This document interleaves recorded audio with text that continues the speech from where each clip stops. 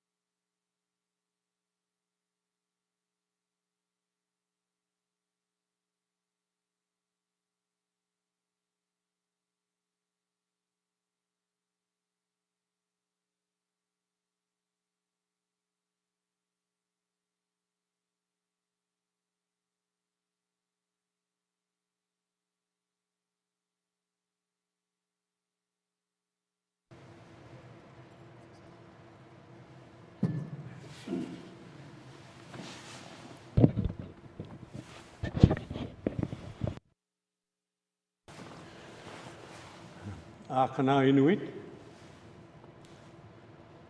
Drin Gwynsi, Shakwichinkat. Good afternoon, Mr. Speaker, Premier Simpson, ministers, members of the Legislative Assembly, staff, and visitors in the public gallery. I would like to extend my warm wishes to each of you for a safe, restful, enjoyable summer. This is the time to reconnect with loved ones, spend time on the land, and appreciate all that our communities have to offer. Please be seated.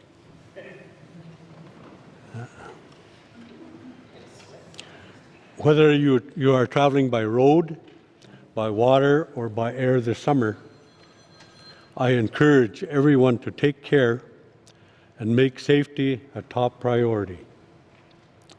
Please continue to look out for one another and remind friends and family to be prepared and to respect the land.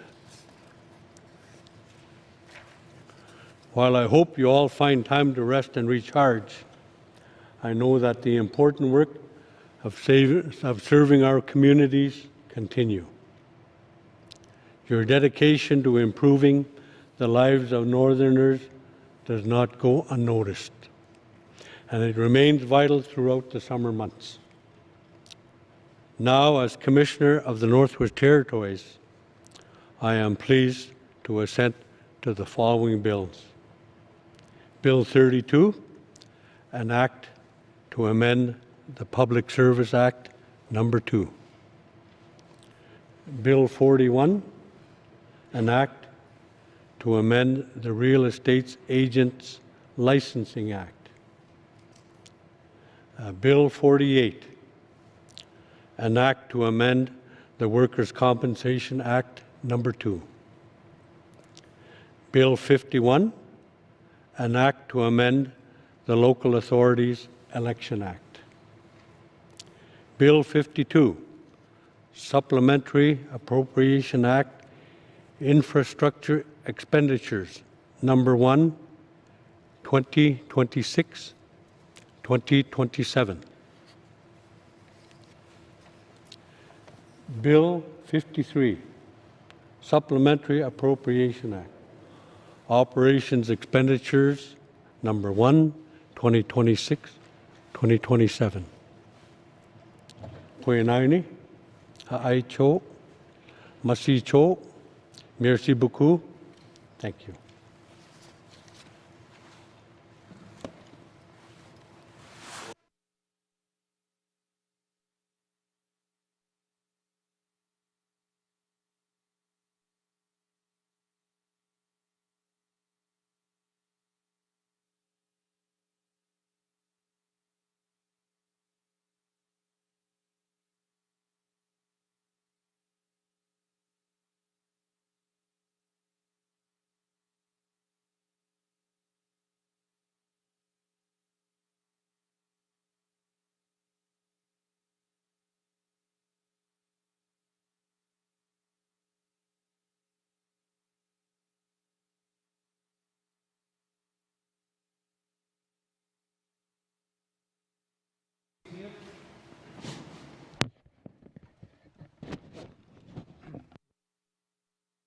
Jerry Kassoun for being here today to assent to our legislation. It is always an honor to have him join us in this chamber. Thank you, Commissioners. Minister statements. Minister statements. Mr. Premier. Mr. Speaker, I rise today to speak about the responsibility all of us carry as members of this Legislative Assembly. In our system of consensus government, every member has an important role to play. Regular members have a responsibility to scrutinize government decisions, hold ministers accountable, propose alternatives, and speak on behalf of their constituents. Cabinet has a responsibility to listen, to respond, to be accountable for the decisions we make, and to do the work residents expect of us. This is how consensus government is supposed to work. It's not about avoiding disagreement. It's about working through disagreement with respect, accountability, and a shared focus on the priorities members set together. It's not always easy. It's not always comfortable. There will be disagreement in this House, and there should be. The issues before us are serious, and members are right to ask hard questions when residents are concerned about health care, social services, housing, public safety, affordability, infrastructure, the environment, economic development, and the delivery of government services and programs.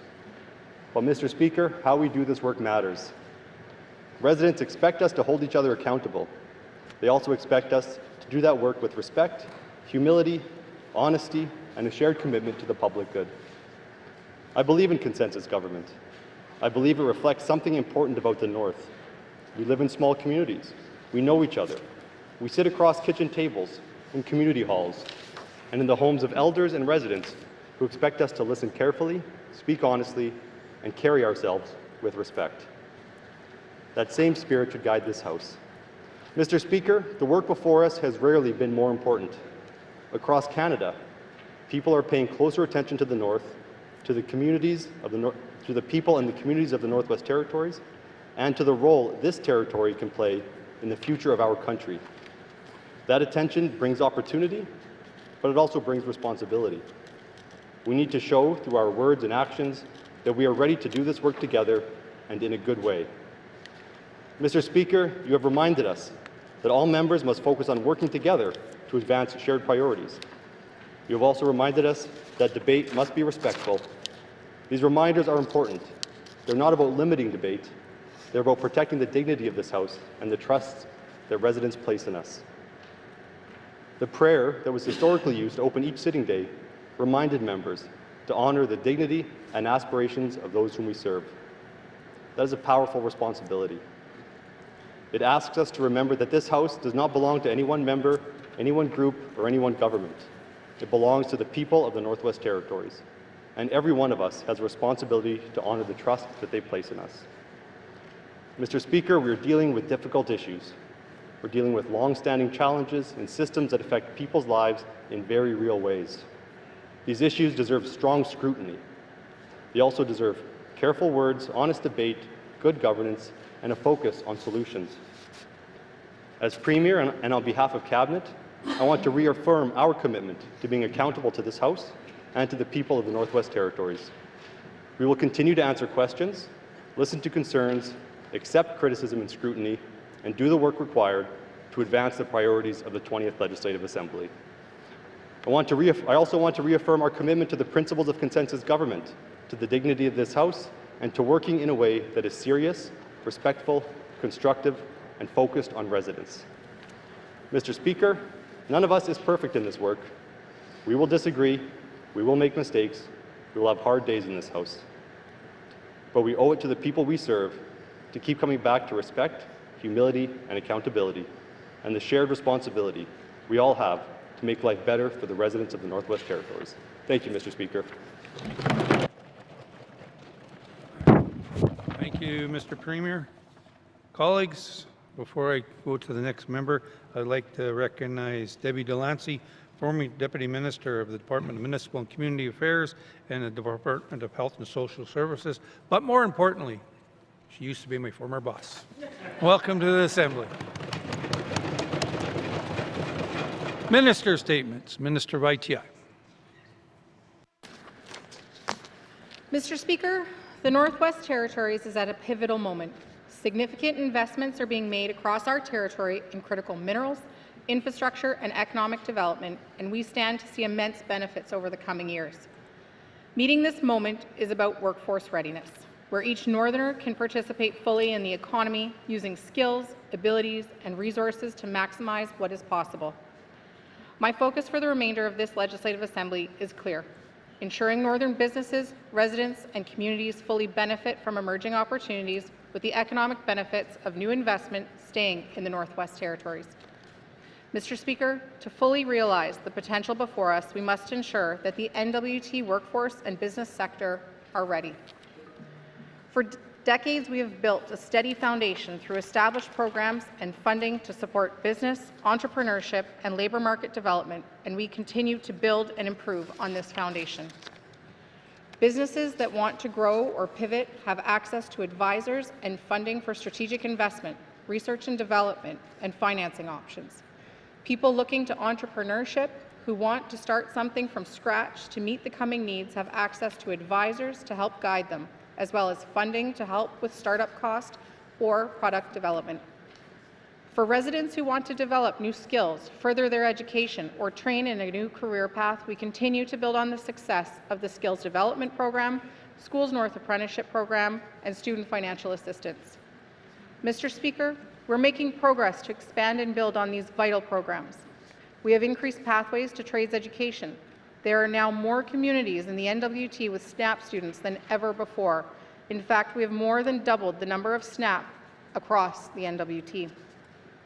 A few months ago, we signed an agreement with the federal government, giving us an additional $1.5 million for our labour market programs, supporting both employees and businesses. We're in the early discussions with Canada on increased funding and support for apprenticeship and trades as part of the recently announced Team Canada Strong $6 billion federal investment. So, Mr. Speaker, we are not starting from zero. What comes next is how we collaborate and work together. The territorial government, Indigenous governments, employers, communities, and the education and training ecosystem to improve pathways to employment and entrepreneurship. Mr. Speaker, all Northerners have a role to play in ensuring we grab hold of this generational opportunity. Success is not guaranteed. It must be stressed that each and every one of us has to act now to be prepared to meet this moment. Businesses and residents must understand the key role they play in our ability to fully maximize every opportunity before us, but they cannot act if it is too difficult to access the supports they need. We're working to streamline access to business programs and ensure they are strategically focused and easier to navigate.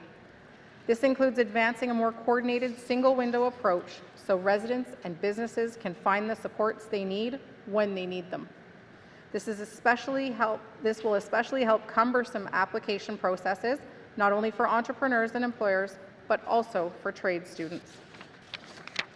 We will be improving access to programs through tools like the Business Benefits Finder, which will advance regional pilot projects that support innovation and economic preparedness. It also includes ensuring that our programs are fair, transparent, and coordinated across government, so residents and businesses experience a consistent and accessible support system. Mr. Speaker, while increasing accessibility and awareness is vital to this work, I must also stress that we are not forgetting a critically important audience, our youth. We cannot ensure workforce readiness without them because they are our future. We must ensure that young Northerners see a future for themselves in the Northwest Territories economy.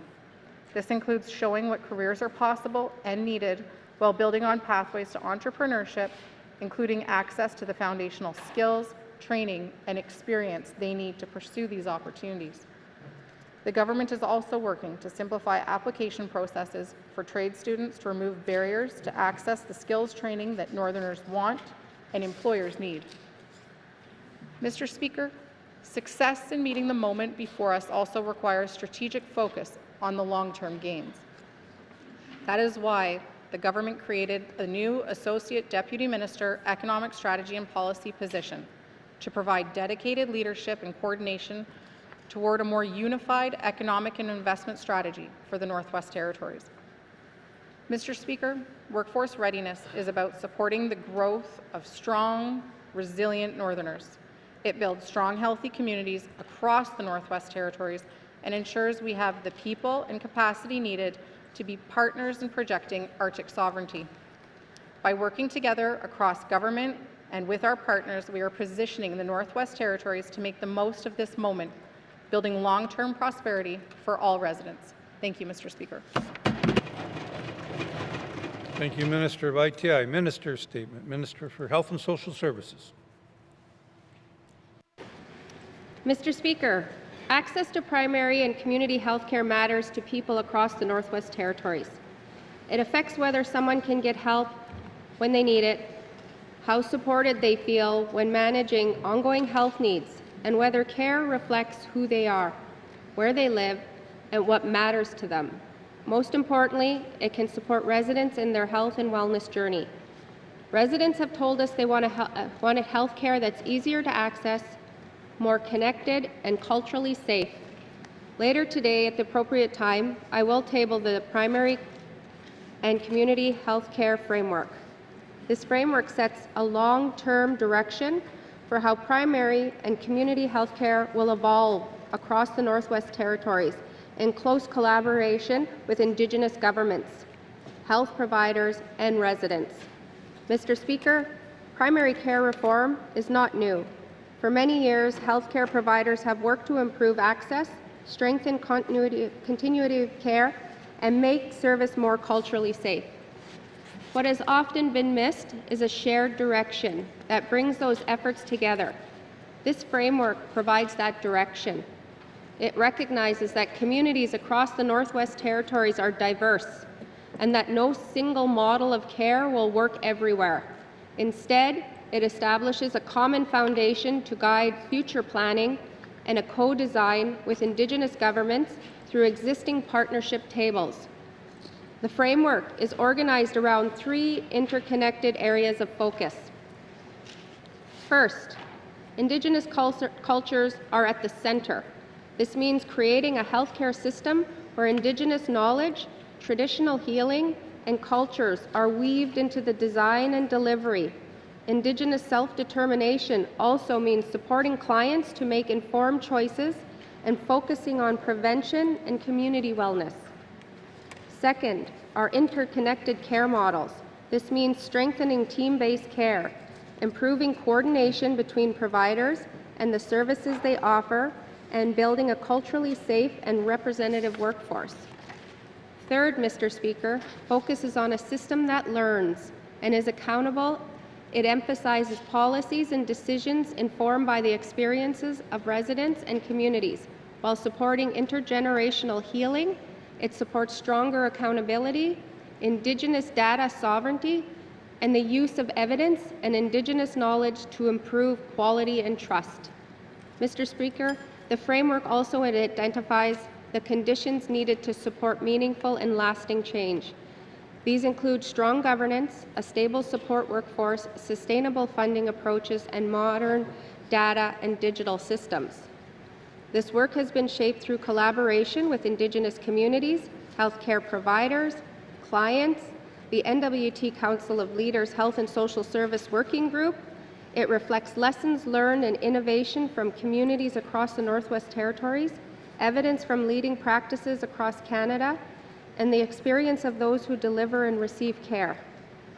Mr. Speaker, success means stronger continuity of care and relationships with providers who know residents, their families, their communities. It means care that is better connected and easier to navigate, including during referrals, transition between providers, and medical travel. Most importantly, success means building a health system that people trust. Transforming primary and community health care cannot be accomplished by this government alone. This framework establishes how health systems design care with, for, and by Indigenous peoples, and promotes an organizational culture that continuously learns, adapts, improves based on the experience of clients, communities, and frontline staff. Mr. Speaker, the primary and community health framework provides a North Star for that work ahead. It establishes a shared direction toward more connected, relationship-based, culturally safe systems that reflect strengths, cultures, and the realities of the Northwest Territories. I would like to thank the hundreds of staff, Indigenous leaders, healthcare providers, clients, national partners whose expertise and commitment helped shape this work. Point 90, Mr. Speaker. Thank you, Minister of Health and Social Services. Minister statements. Minister of Finance. Mr. Speaker, I recently represented the Northwest Territories in Toronto at the Federal Provincial Territorial Meeting of Ministers responsible for addressing red tape and improving government efficiencies. I highlighted the work we are doing in the Government of the Northwest Territories to improve services, modernize regulations, streamline permitting processes, and use digital technology to improve access and efficiency. I received a great deal of positive feedback on our efforts, and many of my colleagues are interested in learning more about our approaches. And while I take this interest as a positive sign, our focus remains forward-looking to continue identifying and addressing barriers that can delay projects, create challenges for businesses, and make more difficult access to services. I want to take this opportunity to remind everyone of the centralized email address for residents, businesses, and public servants to raise red tape issues directly at redtape@gov.nt.ca. I encourage all residents to continue bringing forward specific examples. Work is also underway to address more complex barriers. For example, through our recent MOU commitments, we are working with the federal government to improve how land, water, and mineral development are regulated, to improve clarity and predictability, and to better align environmental assessment and permitting processes to reduce timelines, duplication, and address uncertainty. We are also working collaboratively with land and water boards to ensure our major projects teams can deliver projects in a timely way while upholding our obligations for environmental stewardship. All of this work has a common goal of adding consistency, clarity, and avoiding unnecessary burden. We plan to streamline permitting and improve service delivery across several areas. For example, we are developing regulation under the new Liquor Act that will reduce duplication and improve coordination with the Fire Marshal's office. We're expanding online services such as motor vehicle transactions and licensing to improve access and reduce processing times. Mr. Speaker, since we introduced the GNWT guideline on the use of generative artificial intelligence, or AI, last year, we've been working to build awareness and skills to ensure public servants use AI responsibly and carefully. We've been exploring how we can use these tools to help with routine tasks so employees can focus on work that harnesses their individual knowledge and expertise. For example, AI tools are being tested to support note-taking in healthcare settings, so less time is spent on paperwork and more time is spent with patients. And in other areas, such as cybersecurity, data analytics, and software development, AI is being tested to improve our efficiency. And as we move forward, these efforts are guided by clear focus on responsible, careful, ethical use to ensure accuracy, protect privacy, and maintain public trust. I want to thank all businesses and residents who take the time to identify red tape, recognize the public servants who find ways to address it. And the progress we are seeing reflects these coordinated efforts across departments. Through improving our permitting systems, expanding digital services, strengthening regulatory design, or identifying practical efficiencies through fiscal sustainability work, this is a whole of government effort. These efforts are making a meaningful difference, but we know the job is not finished. In October, I will be tabling a report on the government's red tape reduction efforts to demonstrate results, reinforce accountability, and set out the work we will continue to do for residents and businesses. Mr. Speaker, reducing red tape requires ongoing attention and commitment to continuous improvement. It requires us to keep listening, learning, and adapting to what residents and businesses are experiencing so that we can reduce unnecessary barriers and improve access to all services. Thank you, Mr. Speaker. Thank you, Minister of Finance. Minister statements. Minister statements. Member statements. Member from Inuvik-Boot Lake. Thank you, Mr. Speaker. Mr. Speaker, I rise today on behalf of the Standing Committee on Accountability and Oversight to speak to the recent findings of the Auditor General on Child and Family Services in the Northwest Territory. By the Auditor General, apologies. Mr. Speaker, the report paints a deeply troubling picture. It identifies failures in responding to reports of maltreatment, gaps in monitoring and support for children and families, and serious staffing pressures. And these issues are not new, Mr. Speaker. This is not a single failure, it is a pattern we have seen before, a pattern that remains unresolved. Mr. Speaker, behind these findings are children and families who rely on this system. When the system does not work, the impacts are real and serious. We are emphasizing that this requires a clear and coordinated response. Members on all sides of this House have spoken to this issue at length, including during debate and the motion for a creation of a child and youth advocate. There is a shared understanding the gaps are significant and action is required. Mr. Speaker, this is an issue that has already been debated in this House, and there is a clear expectation that it move forward. The committee is looking for a commitment to establish a child and youth advocate, and to do so within a defined and timely path. But, Mr. Speaker, that is only part of the solution. We also need to support the people delivering these services, social workers, frontline staff, those working in child and family services. They are doing difficult work under significant pressure. If we want better outcomes, we must give them the tools, the support, and the stability they need to succeed. Mr. Speaker, we have heard from the Minister that further analysis is underway, but members have been clear. We are not starting from zero. We have audits, we have evidence, we have heard these concerns before. What is needed now, Mr. Speaker, is action. Analysis cannot become a substitute for action. Mr. Speaker, this issue is bigger than one member, one committee, or any one minister. It speaks to the collective responsibility of this House. We are asking to work together. We are calling on the Premier and the Minister of Health and Social Services to work with members to develop a coordinated response, one that strengthens accountability and supports the system and the people within it. The committee is ready to be part of that work, and we will continue to press to see it move forward. If work is already underway, we want to see it. We want to support it. We want to move it forward. Mr. Speaker, I seek unanimous consent to continue my statement. Thank you. Member from Nunavut Lake. Member from Nunavut Lake is seeking unanimous consent to conclude his statement. Seeing no nays, you may conclude your statement. Thank you, colleagues. Thank you, Mr. Speaker. Mr. Speaker, the expectation is clear. This work must move with urgency. The Accountability and Oversight Committee does not accept further delays as an outcome of this work, and we are committed to being part of the solution. Mr. Speaker, this is an urgent government issue. It requires shoulder-to-shoulder response across all members of this House. We have one goal: the betterment of the people we serve. AOC stands ready to work with the Premier, the Minister, and all the members of this House to move this forward.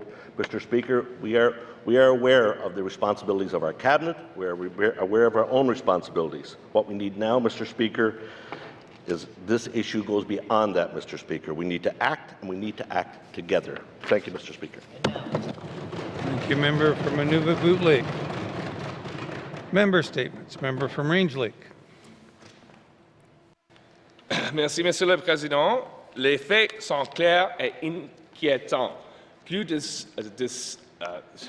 750 atteintes à la confidentialité des renseignements de santé ont été recensés dans les territoires de l'Ouest au cours de la dernière décennie. Un nombre tout simplement inacceptable pour une population de notre taille. À l'heure où les données personnelles sont de plus en plus convoitées, ces chiffres ne peuvent pas être considérés comme une fatalité. Ils révèlent plutôt une défaillance systématique que mine la confiance du public et expose inutilement les témoins à des risques. Une nouvelle récemment publiée par Radio-Canada mettant en vedette l'un de mes électeurs illustre de façon concrète les conséquences de cette réalité et le manque d'action qui persiste. Mr. Speaker, earlier this year, we learned that over 750 known health information breaches have been recorded in our territory over the past decade. That is a staggering figure for a population of our size. An average of 77 breaches a year in a territory of only 45,000 residents, or roughly one breach for every 58 Northerners over that period. Well, it is true that in this day and age, there are only more and more seeking to exploit our personal data for whatever reason, including the companies that run our social media accounts.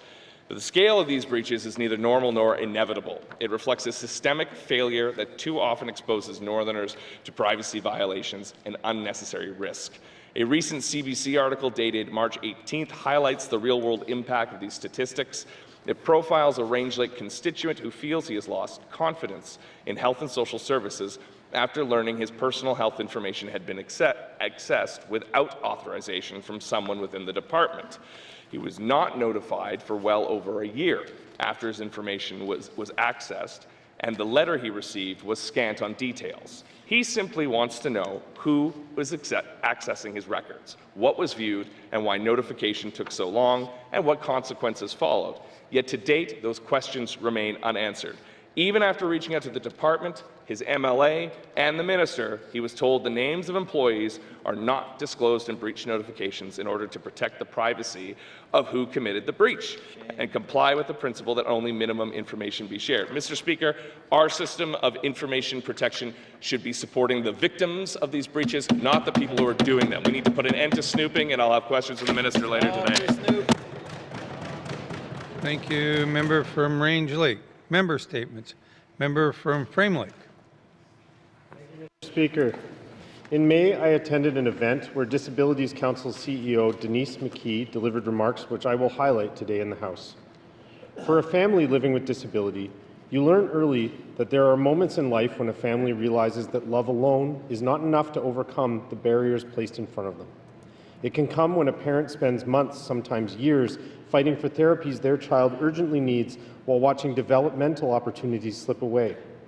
Or it comes when an adult living with a disability is told there is a wait list for essential supports, accessible housing, transportation, mental health services, or respite care. It comes when families are already exhausted, isolated, and forced to become advocates, coordinators, therapists, and crisis managers all at once because the systems meant to support them are fragmented or unavailable. The lack of service doesn't create inconvenience, it creates loss. It is the loss of independence for a person who could thrive with the right support. It is the loss of opportunity for a child who deserves every chance to learn, communicate, and belong. It is the loss of employment for parents who must leave careers behind to become full-time caregivers. Too many people living with disabilities grow up hearing what they cannot do instead of being provided the supports to succeed. Too many families are left navigating systems that are complicated, underfunded, and difficult to access at the exact moment they are already overwhelmed. Each one of these unmet needs is not just a story, but a human being. People living with disabilities are not asking for charity. Families are not asking for special treatment. They are asking for equity. They are asking for access. They are asking for systems that recognize their humanity and values their lives. When appropriate supports are available, we see extraordinary things happen. Children communicate for the first time. Adults gain employment and independence. Families breathe again. Caregivers are able to rest. People become connected to their communities instead of excluded from them. Potential is no longer buried beneath barriers. Support services are not expenses to be minimized. They are not investments in human dignity. They are investments in human dignity, inclusion, and stronger communities. So today, I ask the Minister to help all of us. Please remember that accessibility is not only about ramps and policies. It is about whether people feel seen, whether families feel supported, whether a child is given the chance to thrive. I seek unanimous consent to conclude my statement, Mr. Thank you. Member from Frame Lake. Member from Frame Lake is seeking unanimous consent to conclude his statement. Hearing no nays, you may conclude your statement. Thank you, Mr. Speaker, and thank you, colleagues. Whether families feel supported, whether a child is given the chance to thrive, because disability can touch any family at any time, and when that moment comes, every person deserves to know they will not have to face it alone. Thank you, Mr. Speaker. Thank you, member from Frame Lake. Oral member statements. Member from Great Slave. Mr. Speaker, I rise today to reflect on my gratitude for our time together and the summer ahead of us. I want to wish all my colleagues an early happy Indigenous Peoples Day. I hope that we can all celebrate that day with family, friends, and in community. I especially want to thank our interpreters for all their hard work and thank them as they support new colleagues in the Interpreter Career Pathway program that is now underway. This program is very exciting to see and celebrate, and kudos to you and the Minister of ECE and your staff, Mr. Speaker. I am thankful for the momentum that we have on the major projects front, Mr. Speaker. We have been given a couple opportunities to meet with the MPO since the Prime Minister's announcement, and the excitement is palpable. Being mindful of parliamentary language, let's get the Cease-McPodgson-McCauley Highway built, Mr. Speaker. I am so grateful for and specifically want to thank my colleagues who are Indigenous women for their wisdom and support. Each of you has been unwavering in your strength and advocacy for your communities, nations, and territory. I am honored to serve in this assembly with you. Today, the MLA for Montfouille had good words to share with us in committee about the Dene laws. These laws were never taught to me in school, I'm afraid. That shows my age. These days, I'm really happy to see them posted in classrooms and school boards that I visit as a member. Share what you have. Help each other. Love each other as much as possible. Be respectful of elders and everything around you. Sleep at night and work in the day. Be polite and don't argue with anyone. Pass on the teachings. Be happy at all times. Mr. Speaker, I have a long way to go on some of those laws. I strive to embody them as much as I can. In closing, Mr. Speaker, I want to quote Betchakon Chief Berthe Rebesque-Gazeau, who recently said, "We all have a responsibility. Let us move forward with more compassion, more unity, and more accountability to one another. Let us speak life into our communities instead of negativity. Let us support each other through the difficult work ahead. Thank you, Mr. Speaker. Thank you, member from Great Slave. Member statements. Member from Yellowknife North.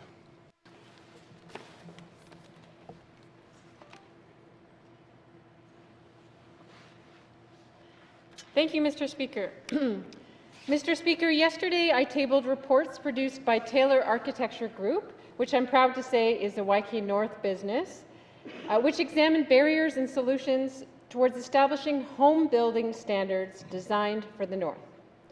It's based on home visits with residents of Ulukaktak, Katludeche First Nation, and Sambake, or Trout Lake. Now, are NWT building standards just more restrictions and red tape? Without any NWT standards, we either drive up the cost of building homes, if you have to hire a professional engineer to design each home from scratch, which also delays the process, or else you buy homes off the shelf that meet Southern standards and assumptions. Now, homes designed for the South usually don't include water and sewer tanks for truck services. They're likely to have high-tech digital controls for heating and ventilation, for example. But what's the use of that if it suffers a blowout due to an unsteady local power grid and there's no one within 1,000 kilometers who could fix it, let alone parts available? Southern homes are not designed with appropriate insulation or ventilation to handle extreme cold, high winds, or blowing snow. So residents commonly seal windows and doors with plastic bags or blankets, or use improvised fasteners to hold down roofing and siding. And of course, there's all kinds of contraptions to stop pipes from freezing. Now, one of the prototypes in the report is a home designed around a wood stove for those homeowners trying to save money on heating fuel. What often happens now when a wood stove is just popped in as an afterthought is that people shut off their high-tech heating and ventilation system, or HVAC, when they fire up their wood stove, but this leads to poor air circulation, mold, and health problems. Now, Mr. Speaker, the point is not to create a new one-size-fits-all. The City of Yellowknife currently has its own set of building standards already, and what works in YK is different from what will work in Ulukaktak. NWT building standards should be a suite of different pre-approved design options that a community or homeowner could choose from based on their particular environmental and economic conditions and constraints.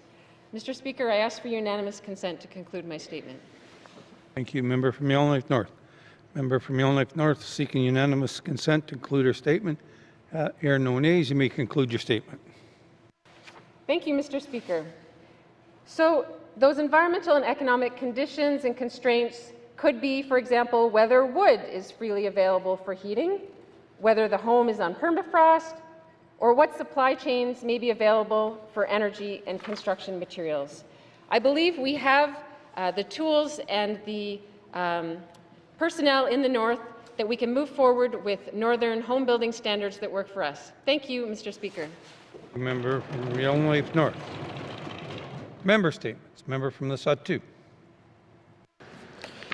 Thank you, Mr. Speaker. Mr. Speaker, the Northwest Territories stands at the threshold of an unprecedented opportunity. The Mackenzie Valley Highway, with 70% of the right-of-way within the Sahtu region, and major mineral projects from Fireweed, Snowline Gold, and Rio Tinto are moving forward, representing hundreds of millions in investment and thousands of job opportunities. But are we ready? We face a critical shortage of skilled, certified tradespeople across the Northwest Territories. This is recognized in the Sahtu also. Without immediate action, we risk denying current and future next generational opportunities. Mr. Speaker, we have talented, experienced tradespeople in our communities, people with years of field hours who know the land and the work, but many lack formal Red Seal certification. We need to capture and credential, this knowledge. Mr. Speaker, we must start investing in education seriously. Succession planning, strategic planning are paramount to achieving a next generational workforce. Part of this successional planning is recognizing the trades and accumulated field hours by our employees and residents.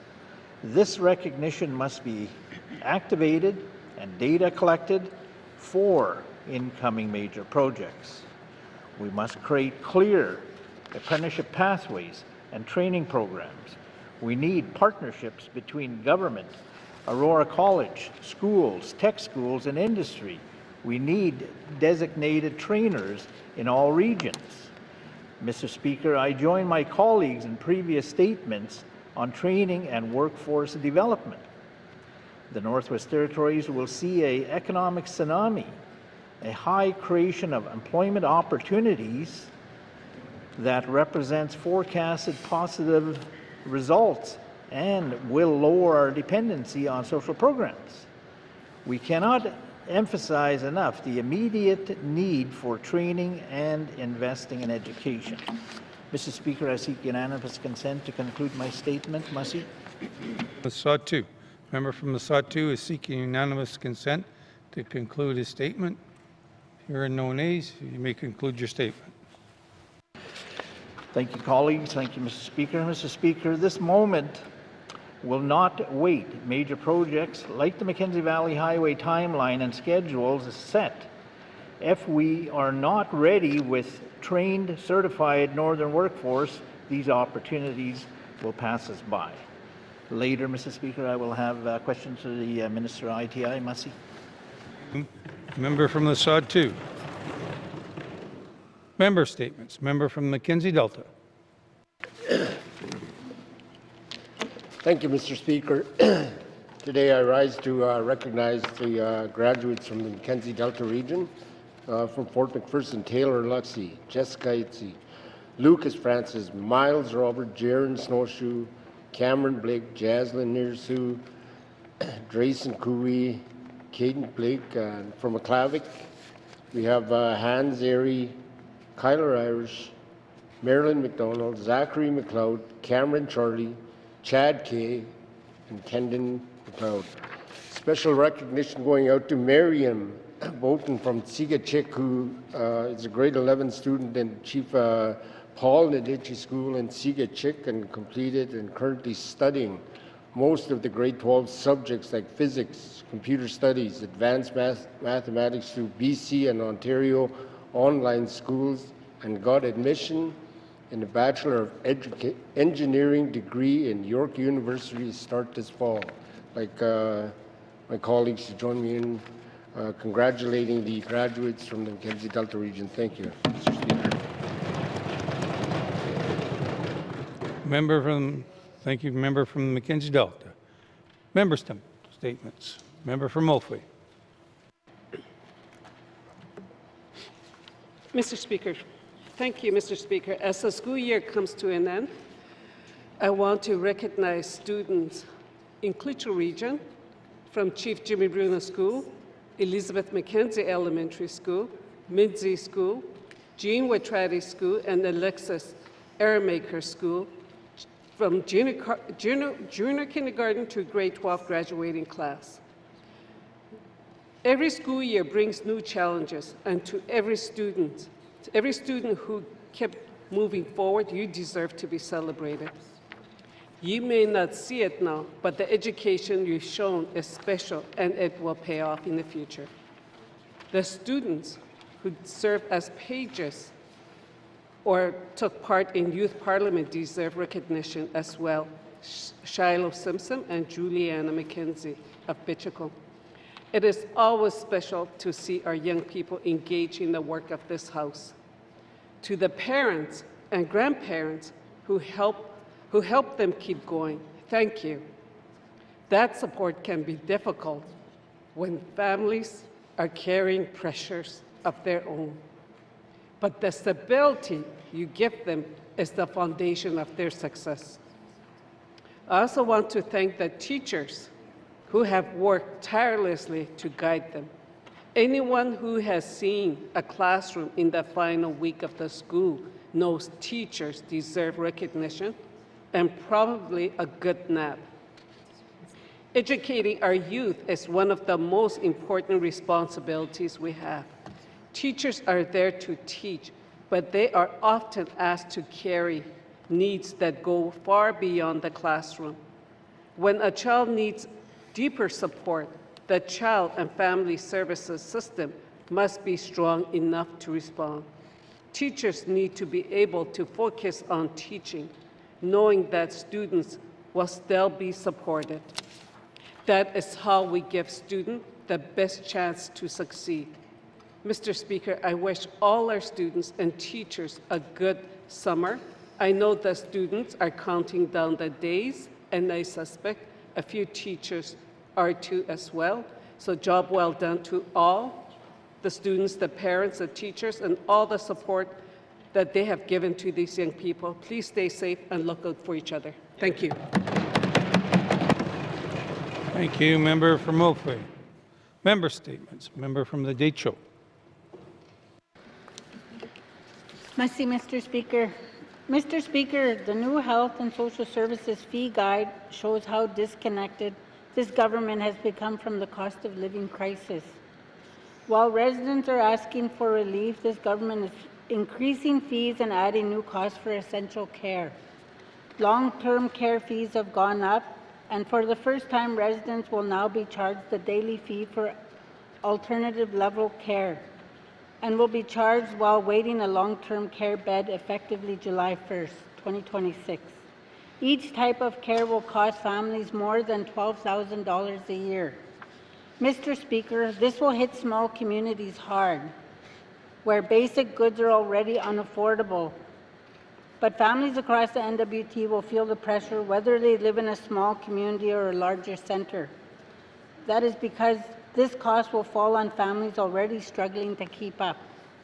For those who need financial assistance, government points to a fee waiver application, but the waiver criteria only prove how disconnected this policy is. To qualify for assistance, family income must be under $80,000. So what happens to a family just over that threshold, already paying northern prices for food, fuel, and rent? An additional annual expense of $12,000 could take up to 15% of their annual income before taxes. For families already living paycheck to paycheck, that is completely unrealistic. Mr. Speaker, I understand the deficit is a serious problem, but the answer cannot be to make essential care more expensive for families being pushed to the edge. Government needs to take responsibility for the system pressures instead of making struggling families pay more for care they cannot go without. I will have questions for the Minister of Health at the appropriate time. Merci, Mr. Speaker. Thank you, member from the Decho. Member statements. Member from Elmley Centre.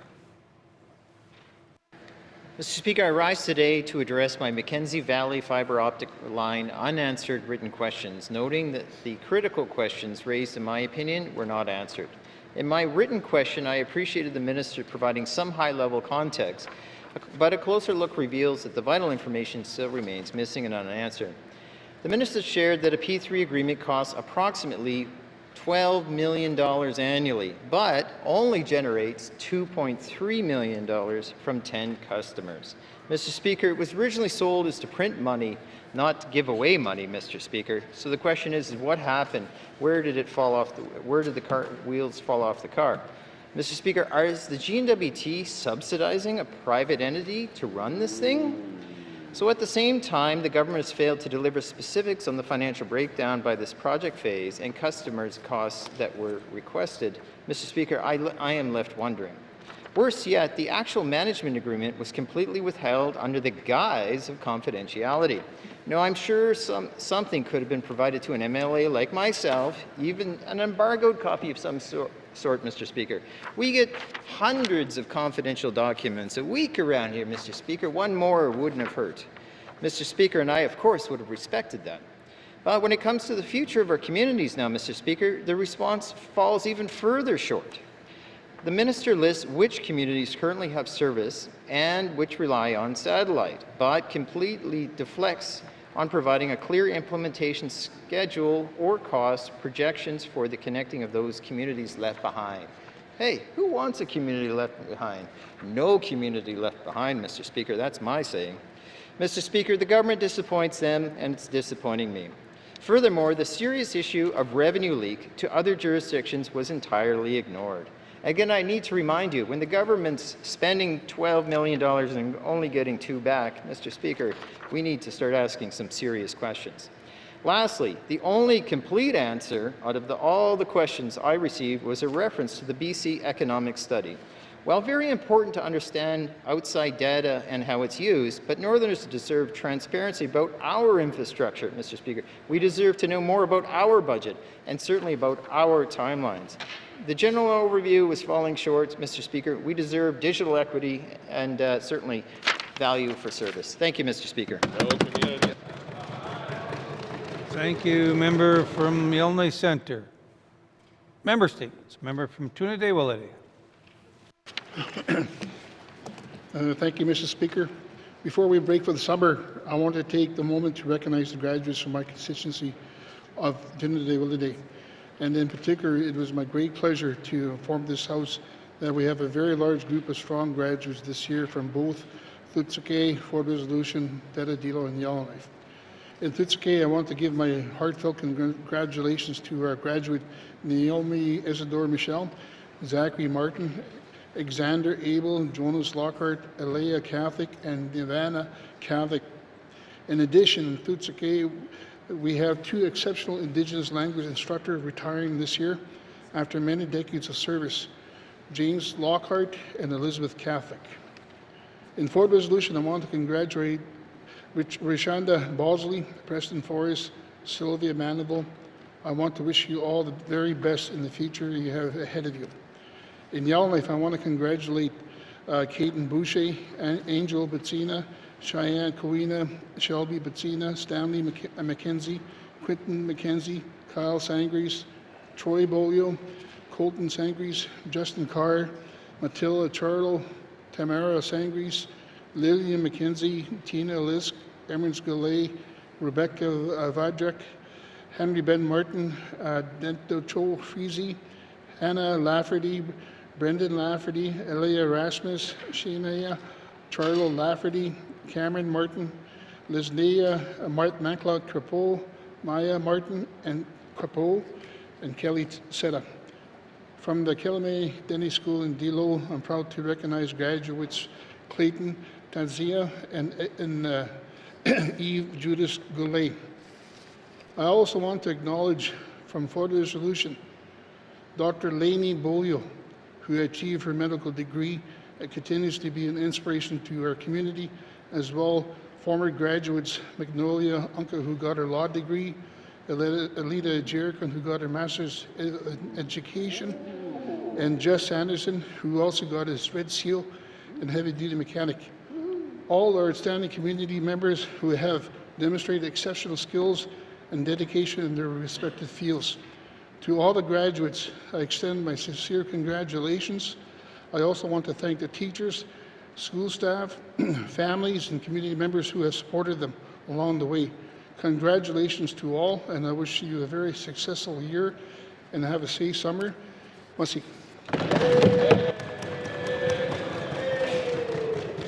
Thank you, member from Tuna de Willity. Member statements. Member from Yellowknife South.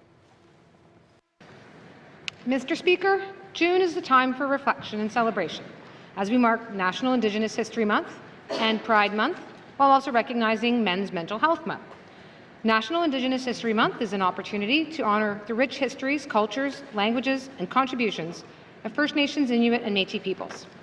For generations, Indigenous communities have sustained deep connections to the land, vibrant cultural traditions, and systems of knowledge that continue to shape this country. It is also a time to acknowledge the lasting impacts of colonization, including the legacy of residential schools. We all share a responsibility to advance truth and reconciliation. Recognizing this history is essential to building respectful partnerships and a more just and inclusive future. June is also Pride Month. What began as an uprising on June 28th in 1969 at the Stonewall Inn has grown into a global movement, a celebration of identity, resilience, love, and a continued call for inclusion, safety, and equal rights for all. These observances are connected. Long before colonization, many Indigenous cultures recognized and respected diverse gender identities and roles. Two-spirit and Indigiqueer individuals stand at an intersection, reminding us that identity, culture, and community are intertwined. At the same time, June is also Men's Mental Health Month, a crucial reminder that mental wellness must be part of our broader conversations about inclusion, community, and care. For too long, many men have been told to be silent about their struggles. This silence can lead to isolation and harm, and it is important that men feel supported and empowered to share feelings in a healthy and productive way. Creating safe spaces for men to speak, to be heard without judgment, to seek support is essential, not only for individual well-being, but for stronger families and communities. And this is especially important in the context of reconciliation and inclusion, where understanding and compassion must extend to everyone. As we mark this month, let us celebrate our progress, listen to lived experiences, and reconnect ourselves to respect, inclusion, reconciliation, and mental wellness, ensuring everyone across all identities and experiences has the support they need to live with dignity, pride, and a true sense of belonging. Thank you, Mr. Speaker. Thank you, Member for Milne South. Member statements. Member for Nunaput. Mr. Speaker, I wish to offer congratulations to the following high school graduates in the Nunaput riding for 2026. In Mangalalak School in Tuktoyaktuk, Miley Wolke, Sophie Ross Saunders, Jones Elias, Sabrina Nasagalawak, Cheryl Chixie, and Natalie Ubik. With Engek School in Polituk, Kristen Green, Ethan Rubin, and Nora Rubin. In Ulahaktuk at the Helen Kalvik Ilhakpak is Sierra Akakiatak, Caden Okina, Kieran Notana, and Ian Katauyak. I wish to offer you the best in all your endeavors. As young leaders in your community, there are many children that look up to you now. The hopes and dreams of your families with you as you move ahead for further education, work placement, apprenticeship, or travel and volunteerism. Koinaini, Mr. Speaker. Thank you, Member for Nunaput. Member statements. Member from Nunavut Twin Lakes. Thank you, Mr. Speaker. Mr. Speaker, I too would like to send my congratulations to the graduating class of East 3 Secondary School, who will be graduating this Saturday. It's such an incredible milestone. Last year, we had multiple speakers at their grad, and I know I've heard from many of them before, there's too much talking. So this year, I know that I won't be able to be there with them all, but I am cheering them all on with pride.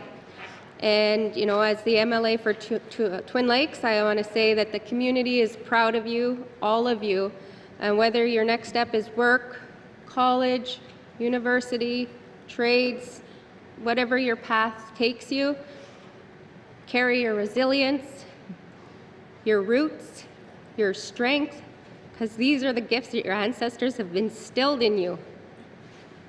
I also want to say congratulations to all of the little kindergarten graduates who also will be graduating. Hopefully you'll be home to be able to see them. And, in Inuvik, we used to have 2 schools, and so the grade 6 graduation from the elementary school to the high school is always a big event. I still remember my graduation. I think I had torn jeans and from playing outside. And then I remember my daughter's graduation. I had to go and buy her it was like a grade 12 graduation dress. So they've made this a big thing. And so I'm very proud of all of them for their successes.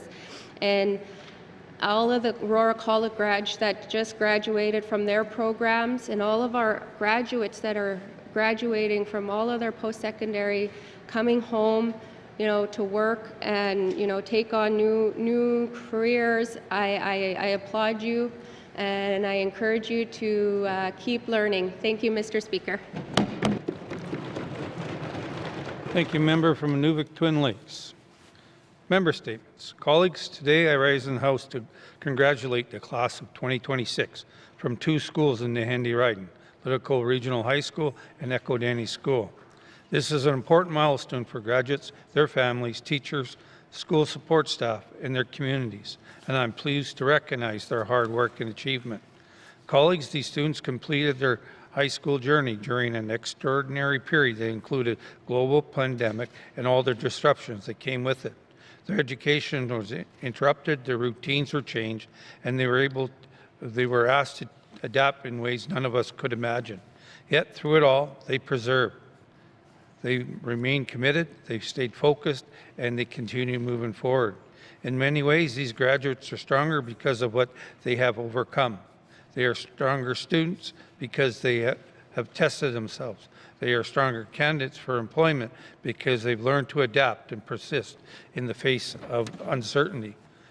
Most importantly, they are strong people because they discovered resilience, determination, integrity within themselves. For some grads, this day marks the end of 13 long years of school and the beginning of a new chapter.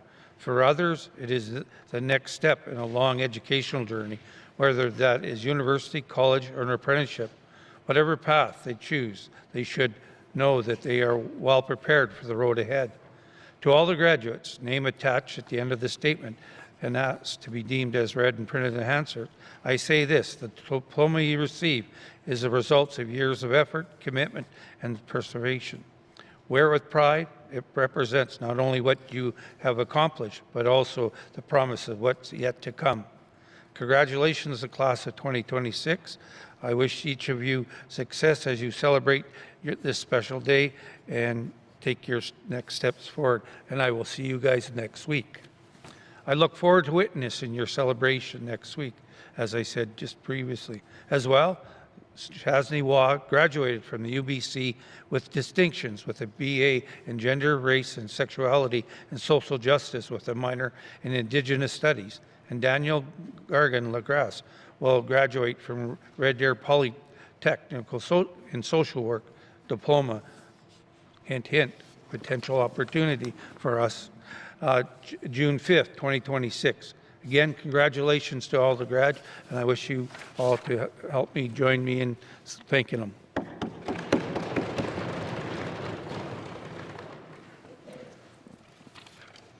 Member statements. Member statements. Recognition of visitors in the gallery. Member from Hay River South. Thank you, Mr. Speaker. I'd like to recognize a few people in the gallery today. I'd like to recognize also, like you, Debbie Delancey, who when she was the Deputy Minister of MACA, I was Town Councillor in Hay River and used to complain about the lack of funding for our community. So I'd like to welcome her. I'd also like to welcome a few Gwich'in elders here today, good friends of mine, Sue Look, Bella Husky, Alice Charlie, Annie Rose McNabb, and Esther Semler. Thank you for visiting us here today. Recognition of visitors in the gallery. Member from Hay River North. Thank you, Mr. Speaker. We have a couple of visitors from Fort Smith here today, and their MLA is out representing the territory on the national stage. So I'd like to, on his behalf, recognize Mildred Martin and Rashmi Patel and welcome them to the Assembly. As well, I would like to recognize Marie Wilson, one of the commissioners of the Truth and Reconciliation Commission of Canada. Thank you, Mr. Speaker. Thank you, member from Hay River North. Recognition of visitors gallery, member from Inuvik Twin Lake. Thank you, Mr. Speaker. Mr. Speaker, I wish to welcome my grandmother, Esther Semler, and I also want to welcome Sue Look, Alice Charlie, Annie Rose McNabb, Bella Husky, and Debbie Delancey. She wasn't my boss at MACA, but I did work under her when I was at Health and Social Services. And now she is the co-chair of the Council of Leaders Health and Social Services Working Group. Thank you, Mr. Speaker. Thank you, member from Inuvik Twin Lakes. Recognition of visitor gallery, member from Great Slate. Thank you, Mr. Speaker. Mr. Speaker, I would like to recognize my returning page, Kyer Brennan, who is helping us out this week. Thank you very much. I would like to recognize Regan Junkind, who is my constituency assistant and also the member for Frame Lakes constituency assistant. She started in January and has come so far. So proud of her. I would also like to recognize Mrs. Semler in the gallery. I have never met her, but I am wearing one of her brooches. And also to welcome Kyla Kakfui-Scott, who I grew up with. Thank you. Thank you, member from Great Slave. Recognition of visitor gallery, member from the Sawtooth. Thank you, Mr. Speaker. I too would like to recognize two ladies that don't need any introduction, Debbie Delancey and Marie Wilson. Welcome to the chamber. Recognition of visitors in the gallery, member from Kamloops. Thank you very much, Mr. Speaker. Mr. Speaker, I would like to recognize Cam Lake residents and my neighbors, Carol Tetlow and Randy Cleveland, and thank Randy for insisting Carol let him take him out for dinner, or take her out for dinner over 50 years ago, because otherwise I wouldn't be here. Thank you.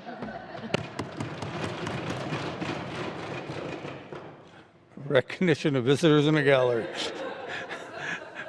Member from Mackenzie Delta. Thank you, Mr. Speaker. I too would like to recognize Sue Luke, Alice Charlie, Annie Rose McNabb, and Bella Husky. Welcome to the chambers. Thank you, Mr. Speaker. Thank you, member from the Mackenzie Delta. Recognition of visitor gallery, member from Yellowknife North. Thank you, Mr. Speaker. Well, I'll start by recognizing and thanking the pages who have been so diligently helping us out this week, who are from YK North. We have Annika Oguta, Louisa Casey, and Cooper Dempsey Pickles. Thank you for your patience and work this week. And of course, I also want to recognize YK North constituent Marie Wilson, not only former Commissioner of the Truth and Reconciliation Commission, member of the Order of Canada and Order of NWT, and also more recently an author. And I apologize for other constituents that might be in the gallery that I cannot see. Thank you, Mr. Speaker. Thank you, member from Yellowknife North. Recognition of visitors in the gallery, member from Frame Lake. Thank you, Mr. Speaker. Mr. Speaker, I'd like to also recognize Mrs. Esther Semler. We are proud to boast that she's a Frame Lake resident, and also my friend Kyla Kakfui-Scott. I always appreciate her sagely advice and deeply appreciate her work in the Assembly. And I just wanted to note that Mr. John Gaughan has been part of the new interpreters program and has been in and out of the Assembly, and I wanted to thank him for his work, as well as all the interpreters, always, for their hard work. Of course, I'm being poked here. I wanted to also note Regan Junkind, my new constituency assistant, who, as Kate said, has been doing a fantastic job, and we're so happy to have her in the office. So thank you, Mr. Speaker. Thank you, member from Frame Lake. Recognition of visitor gallery, Yellowknife South. Thank you, Mr. Speaker. Mr. Speaker, I wanted to start by recognizing the interpreters. It's not something I've often done, but I sped through my minister's statement today as I saw the clock tick down, so thank you for your work, and I'm sorry. And Mr. Speaker, I also wanted to recognize I have a returning page from Yellowknife South, hoping that he might come in the room, and I am lucky. Joshua Kostach, thank you for all your hard work. Thank you, Mr. Speaker. Thank you, member from Yellowknife South. Recognition of visitor gallery, member from Tuniday-Willowday. Yep. Thank you, Mr. Speaker. I too would like to recognize everybody in the gallery. Welcome, and good to see everybody here today. Also, I'd like to recognize the interpreters, all of them that are here, including Jonas Lafferty, Mary Rose Sundberg, Bertha, Catholic, and Dennis. I just want to say must be happy you guys are here. Must Thank you, member from Tuniday-Willowday. Recognition of visitors in the gallery, member from YK Centre. Thank you, Mr. Speaker. I'm first going to thank the member from Mackenzie Delta pointing out that somebody in the gallery is a constituent of Yellowknife Centre, and that's Miss Bella Husky. I've been a friend of hers for a long time. I am not with spectacles today, so I can't see that far, but I also heard through recognition that Ms. Kyla Cackfrey-Scott is also in the gallery, and I know she likes being recognized. No, she's very shy, so she's probably like, please stop. That said, I wish to welcome them and all their friends today. Thank you. Thank you, member from Yonge Centre. Recognition of visitors gallery, member from Range Lake. Thank you, Mr. Speaker. Mr. Speaker, we've got many returning pages today and over the course of the week, so I'd like to recognize Range Lake page Isaac Strader for his hard work over the course of our sitting. It's been a small but mighty sitting, and he's done a great job. Thank you, Isaac. Thank you, member from Range Lake. Recognition of visitors in the gallery, member from the Date Show. Thank you, Mr. Speaker. I too would like to rise and recognize everyone in the chamber, as well as in the gallery, as well as the translator for Denajati, Mary Jane Kazon. Thank you, Mr. Speaker. Thank you, member from the Date Show. Recognition of visitors in the gallery. Recognition visitors in the gallery. If we've missed anyone today, we would like to thank you very much for allowing us to represent the people of the Northwest Territories for a short period of time. We greatly appreciate that.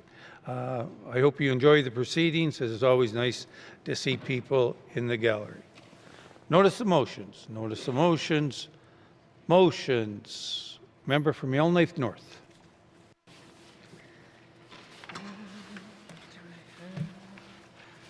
Okay. Thank you, Mr. Speaker. I move, seconded by the Honourable Member for Thabetcha, that notwithstanding Rule 2.1, when the House adjourns on Thursday, June 4th, 2026, it shall be adjourned until Tuesday, October 20th, 2026, and further, that any time prior to October 20th, 2026, if the Speaker is satisfied, after consultation with the Executive Council and members of the Legislative Assembly, that the public interest requires that the House should meet at an earlier or later time during the adjournment, the Speaker may give notice, and thereupon the House shall meet at the time stated in such notice and shall transact its business as it has been duly adjourned to that time. Thank you, Mr. Speaker. Member from Yellowknife North. The motion is in order. To the motion. Question has been called. All those in favor? Yay. All those opposed? All those abstaining? Motion carried. Motions. Member from Yellowknife North.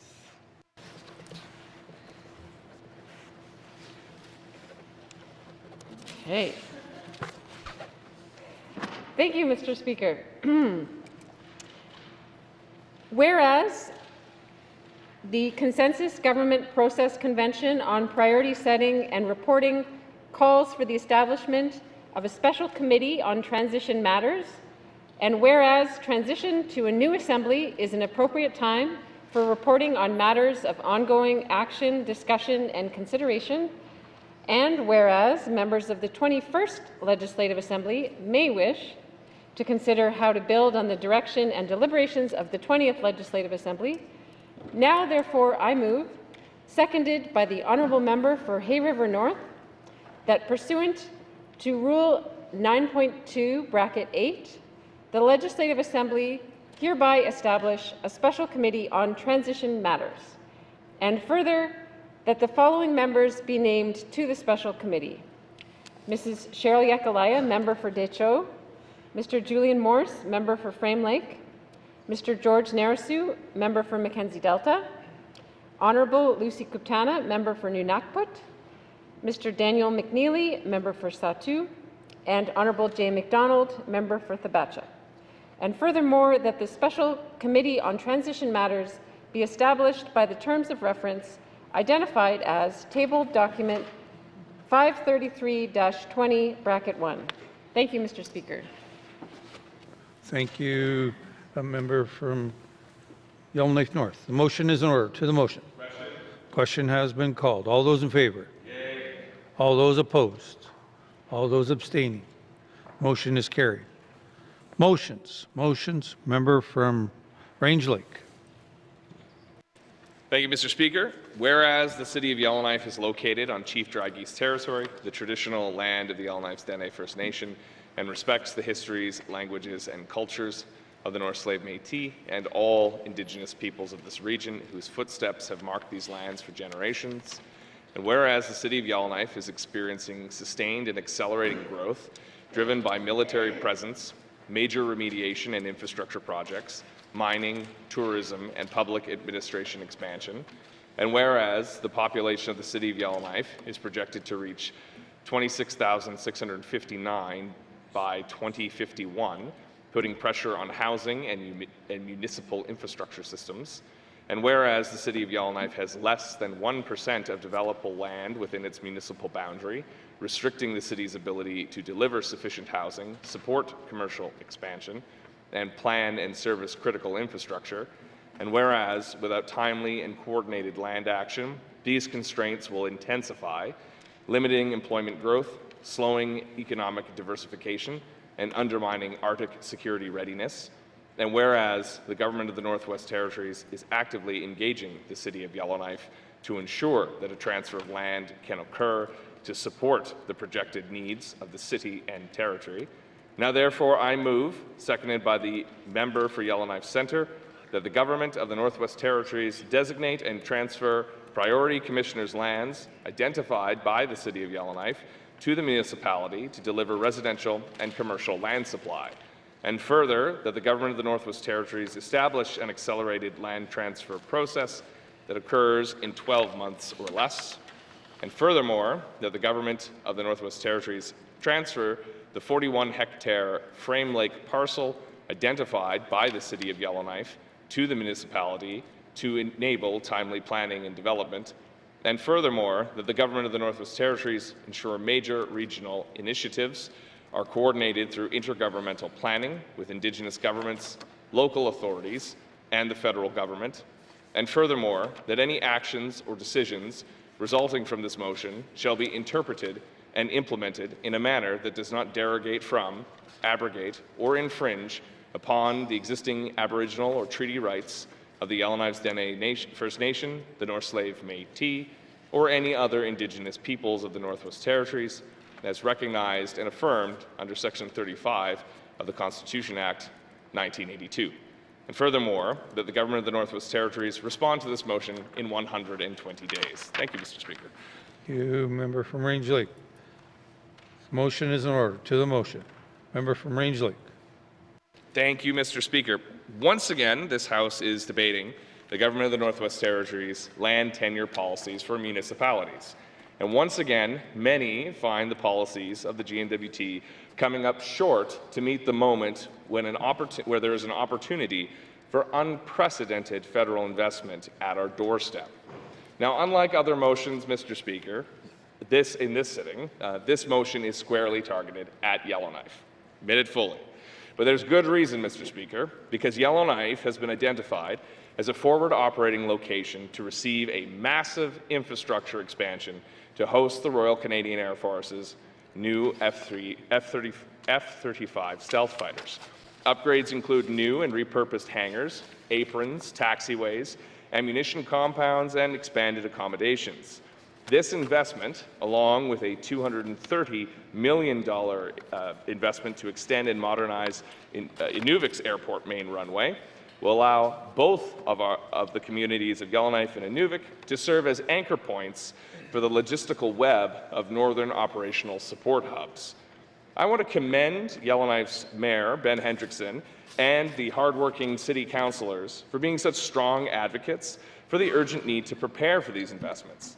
And not only that, but also the hard work they've done to collaborate with other governments and communities, like the Yellowknife's Dene First Nation, North Slave Métis Alliance, the GNWT's Department of Environment and Climate Change, the town of Inuvik, and most recently, a trade mission has been announced to the town of Hay River. Hear, hear. These efforts have stirred me to once again rise to advocate for their collaborative vision of a territorial capital that supports all communities and will play its part to ensure the NWT doesn't miss out on one of the most important economic development programs in the history of our modern territory and certainly in the history of our country.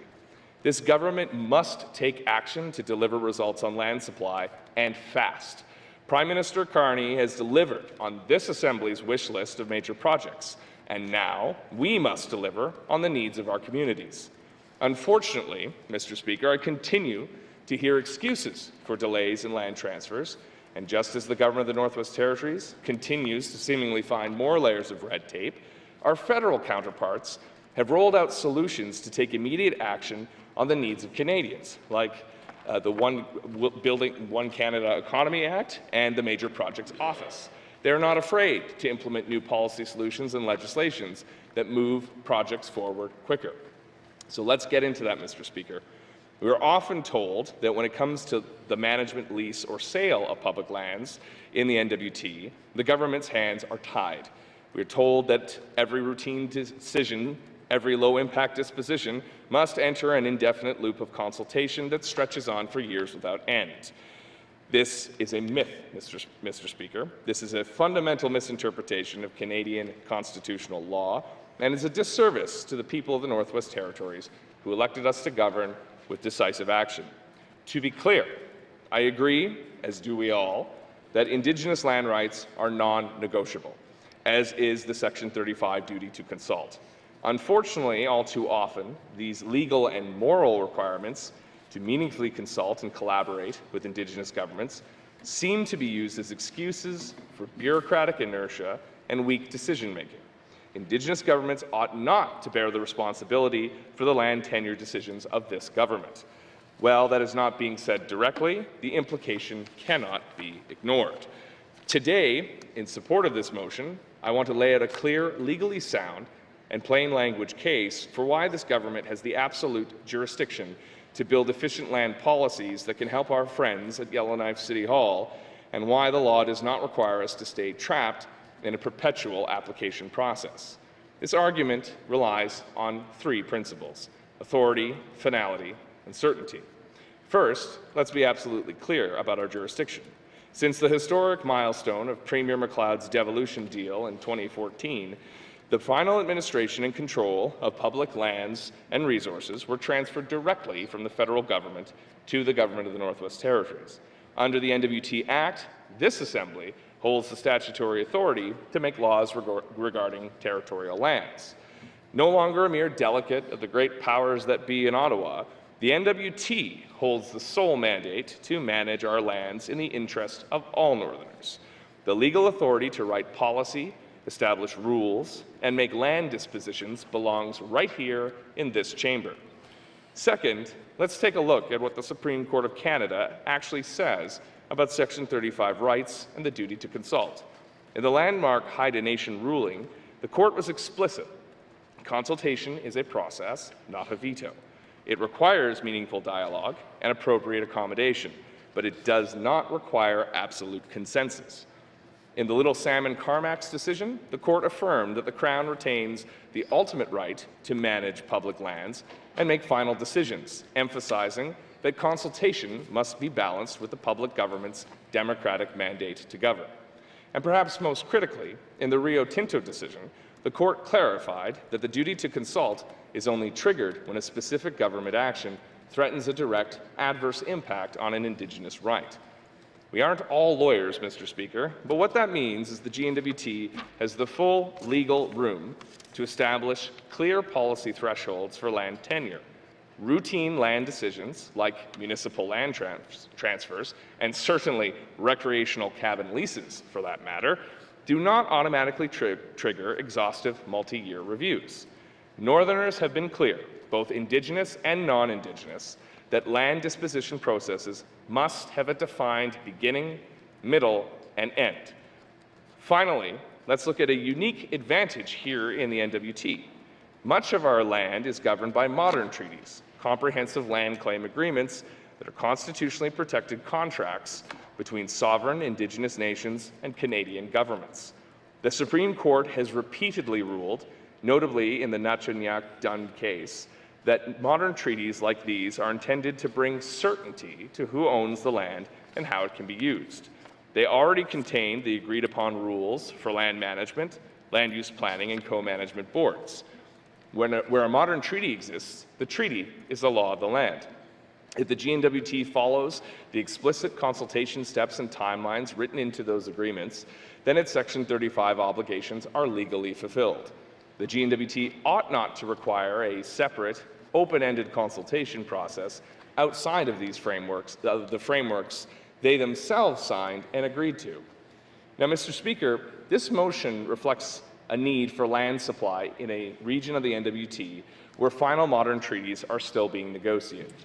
The government will look to the Acacho process, the Yellowknives Dene First Nation, and the North Slave Métis Alliance, and other Indigenous groups, and they will no doubt argue that because these comprehensive claims are not yet finalized, the NWT is paralyzed and must enter an endless consultation loop for every single square inch of unceded land. But our own laws and our own negotiated frameworks say the exact opposite. I'm, of course, speaking of interim land withdrawals. Through negotiations with the Acacho and Métis governments, the GNWT has formally withdrawn massive tracts of public land around the city of Yellowknife. Within the municipal boundaries of the city of Yellowknife alone, over 1,000 hectares of commissioners' land has been frozen. As City Hall has keenly pointed out in their presentation to the Standing Committee on Economic Development and Environment, quote, the city owns less than 1% of potentially developable land within its own municipal boundary. Mr. Speaker, what is the legal purpose of those withdrawals? Immediate and uncontested certainty. By taking these lands out of play, we have given our Indigenous partners a guarantee that their potential treaty lands are protected and will not be sold off while negotiations take place. Furthermore, with the federal government's recent formal recognition of the North Slave Métis Alliance's Section 35 rights, we have a clear path to bring everyone to the table under the same predictable rules. But here is the crucial policy point for this government. We must confidently assert that the boundaries go both ways. Interim land withdrawals draw a definitive line in the sand. Inside the withdrawal, land is unavailable for any kind of development or disposition until land claim negotiations are finalized. Outside the withdrawal, on the other hand, regular governance and economic development must continue, whether in the city of Yellowknife or any other community in the Northwest Territories. The Supreme Court of Canada cases I spoke of earlier still hold sway on these public lands. The GNWT, as the Crown, retains its authority to manage them, and the existence of an ongoing negotiation does not strip the GNWT of its statutory authority to do so. The government has already legally protected that space for future claims. Outside of those specific boundaries, however, the GNWT has the full authority to implement streamlined land disposition policies over lands that negotiating parties explicitly chose not to withdraw. We can and must respect 35 rights where direct adverse impacts are proven and provide accommodation when determined. But this government cannot trap the rest of our public land base in a perpetual loop of red tape driven by insecurities around a government exercising its own legally justified authorities. Mr. Speaker, reconciliation does not mean policy paralysis. It means meaningful nation-to-nation relationship building with Indigenous peoples and nations who have called the lands of the NWT home since time immemorial. It does a disservice to those bilateral relationships and ongoing project of real reconciliation if this government is reluctant to act decisively when our own very economic future, not to mention the future safety and security of the Arctic, is on the line. And this government points to reconciliation as a reason why we can't move quickly. Through many rulings that have evolved over time, the Supreme Court of Canada has laid out a framework that respects Indigenous rights while protecting the Crown's ability to get things done. And Mr. Speaker, it's past time this government got municipal land transfers done. We have the jurisdiction via devolution, we have the procedural finality backed by Supreme Court decisions, and we have the certainty provided by our modern treaties with Indigenous nations, including interim land withdrawal measures, while outstanding land rights agreements are negotiated. It is time for this government to confidently exercise its legal authority. We can and we should implement robust, predictable land disposition policies that set firm timelines and clear boundaries. We can fulfill our constitutional duties faithfully without allowing our territory's economic future to be put on hold. It's time to move forward, to invest in our future, and empower local communities to realize their full potential. Let's help the City of Yellowknife close the land supply gap, build new homes, grow new businesses, and create shared benefits for the growth of the entire Northwest Territories. Thank you, Mr. Speaker. Hear, hear. Man, that was fiery. Really fiery.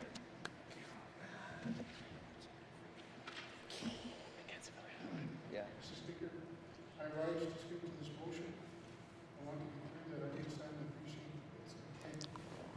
We are at a moment where we need to move quickly to take advantage of significant federal investments in the North. I support the principle of economic readiness and better coordination between all levels of governments. I agree that a stronger cooperation is needed, particularly from the territorial government. We have Indigenous governments, municipal governments, and the federal government all working together, moving on major investment. The GWT needs to be more open and responsive partner if we are going to make this most of this opportunity. The City of Yellowknife is positioned to receive major investment as a key northern supply hub and as a forward operating base for the armed forces. Securing those investments does not happen overnight. It's a lot of work. So when the City of Yellowknife raises concerns like any community, it's important we listen because they are pointing to real challenges that need to be addressed, especially as we continue on the path to secure investment that will benefit our territory as a whole. Issues surrounding the land are very complicated. I also acknowledge the work underway between the City of Yellowknife and Yellowknife Indian First Nation on reconciliation. There's still more work to do, but I believe the City of Yellowknife is committed and that relationship will continue to strengthen. At the same time, however, there is an ongoing land claim process that must be respected. I have spent much of my life working on land claims, so when I say matters of land claims are complicated, I know where that is coming from. But I'm mindful of my responsibility as a member of this Assembly while our chiefs work towards a fair and final agreement for their members. So while I understand this motion does not directly affect interim land withdrawals, it does touch on the land. And that matters deeply to my people who are looking to their chiefs and their elders. For that reason, out of respect for the ongoing negotiation process and my chief and the elders, I will be abstaining from this vote. I want to end by saying that ongoing land claims and self-government negotiations are vital to the future of the territory, the partnership between our communities and our shared prosperity. These are fundamental processes that deserves to be respected in both substance and in tone, and that in the spirit behind my intention to abstain on this vote today. Thank you, Mr. Speaker. To the motion, member from Yellowknife Centre. Thank you, Mr. Speaker. I absolutely rise in support of the principles of this motion and I'm pleased to second it. I've also been pleased to work with my colleague at Range Lake in the past of coming forward with other motions of the similar nature, and I'm hoping this one gains some traction. So first off, let's be clear. I support the larger principle of the land transfer. I have been advocating for timelines to be accelerated to make sure we meet the demands provided by the City of Yellowknife so it can meet the demands of our city. And keep in mind that Yellowknife is not only, but one of the key engines of the territory. So we need to ensure that we are firing on all cylinders, as they say, to make sure we can help support our whole territory. And I think, as stated earlier, our City of Yellowknife is deeply reaching out into other areas to ensure that they're not just a leader, but they're a full partner of other communities. Mr. Speaker, it isn't known by everyone, but in some ways, we have to ask ourselves about the challenge of how does the city balance its needs, its recognizing on where it lives. Well, the city isn't subject to Section 35, the duty to consult on these particular lands or these initiatives. But what is key and absolute is they spent a lot of time engaging and building full partnerships with their Indigenous partners. So what it does is underscores how important they view these relationships, even though they're not legally bound by them, because they know where they live. They recognize, their audience. They can see this is a live issue to our community and their territory. Mr. Speaker, I have strategic support on this particular motion, and I'll get to that in a second, because I have a slightly different point of view, and I've directed it to the city specifically about where I think we could go with this in recognition of their need. Now again, time is of the essence. Where do we start with that? So I do agree with the principle set out in the Capital Area Commission, and what I want to say here with my short time here today is the fact that it's meant to protect the lands around the legislature for the people of the Northwest Territories, maybe even in perpetuity. But my experience even as a city councillor and as a resident of Yellowknife, I have seen things change over time. We cannot tie the hands of a future a city council if they so choose. And there's a reason I'm laying that out, because they can change their mind on how they deal with some of these things. And this will be critical to why I call it strategic support. But I think what we have to not lose sight on is, as pointed out by my good colleague from Range Lake, and of course I should point out, my Tunity colleague has pointed out the integral relationship we have with both First Nations and the importance we need to be ready for the demands that the federal government is bringing billions of dollars to the north. Could you imagine if something like this stood in the way of that initiative?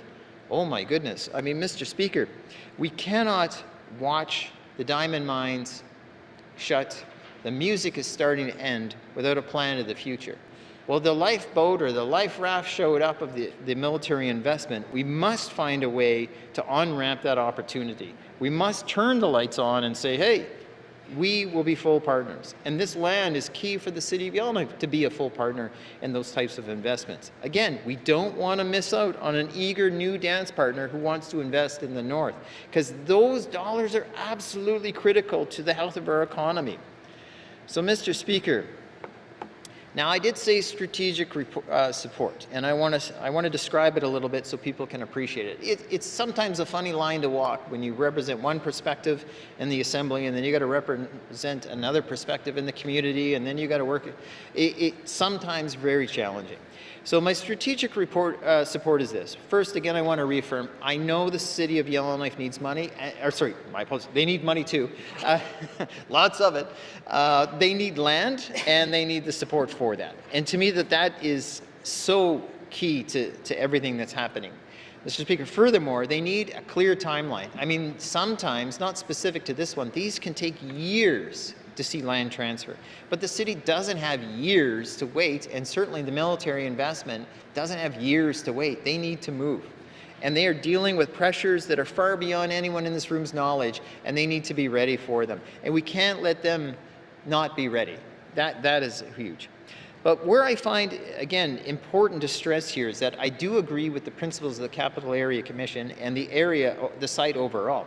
Now, it was intended to set out as a nature area to respect the people of the North, a treasure for the Northern people to be forever. And in essence, I don't know what forever can be, but I will say, in my mind, that experiencing when you blast a rock, you scrape it down, you could never return it back to nature, as much as you try, you know.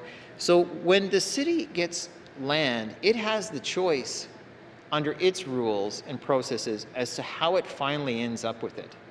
So if the territorial government gives all the land, and I'm getting to the strategic support in a second, in essence, it's giving all control away for it. And that would worry me as an MLA, as a citizen, and certainly as a person here in the legislature to say, are we giving all the land away around the legislature? I certainly hope not. But what I do think is there's plenty of land to work with. Where I draw the line is saying things like this. I think we need to have a situation, and I've expressed this to the city, that we create a nature zone all throughout around Frame Lake, and we have the city ensure it gets transferred back to the Commissioner of the Northwest Territories so we can protect it in perpetuity.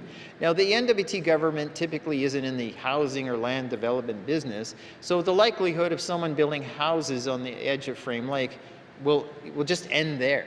And we cannot control it if it ends up in the city without our control, because any opinion the Commissioner or the Speaker or any other member of this House will just simply be an effective party of the community, but not necessarily weighted in a manner of they have to follow. So I think I've already explained this to the city, my angle of support, which is we must ensure a swath a barrier around Frame Lake is protected, so we can ensure that the trails still exist, so the sightlines of the legislature still are principally supported, and the fact is that we have natural space that belong to the people of the Northwest Territories. Because, Mr. Speaker, even when I was a city councillor, and this is going back a ways, you know, they even talked about turning public parks into developments. And I remember being approached by one developer. I won't say their name, but they might be the biggest developer here, individual private developer that has huge apartment buildings. I mean, greatest apartment buildings around. But the truth be told is, they said, what are they doing? There's no way the public would sit. Well, sure enough, time has moved forward. The city of Yellowknife's been desperate for land, and they've converted park and nature space, I should say that way, to development opportunities, and I've seen it. And I wouldn't want this to happen around Frame Lake, around the legislature, and around the piece of public space that Northerners deserve, and certainly the intent it was certainly set up for. Now, Mr. Speaker, overall, I'm supportive of the whole concept, and my swath or my barrier or the track around Frame Lake should be talked about face to face, and we should get that clearly articulated when it comes down to the time of the transfer. But that said, I've already spoken to the city on how critical that is to me, and I think they understand at least the messaging I have, because they also know that if they have it, it's theirs to decide. And lastly, I'll point out on that piece is, Mr. Speaker, what this council may do by tying their hands, and this is frustrating, but it's true. They cannot tie the hands of a future council. So if the next council says, well, we're going to put trailers or ADCO trailers all along the lake and we're going to do these kind of cool things, and somebody will say, what? But it's well within their power to do that. So we must make sure we can limit that as reasonable as possible. And hence, that's why I keep saying that once we identify the right space around the lake, that it gets transferred back. And that's what I've explained to the city. I've taken that position here at the legislature, and I think that's very important. So at the end of the day, Mr. Speaker, I think it's important that we find a way to support this motion. If it doesn't affect your community, I would certainly appreciate the support you can have for this. This is significant to the city of Yellowknife, and if anything, I can't stress enough, this is absolutely critical for the future of the North. Thank you, Mr. Speaker. Thank you. Member from Yellowknife Centre. To the motion, member from Yellowknife North. Thank you, Mr. Speaker. This motion is somewhat similar to a previous motion brought forward about 2 years ago. And I want to be clear that I do support timely, efficient, and robust land transfer processes to all municipalities. And I also believe it should be possible to set defined timelines for each stage of that process. I do also believe that timely and efficient land transfer is critical to allow municipalities, and most urgently at this moment, Yellowknife and Inuvik, due to the imminent Department of Defense investments, to allow those municipalities to do the planning and build the housing needed to ensure that these investments can proceed and that northern residents actually obtain the benefits rather than us falling back on the old fly-in, fly-out labor. However, I want to point out that this motion is different from the previous motion, and I did support the previous motion, because this motion names specific applications for land by the City of Yellowknife that are currently being looked at through the Department of ECC. And so essentially, we're asked to demand that the GNVT just approve this application regardless of where it's at in the process. And I want to point out that this is not our role in the Legislative Assembly. Mr. Speaker, I just want us to step back and think, what are we doing here? It's not up to us to approve or deny specific applications. It's not up to us to debate sort of the merits of a particular application or try to, on the fly set what the terms of, an approval should be. It is up to us to look at ways to improve policy and processes, things we are in charge of. And I just wanted to note, too, that I find it troubling that instead of focusing on things we do have some control over, we're asking, for a specific application to be approved. Whereas in the case of the Frame Lake parcel that is specifically mentioned in this motion, currently the process is stalled with the Capital Area Committee, which members of this Assembly are involved with via the Board of Management. So there are tools there that members do have influence over to help move this process forward in a productive way. And I would just urge us to use the tools and the roles appropriate to us to move these types of things forward. So because I don't want to be setting a precedent that this Assembly is trying to pick and choose which specific applications we think should be approved or denied, I will be abstaining from this motion. Thank you, Mr. Speaker. Member from Yellowknife North. To the motion, member from Decho. Merci, Mr. Speaker. Due to the ongoing negotiations, the Decho process with the Decho First Nations and the Government of the Northwest Territories, and respect for the First Nations and this process, I will be abstaining from this motion as well. Thank you. To the motion. To the motion, member from Frame Lake. Thanks, Mr. Speaker. Mr. Speaker, I want to note that I am, and stated during the public briefing that we just had with the city on this matter, I am very supportive of the city in their application for land.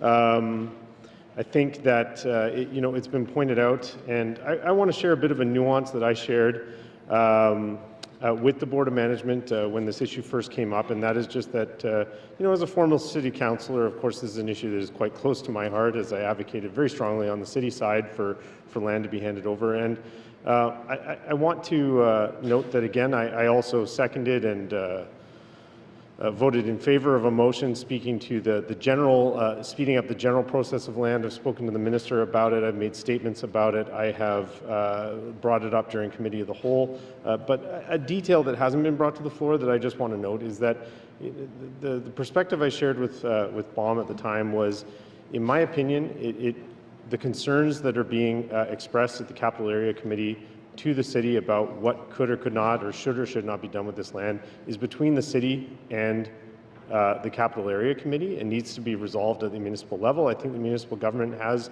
the ability to govern the lands within their boundary and should be given the ability to do that. And so my hope was that those concerns not get in the way of a land application process. And I continue to hold that position, Mr. Speaker, and certainly encourage my colleagues at BOM to bring this to a quick resolution as much as they can. As the member for Yellowknife North noted, in an area where we have the tools and we have the ability and we have certainly the jurisdiction to move aspects of this application forward where we can, let's use those tools and let's do it expediently, and I continue to urge BOM to do that. Mr. Speaker, I think what gives me a bit of pause here and where I want to be very careful in how I conduct myself as a member is just, the point made by the member for Tunadé-Willowday, the point that I deeply respect and want to note that I want to be very careful not to be seen to or inadvertently step on negotiations between rights holders, landholders, and claimants on the land. And I think we need to tread carefully on that matter. And it is up to the government to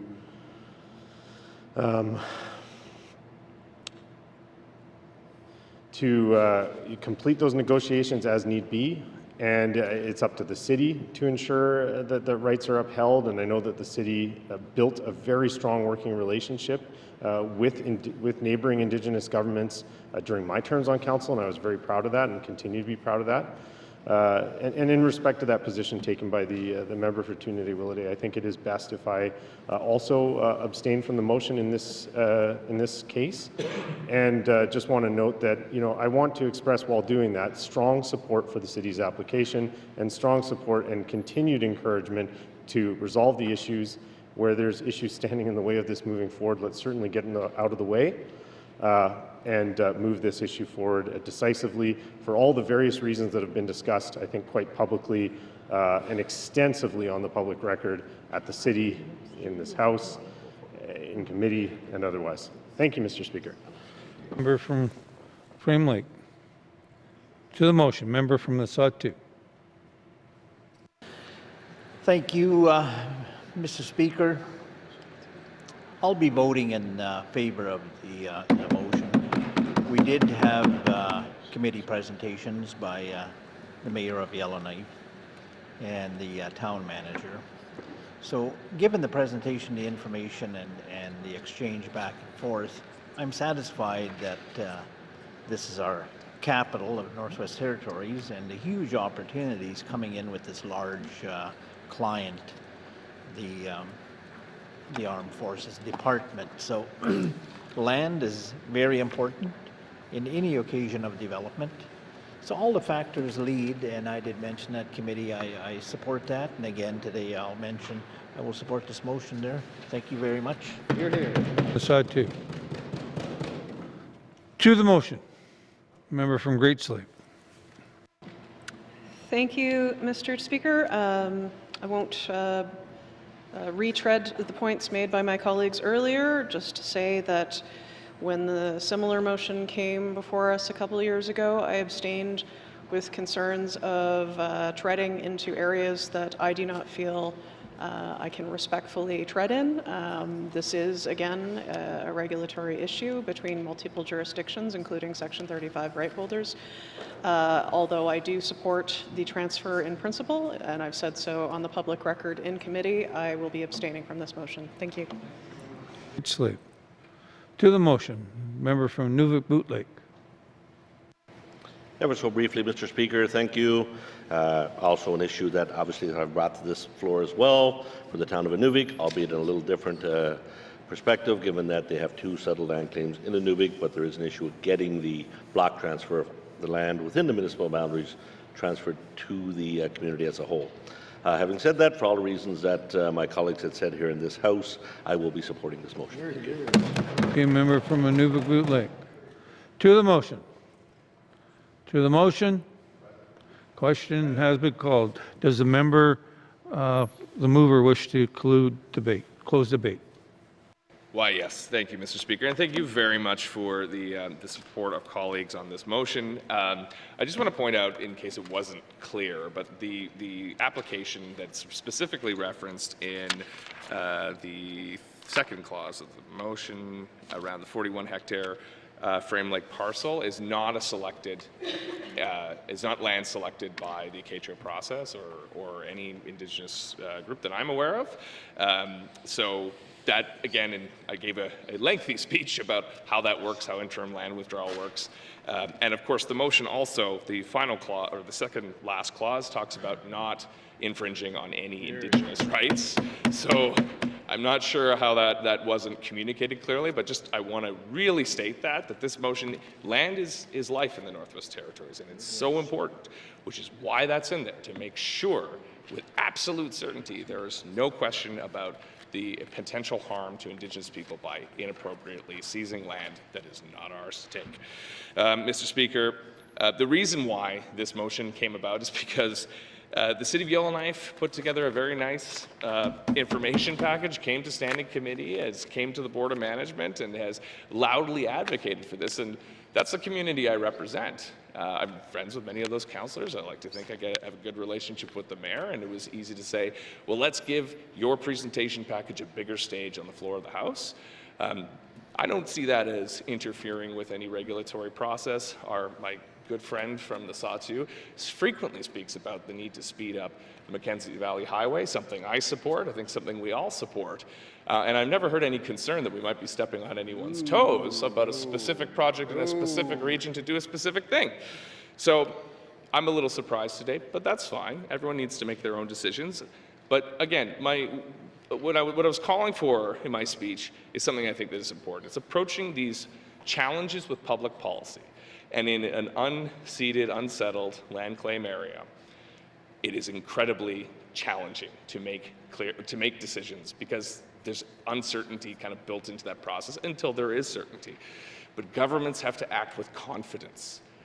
We only have 4-year terms, and if we're too hesitant to act decisively, especially when there's an opportunity ahead of us, then things can slow down. And we have a bad reputation of being a very slow government. So the reason for this motion is made clear. The City of Yellowknife brought this forward. They're great advocates for our community. I'm happy to support them and bring this to the floor. I'm happy we could get show support from across the territory and that we can move forward. And I hope that all those who are listening understand that this is an urgent matter that needs top priority. Every Yellowknifer cares about this, and I'm happy to have support of colleagues moving forward, and I would request a recorded vote. Thank you, Mr. Speaker. Member from Range Lake. Member from Range Lake has asked for a recorded vote. All those in favor, please stand. The member for Range Lake. The member for Nunavik-Boot Lake. The member for Montfouille. The member for Mackenzie Delta. The member for Satu. The member for Yellowknife Centre. Please stand. All those abstaining, please stand. The member for Frame Lake. The member for Great Slave. The member for Yellowknife North. The member for Yellowknife South. The member for Cam Lake. The member for Hay River North. The member for Hay River South. The member for Nunavik Twin Lakes. The member for Nunavut. The member for Tunide-Willade. The member for Decho.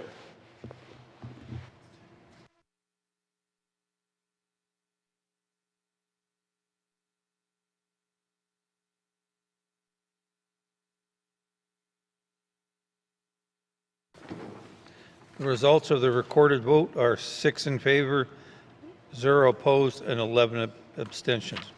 Motion carried. Colleagues, being reflective of the time, we need to let the interpreters get a break. So we went a little over, so we will have a brief break and then we'll come back.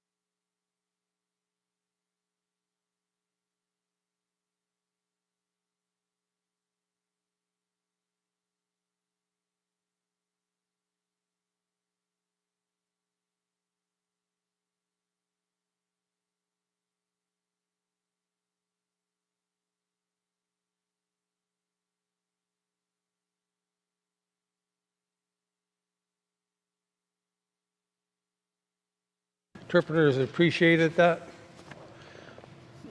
Motions. Member from Range Lake. Thank you, Mr. Speaker. Pursuant to Rule 6.2 brackets 14, I wish to withdraw motion 8520 brackets 1. Thank you, Mr. Speaker. Thank you, member from Range Lake. The member from Range Lake wishes to withdraw motion 85-20 brackets 1. Rule 6.2 brackets 14 provides that a motion may be withdrawn with the consent of the seconder, providing that debate has not begun. As we have not started debate on this motion, I will turn to the member from Trinidad-Wellade for his consent to have the motion withdrawn. Member from Trinidad-Wellade, as the seconder of this motion, do you consent to?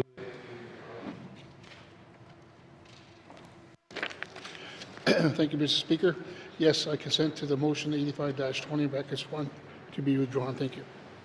Thank you, member from Trinidad-Wellade. Colleagues, pursuant to Rule 6.2 brackets 14, motion 85-20 brackets 1 has been withdrawn, and the mover by the mover with the consent of the seconder. Motions. Returns to oral questions. Returns to oral questions. Acknowledgements. Oral questions. Member from Yellowknife North. Okay, thank you, Mr. Speaker. So my first set of questions are for the Minister of Infrastructure, following up on my member statement today. So my understanding is that there is already work underway within the Department of Infrastructure to create an NWT building standards policy framework. Now, I'm not sure if that means we're busy creating building standards or what the policy framework part actually means. But my first question is, can the minister describe what work is taking place towards creating northern building standards, and what is expected to be the end result of that work, the end product? Thank you, Mr. Speaker.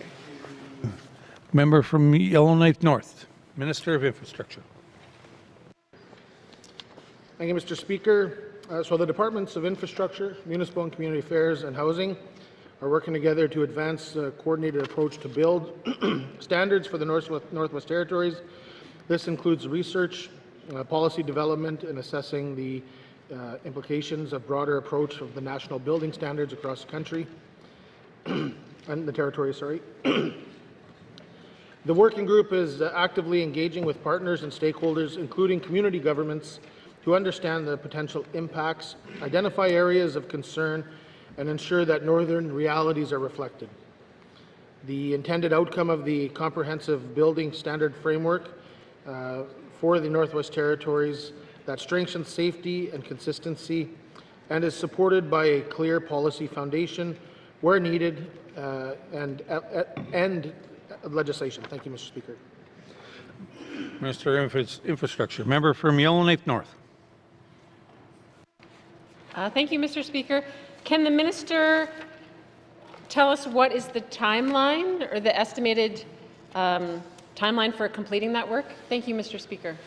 Member from Yellowknife North, Minister of Infrastructure. So the working group is currently reviewing the existing regulatory framework and continuing the engagement with the local stakeholders. Based on this work, recommendations to be established in the NWT Building Standards Framework will be advanced in 2026. The goal is to bring forward legislative proposal, if needed, before the end of the current Assembly. Thank you, Mr. Speaker. Minister of Infrastructure. Final supplementary. Member from Yellowknife North. Thank you, Mr. Speaker. So I'm tentatively hopeful here and encouraged.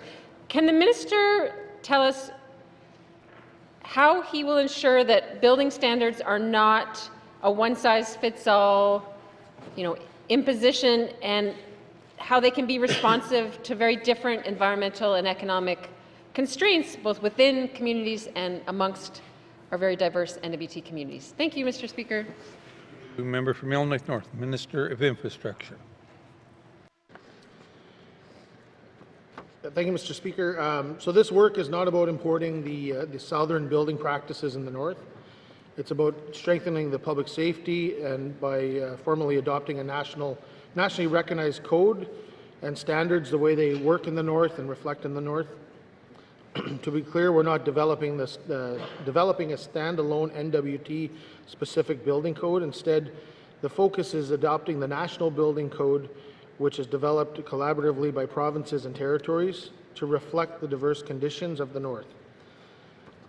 Importantly, jurisdictions have the flexibility in how they could adopt and apply the code.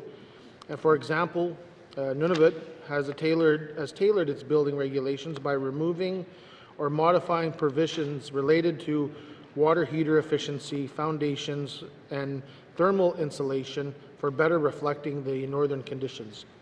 The NWT will take a similar approach, ensuring that any framework is adaptable, practical, and responsive to the unique environmental, economic, and capacity realities of our northern communities. Thank you, Mr. Speaker. Minister of Infrastructure. Oral questions. Member from Toonaday-Willety. Thank you, Mr. Speaker. Mr. Speaker, the Tootsake Indian First Nation issued a letter raising some concerns.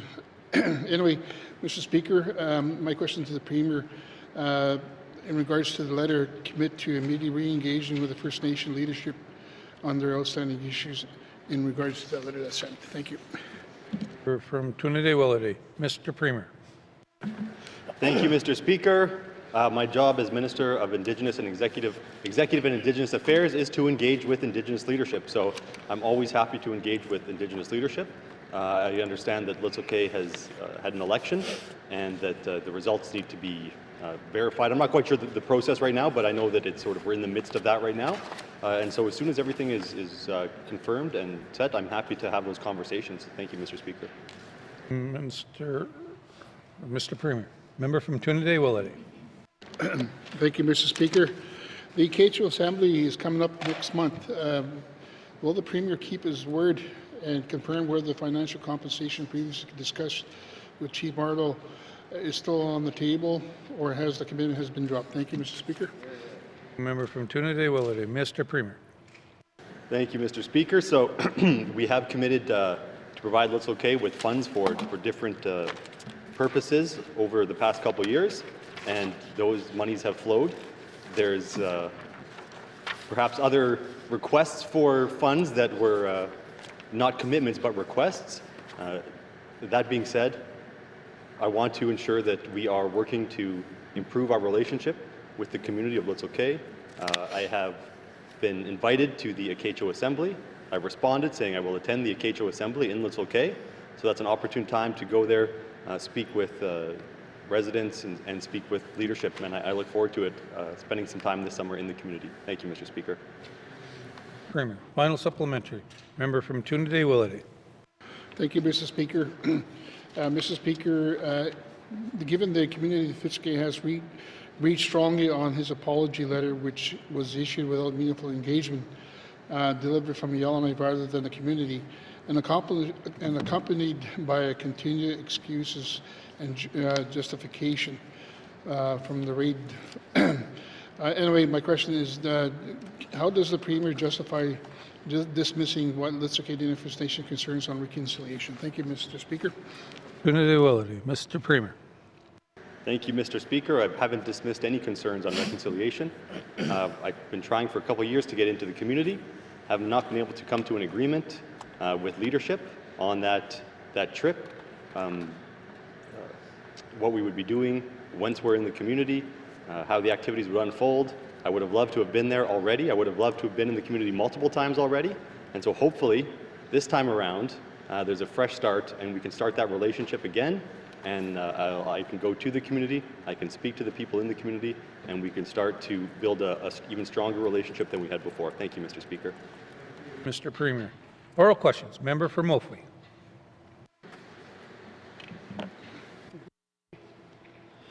Thank you, Mr. Speaker. Mr. Speaker, this is following my questions on Chief Jimmy Bruno Residential School. Mr. Speaker, many former students are seeking answers about what happened at Chief Jimmy Bruno School and how those experiences continue to affect families today. My question for the minister is this: what role can the Department of Justice play in helping former Chief Jimmy Bruno school students and residents have their experiences heard? Thank you. Thank you, member from Ophir. Mr. Premier. Thank you, Mr. Speaker. I mean, that's a big question. It's a tough one for me to stand up here and answer. I don't want to direct any students to go out and, or former students to do anything that would, potentially re-traumatize them. If the member has some sort of proposals, she knows her community much better than I do. Can provide some guidance on what exactly the former students are looking for. I'm happy to see how we can work together on that. Thank you, Mr. Speaker. Member from Mophie.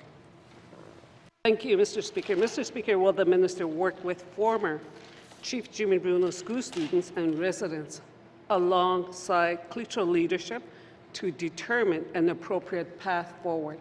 Thank you. Member from Mophie. Mr. Premier. Thank you, Mr. Speaker. I don't want to commit the Minister of Justice to anything. I'm answering questions on his behalf today, but if there's an important issue to people in the community, in the region, then we're always willing to try and work together on that. I think that this discussion probably needs to be fleshed out a bit more so we have a better understanding of exactly what is being requested and what people would like to see. Thank you, Mr. Speaker. Mr. Premier. Final supplementary. Member from Mophie. Public inquiry would be good, but thank you. Will the minister commit to taking this issue back to the Department of Justice and returning to this House with a clear action plan for how the JNWT can support former Chief Jimmy Bruno school students in having their experiences heard and responded to? Thank you. From Mophie. Mr. Premier. Thank you, Mr. Speaker. I can take this back. I can have conversations, but I think we're going to need to involve the member, involve Cleatroe leadership so that we can get a better understanding of what people are looking for. This is the kind of thing that there needs to be real discussions about. Here on the floor of the House, just spitballing ideas is not, I don't think it's going to come to the solution that people want. And it's not something that the Department of Justice can say, here's what we're going to do going forward.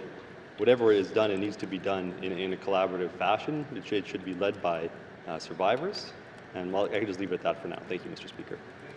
Mr. Premier. Oral questions. Member from Range Lake. Thank you, Mr. Speaker. When it comes to information breaches, especially healthcare information breaches, Northerners deserve better. Other Canadian jurisdictions have set a higher bar for transparency and accountability in privacy breach reporting, and the NWT should be doing the same. Our Minister of Health must act with greater urgency to address threats to medical record privacy, whether from employees improperly accessing records or external cyber intrusions. Mr. Speaker, if an investigation into a privacy breach is complete and my constituent has been notified, why is it the Minister's policy to refuse to identify the staff member who accessed my constituent's health information without authorization? Thank you, Mr. Speaker. From Range Lake. Minister of Health and Social Services.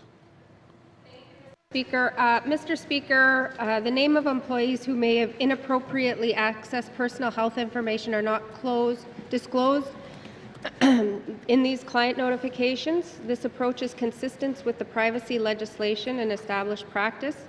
It ensures that only minimum necessary information is shared, protects the employee's privacy, and supports due process, particularly where internal reviews or investigations may or may be still going on. Thank you, Mr. Speaker. Thank you, Minister of Health and Social Services. Member from Range Lake.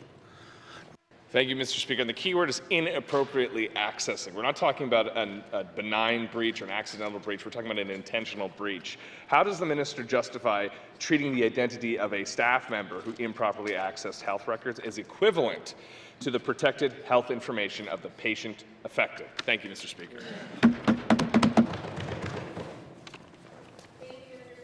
Minister of Health and Social Services. Sorry about that. Sorry, Mr. Speaker. Mr. Speaker, in this one instance here, I have to say here on the floor of this House that I agree with this member. This has been a frustration of mine as a minister, and the review that we have just completed has highlighted this, and I have directed my department to, when these breaches are coming forward in investigations, that they need to be held at the highest standards, and that is one of the areas where, you know, I continue every time a privacy breach crosses my desk. It angers me. It angers me because we're trying to build trust in this healthcare system, and we have our employees breaching that trust. And there's disciplinary processes that within our government that we have to take. And so, you know, within the HIA and the review, I know within the next government that's slated for legislation update, I believe that there needs to be stronger things put in there. Thank you, Mr. Speaker. Social Services. Oral questions. Final supplementary. Member from Range Lake. Thank you, Mr. Speaker. Mr. Speaker, there are provisions, public interest provisions in the current Act, but they're never used to disclose the identity of staff found to be snooping, Mr. Speaker. So my question for the Minister is, we don't have to wait for a new change. There is a public interest disclosure provision. We could make it apply to these inappropriate cases. So tell me why we can't, essentially. Is it too narrowly drawn, or is it just never used? Because it's already in the legislation, but it's not getting used. And my constituent can't wait until the next Assembly. They deserve justice for what's happened to them today. Thank you, Mr. Speaker. Blake, Minister of Health and Social Services. Mr. Speaker, I will take this back to my department. I will look at it, and I will have a conversation with them, and maybe as well as the Privacy Commissioner, is some of these laws, and there's these interpretations of them, and so, you know, I hear the member, and I agree. I've had many of my own constituents who've had this happen. I've had staff in the past, when I was a manager, that I've had to deal with and go through the process with, you know, with HR. But I believe that, you know, this is where I think we do need to make it stronger. And if I'm able to, within the legislation, to direct my department to make stronger changes, I will. Thank you, Mr. Speaker. Health and Social Services. Oral questions. Member from Milne Centre. Thank you, Mr. Speaker. I'm happy to ask questions. I'm very excited, I should say, to ask questions to the Minister of Finance regarding the Mackenzie Valley fiber optic line. I'm following up from my member statement. So given that the Mackenzie Valley fiber link generates $2.3 million in annual revenues against a $12 million annual cost, the GNWT is subsidizing the asset at a rate of approximately $9.7 million. Let me try it again. $9.7 million per year. What is the department's formal break-even strategy, and what specific revenue growth targets have they set out for the Northern Lights General Partnership to reduce the taxpayer-funded shortfall before the agreement expires in 2037? Thank you, Mr. Speaker. Minister of Finance.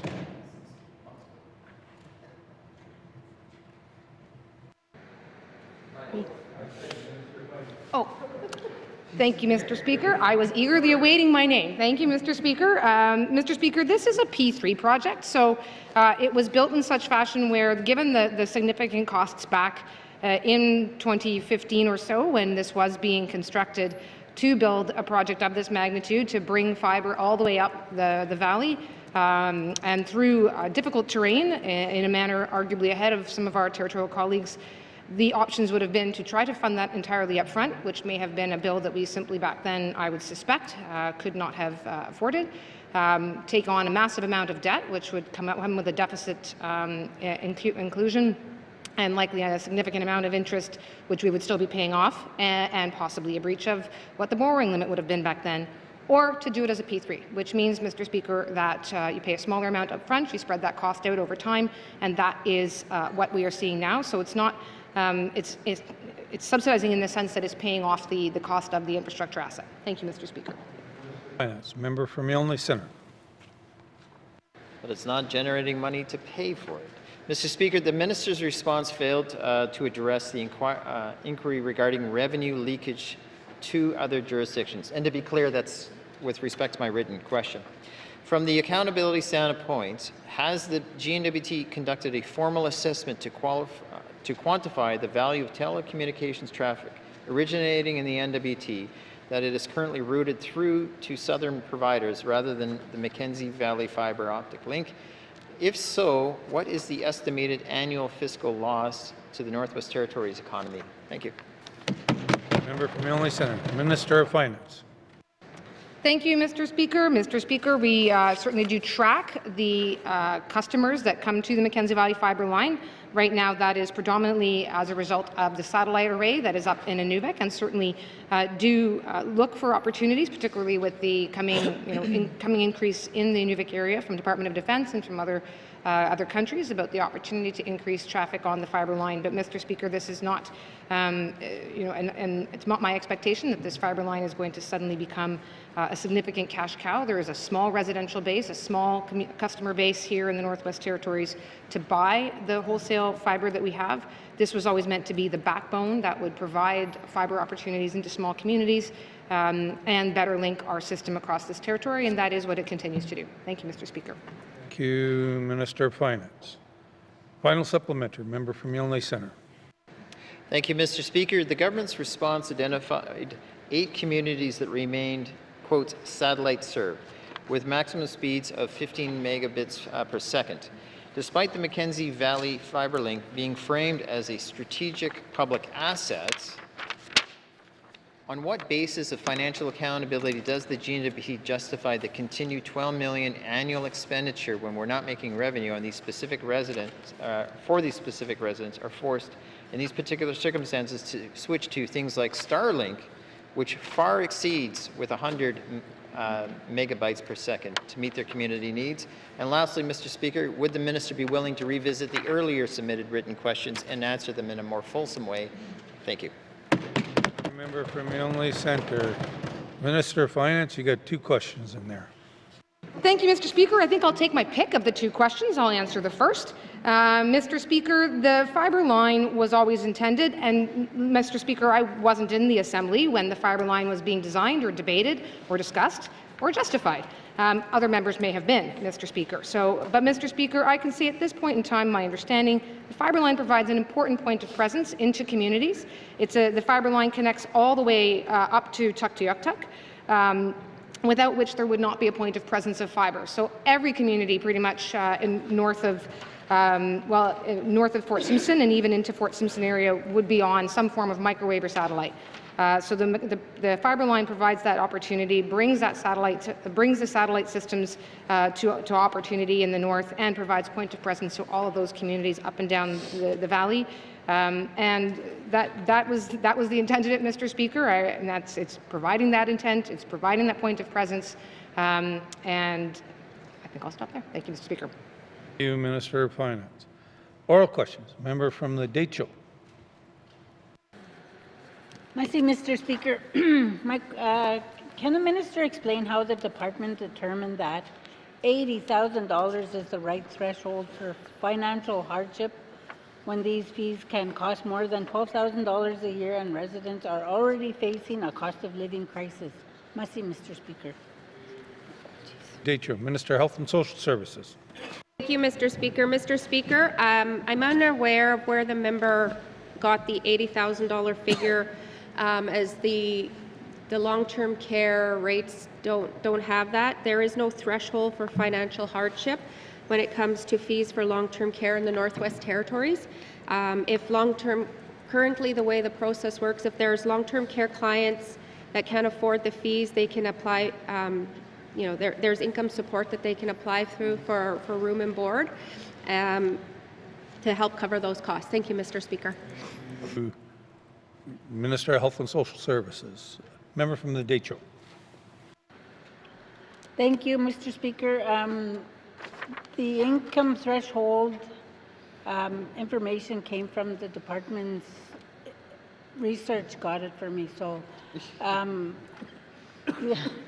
the minister confirm what options are available to families who need care but fall outside of the income threshold for relief and cannot afford these fees? Thank you, Mr. Speaker. From the Deitcho, Minister of Health and Social Services.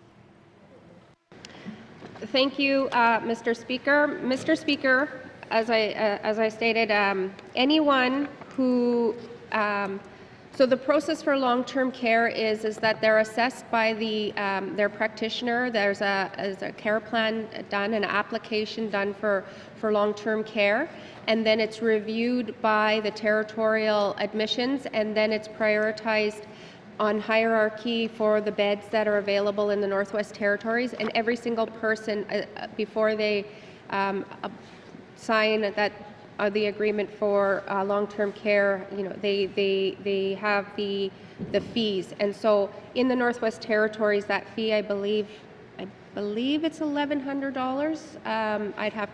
I'd have to get back to the member on that accuracy of the House. It is the cheapest in Canada. Anywhere else in long-term care, it can range from anywhere from $3,000 to $5,000 a month. This is for full care. But anyone who cannot afford these fees, they can work with with the health provider and income support to put in an application for their room and board. Thank you. For Health and Social Services. Final supplementary, member from the Decho. Mr. Speaker, further to this, will the minister commit to suspending the new alternative level care charge and reviewing long-term care fees before families are forced to pay costs they cannot afford? Merci, Mr. Speaker. Member from Decho, Minister of Health and Social Services. Thank you, Mr. Speaker. Mr. Speaker, these fees are only being charged to those clients who have applied for and been approved for long-term care. They are the same fees that are charged to all of the clients in the Northwest Territories in our long-term care and in our extended care that are admitted. In the Northwest Territories, as I mentioned, has the lowest, and currently it is $34 a day or $1,021 per month as of May 1st, 2026. And so with that, using the hardship, they can also, it shouldn't put anyone with undue hardship who doesn't have the means to pay, the client doesn't have the means to pay, they can go through the income assistance. Thank you, Mr. Speaker. And Social Services. Oral questions. Member from the Sawtooth. Thank you, Mr. Speaker. My questions today is to the Minister of Education, Culture and Employment. What solutions are in place to ensure the experience of tradespeople who do not have a red seal can be captured and used? Thank you. Member from the Sawtooth, Minister of Education, Culture and Employment. Thank you very much, Mr. Speaker. Mr. Speaker, I appreciate the member recognizing that there are multiple Northerners who have extensive experience in the trades but don't carry any formal credentials. Mr. Speaker, the Department of Education, Culture and Employment does have a process called the Designated Trainer Process, and this is where individuals who are not certified journey persons or Red Seal holders can be assessed and recognizing as having sufficient knowledge and can then act as trainers and mentors for apprentices within the field. Thank you. Culture and Employment. Member from the Sawtooth. Thank you, Mr. Speaker. I'm glad that knowledge is recognized in the response from the Minister. My second question there, Mr. Speaker, does the department have designated trainers already in the NWT? If so, how many, and how many is in the Sawtooth? Merci. Thank you, member from the Sawtooth, Minister of Education, Culture and Employment. Thank you very much, Mr. Speaker. Mr. Speaker, there are currently 17 designated trainers across the Northwest Territories. Specifically, there are 2 in the Sawtooth region, 4 in the Clecho region, 1 in the Decho region, 1 in the Beaufort Delta, and 9 in the North Slave region. Thank you. Education, Culture and Employment. Final supplementary. Member from the Sawtooth. Thank you, Mr. Speaker, and thanks to the Minister for that clarification. What other improvements is ECE considering improving access to trades, especially to ensure workforce readiness in the time of the upcoming major projects like the Mackenzie Valley Highway, Mr. Speaker? From the Sawtooth, Minister of Education, Culture and Employment. Thank you, Mr. Speaker. Mr. Speaker, a very timely question, a very important question right now.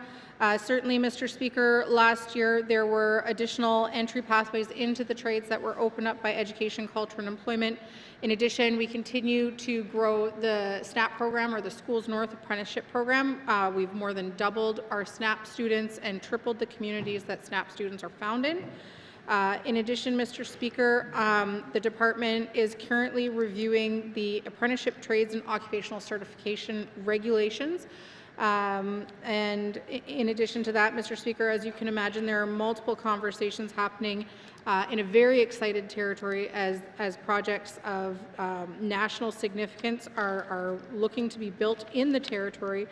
And so, Mr. Speaker, some of the other conversations that are happening are exploring communities to deliver trades essentials programming in the Northwest Territories, and in addition to that, exploring partnerships with education bodies, Aurora College, Indigenous governments who are looking to deliver trades fundamentals and trades opportunities in communities as well. Thank you. Employment. Oral questions. A member from the Mackenzie Delta. Thank you, Mr. Speaker. My questions are going to be given to the Premier. You mentioned in one of your statements that you have a commitment and accountability and engagement to the House. Do you have a commitment to accountability and engagement to the residents of the Northwest Territories, the Indigenous governments, and especially to the what does the Premier believe that GNWT is currently meeting the obligations to work in partnership with Indigenous governments and land claim organizations, and if so, what evidence can he provide to demonstrate those obligations are being fulfilled to the land claim groups? Thank you, Mr. Speaker. From Mackenzie Delta. Mr. Premier. Thank you, Mr. Speaker. It's not a small question. A lot of the work that we do involves Indigenous governments. That's the reason work gets done. I can point to a number of areas where we've collaborated and improved relationships. I always start with the Council of Leaders, a place where all the different leaders in the territory, cabinet, Indigenous leaders, can come together and actually discuss issues. And those discussions inform cabinet decisions, they inform how I operate. And so right there, that level of communication doesn't exist anywhere else in Canada, in any other jurisdiction. There's no other Premier and Cabinet that sit down regularly with Indigenous leaders from across the territory and travel together to Ottawa and advocate together for shared priorities. There's examples with our major projects, working with the Indigenous groups on the Mackenzie Valley Highway, Arctic Economic and Security Corridor, the Tulsan Watershed. There's I mean, Mr. Speaker, it's kind of asking me what do we do as a government, because that's what we do. Everything we do, we try to do in collaboration with Indigenous governments. We have housing MOUs with Indigenous governments. We're working with the Inuvialuit on child and family services and taking over that authority. We're working with the Tlicho on drawing down authorities under their self-government. We're working with Delaney on a number of different initiatives. I mean, I could go on and on, Mr. Speaker. This is what we do as a government. Thank you. Member from Mackenzie Delta. Thank you, Mr. Speaker.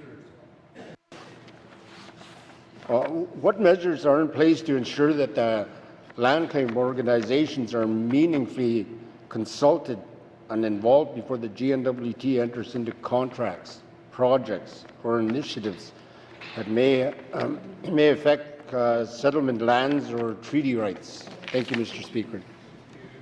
From the Mackenzie Delta. Mr. Premier.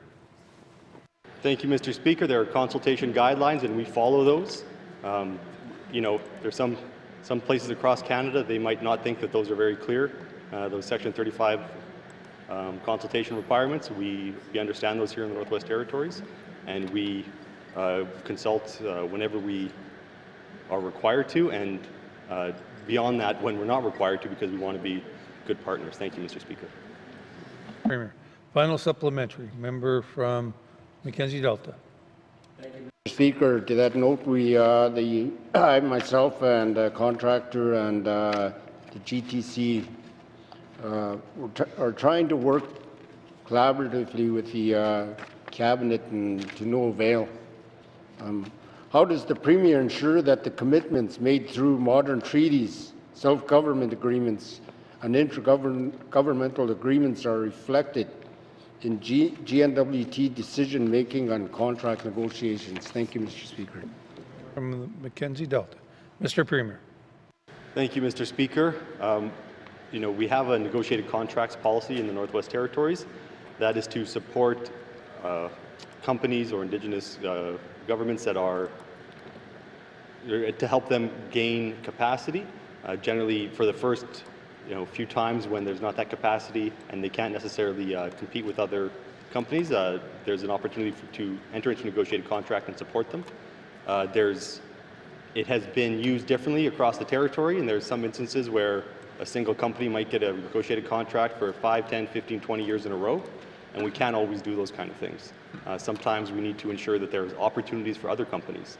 There's companies that do work. There's perhaps companies that want to do work, but they can't get their foot in the door because contracts don't go out publicly. They just get negotiated. And so it's striking a balance to ensure we're keeping benefits in the territory, we're supporting northern businesses, and we're supporting entrepreneurs who want to get into business as well. Thank you, Mr. Speaker. Premier. Oral questions. Member from Great Slave. Thank you, Mr. Speaker. Mr. Speaker, the government of the Northwest Territories recently released a What We Heard report on the review of the Residential Tenancies Act. And at the end of this report, it states that they will, or the Department of Justice will study the information gathered from the stakeholders that responded to their request for feedback, as well as issues raised by the rental officer, and consider how this feedback can contribute to improving and updating the Act. My question today is, does that mean then that the Residential Tenancies Act will be looked at to be opened and amended in the 21st Assembly? Thank you, Mr. Speaker. Member from Great Slave. Mr. Premier. Thank you, Mr. Speaker. I can't speak to what will happen in the 21st Assembly.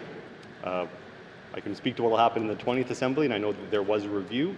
I don't believe that it's on the legislative agenda at this point to be opened up, but we could be in a position at the end of this government where work has advanced to the point that the 21st Assembly is set up to open up that act and do work. Thank you, Mr. Speaker. Member from Great Slave. Thank you, Mr. Speaker. And so in this report, in the What We Heard report, it talks about feedback from MLAs, and of course the feedback given by MLAs was from the 19th Assembly, Mr. Speaker, if you read it carefully. Will there be an opportunity for MLAs in this Assembly to provide feedback? Thank you, Mr. Speaker. From Great Slave. Mr. Premier. Thank you, Mr. Speaker. Absolutely, they get paid to do that. When we develop legislation, it's done with members of this Assembly. When, as I've said before, when things are said in this House, when we get letters from committee, when ministers are in front of committee, that's feedback. MLAs don't need a special designated time to provide feedback. They can always provide feedback. That is their role. Once we develop a legislative proposal, which is the first step in creating legislation after identifying a need, that legislative proposal is sent to the Standing Committee on Accountability and Oversight for feedback. Once a bill is drafted, there's a whole committee process where MLAs can have input and make amendments, propose amendments to bills. And then, of course, here in the House, there's opportunities to move motions as well. So, yes, absolutely, members will be intimately involved in that. Thank you. Final supplementary. Member from Great Slave. Thank you, Mr. Speaker. I'm glad the Premier can explain my job to me. But what I would like clarity around is rather if I have feedback and information and options that I think are fascinating and might not should be chosen to be studied by committee, would the GNWT be interested in receiving those options? Thank you. Thank you. Member from Great Slave. Thank you, Mr. Speaker. Yes, I've brought forward many pieces of legislation over the past 6 years, and I can tell you that it's very much informed by MLAs. If there's an MLA with a particular interest in a particular area, that is considered when we're sitting around with our staff and cabinet. we talk about that members' concerns and what they want to see in legislation. So yes, absolutely, Mr. Speaker, I welcome that feedback. Thank you. Premier. Oral questions. Member from Frame Lake. Thank you, Mr. Speaker. Mr. Speaker, my questions are for the Minister of Health, as I was speaking about disabilities earlier today. Mr. Speaker, as has been noted several times in this House, it's been 3 years since the Supported Living Review was released. The last time I asked about it, the Minister noted that the Health and the Health Sustainability Unit review is going to help, I'm sorry, Mr. Speaker. The Health Sustainability Unit is looking at that area. But, Mr. Speaker, how is the HSSU going to help identify a path by which the Supported Living Review recommendations will be actioned? Thank you. Minister of Health and Social Services. Thank you, Mr. Speaker. Mr. Speaker, the supportive living review that was completed is the department continued to work on that over the last few years and implement and work on this, developing the supportive living standards. Most recently established the admissions committee. But within the partnership with Health Sustainability Unit, some of that work has kind of paused while the analysis is going on, and that they're analyzing the out-of-territory programs to determine, the cost of it, because it continues to increase year after year, and determine some options for in-territory service delivery. Thank you, Mr. Speaker. Thank you, Minister of Health and Social Services. Member from Frame Lake. Thank you, Mr. Speaker, and certainly I'm sure that disability advocates will be excited to hear that we are exploring service delivery in the territory, which is what people have been asking for. And so I'm excited to see what the HSSU brings forward in potential savings that we can use to improve our programming. Mr. Speaker, I noted the standardized process for supported living admissions. I'm wondering, is the department exploring other areas for service integration or improvement of service delivery for persons with disabilities and their families? Thank you. From Frame Lake. Minister of Health and Social Services. Thank you, Mr. Speaker. Mr. Speaker, what the supportive living review is doing is people who have needs beyond, so that they need support. And I think there's different levels, and what that work that has been done is trying to identify like the different tiers. Like in long-term care, we have different tiers of level of care, and so like anything under 4s, they can remain at home and be supported, and that's how our home care program runs. And so with the supportive living, this is where we've had different organizations who have provided some services, NGOs, but we're trying to look at options right now, and I think that's the big piece, is that we know we have many residents who still live at home, families who just need support.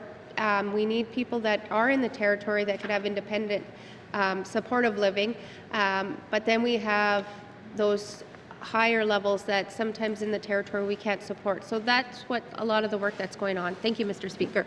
Minister of Health and Social Services. Final supplementary. Member from Frame Lake.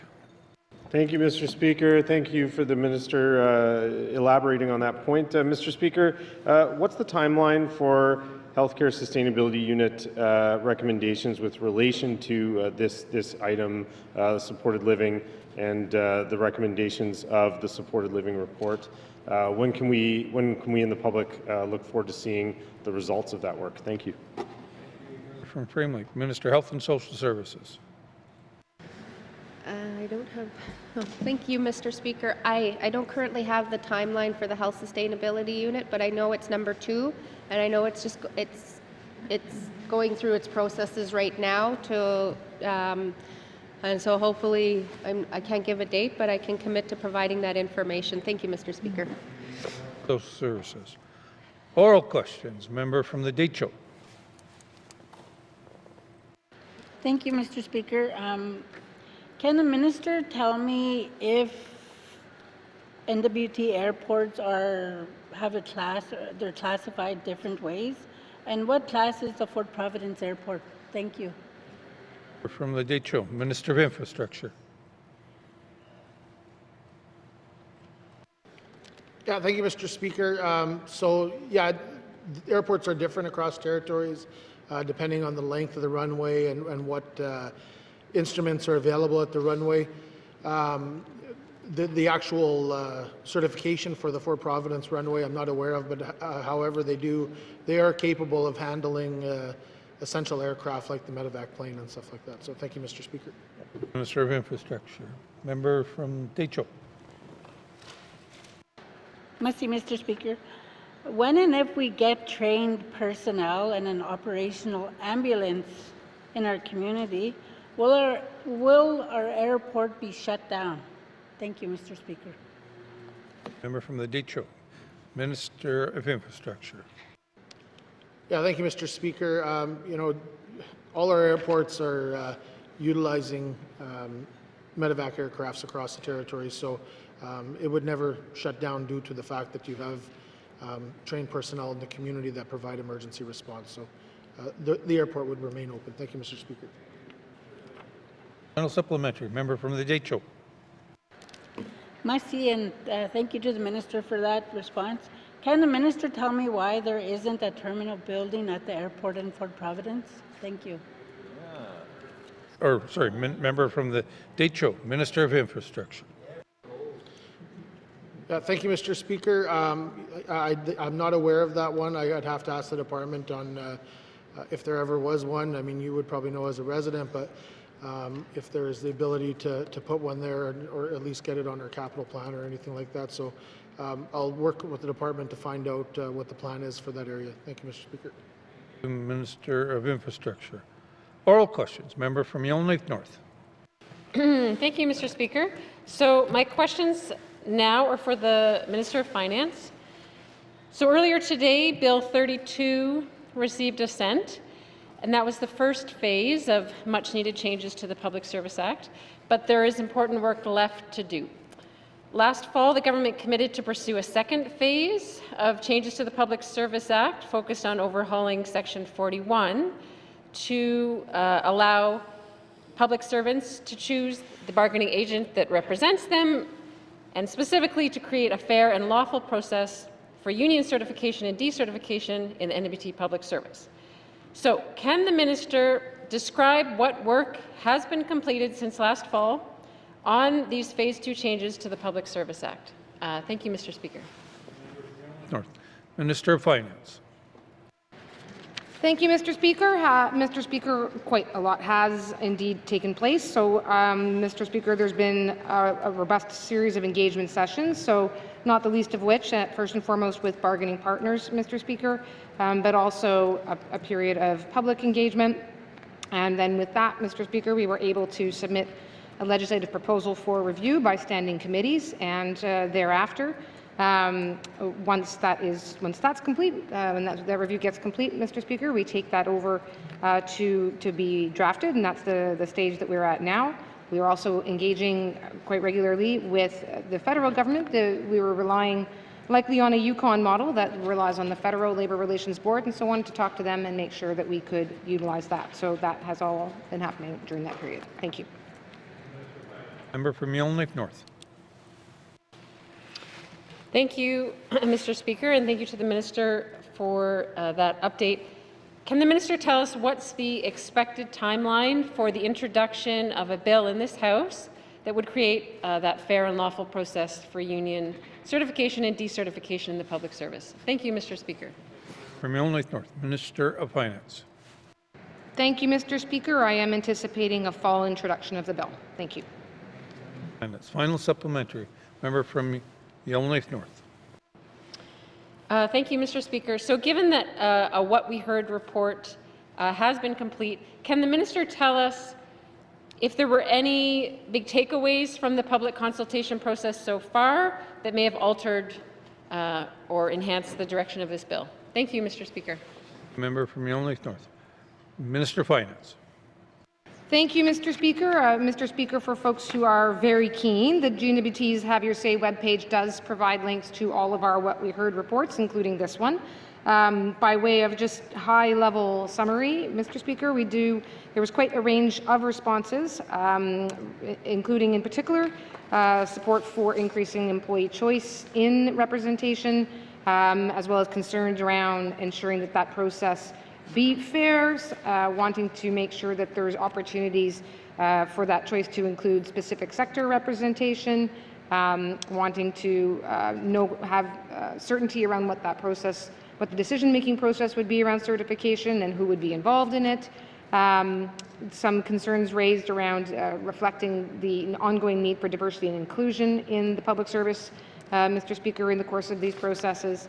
But again, as I say, Mr. Speaker, I don't want to do a lack of justice to the detailed reports that we had, and would commend folks to the Have Your Say webpage. Thank you. Minister of Finance. Oral questions. Member from Range Lake. Oh, sorry. Okay, yeah. Member for Range Lake. Yes, the ongoing problem of Yellowknife Lakes. Thank you, Mr. Speaker. Mr. Speaker, earlier this week I spoke of a constituent of mine who is being forced to leave the territory due to her acute medical needs.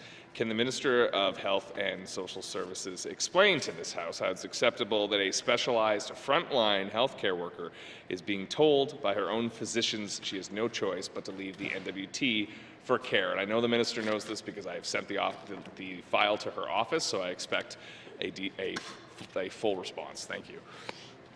Minister of Health and Social Services. Mr. Speaker, I have not gotten any information back yet on the, as there's been some back and forth with my office and the member's office. So I will take that on notice, and then I'll provide the information as soon as I have that information. Thank you, Mr. Speaker. Minister of Health and Social Services. Oral questions. Member from Yellowknife Centre. Thank you, Mr. Speaker. My question is for the Minister of Infrastructure. Apparently the encampment has shown up on the infrastructure property downtown, just down the street near the Whitford building, down the street on 49th Street. So I'm asking the Minister, what are they doing about it, and how are they assessing or monitoring this process? Thank you. Yellowknife Centre. Minister of Infrastructure. Oh, housing? No, I said infrastructure. It's on a territorial property. Well, if housing wants to take it up. Oh, Mr. Premier.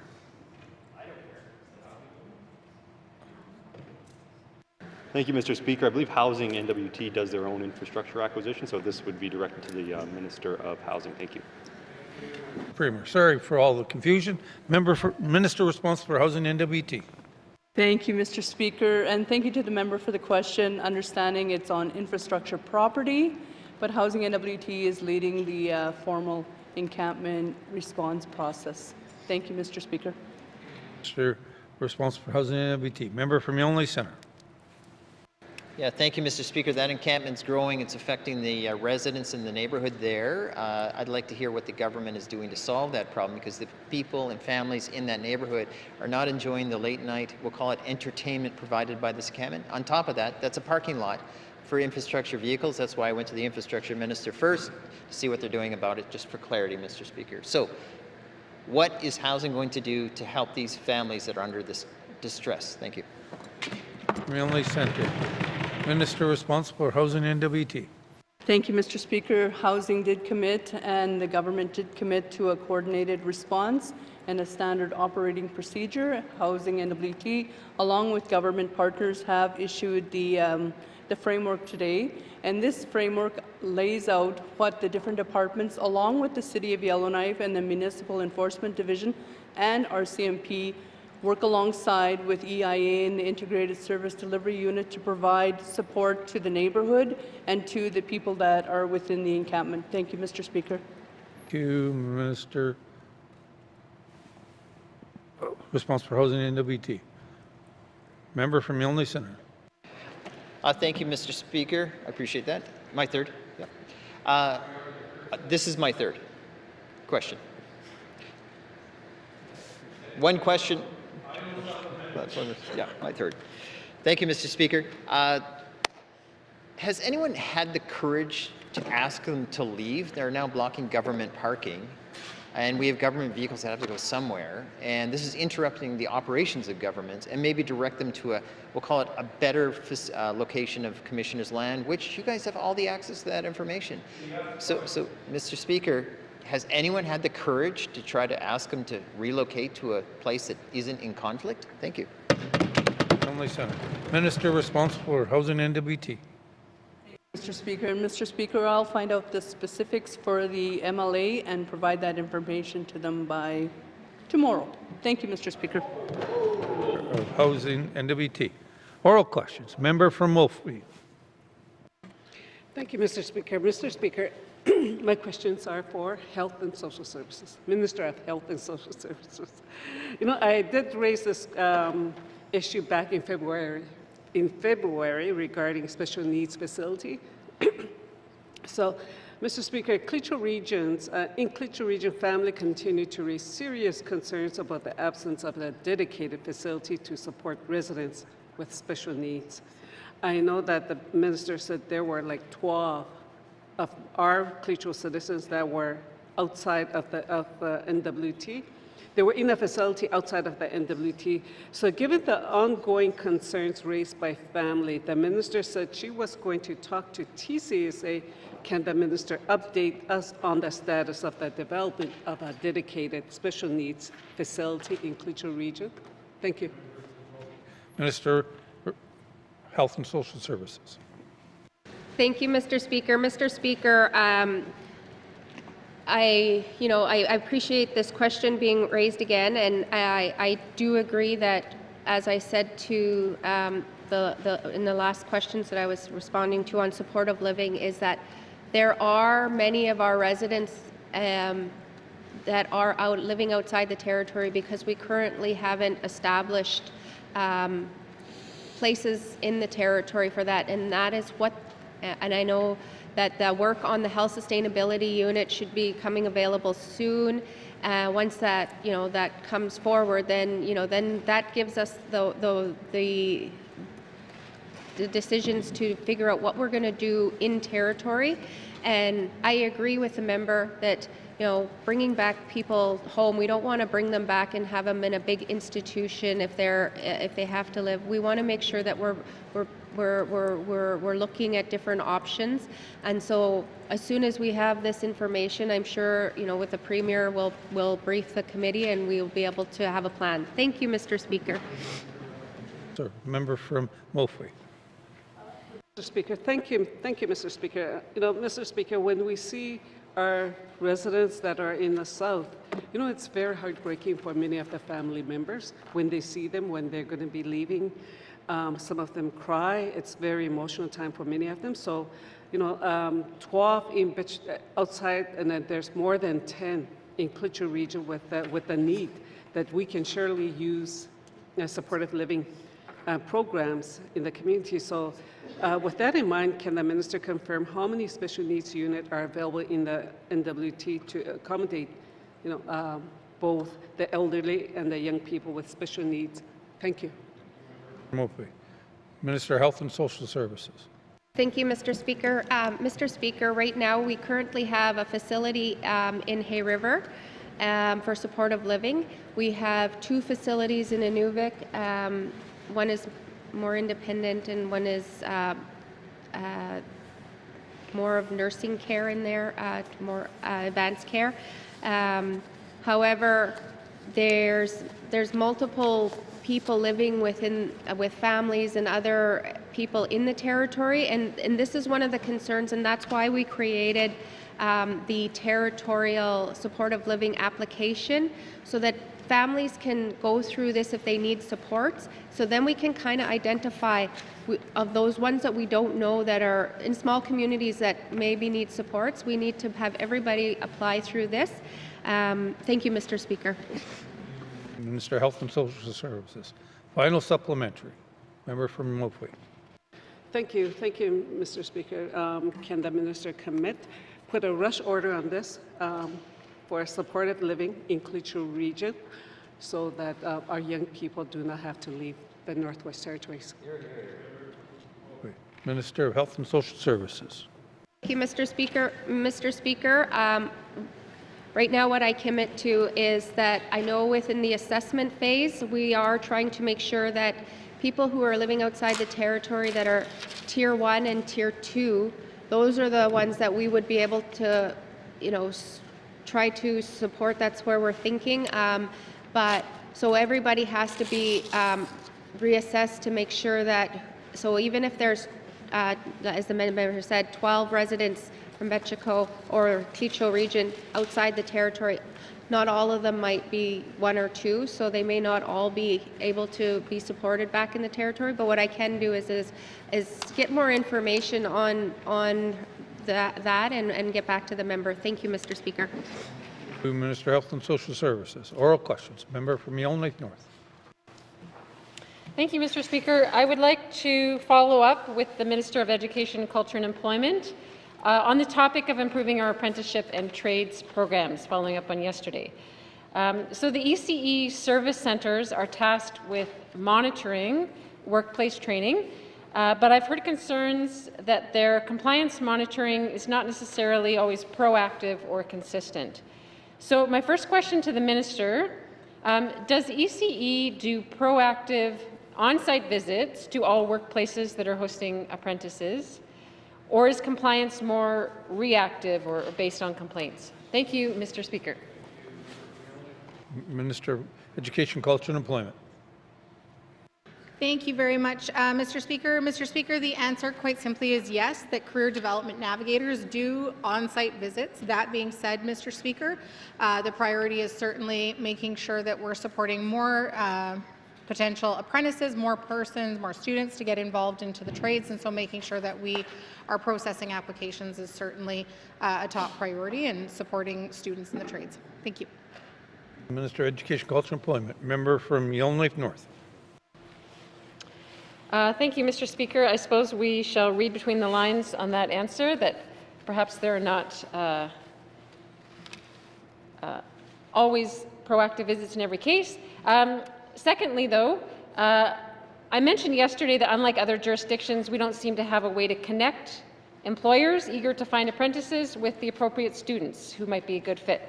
Has the minister or the department looked into providing that type of assistance to employers interested in taking on apprentices? Thank you, Mr. Speaker. From Yellowknife North, Minister of Education, Culture and Employment. Thank you very much, Mr. Speaker. Mr. Speaker, no need for the member to read between the lines. Like I said, ECE is proactive, but certainly can only be in so many places at once. Mr. Speaker, to the member's recent question, yes, ECE is currently reviewing apprenticeship programs to ensure that they are more accessible.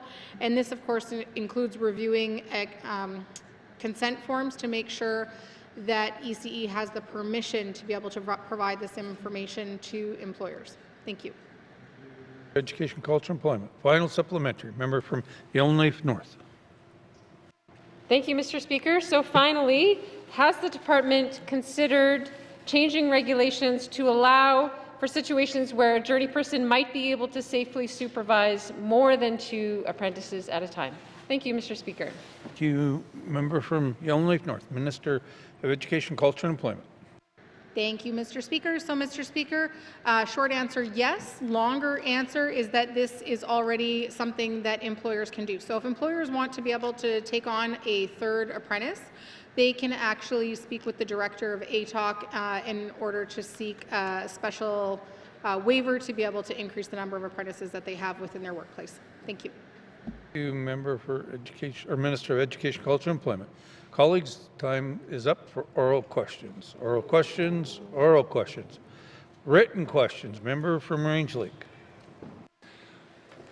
Thank you, Mr. Speaker. My questions are for the Minister of Health and Social Services. What is the cause of delays in the notification of affected individuals following the occurrence, detection, and patient notification of the 574 confirmed privacy breaches at the Northwest Territories Health and Social Services Authority from October 2015 to April 2025?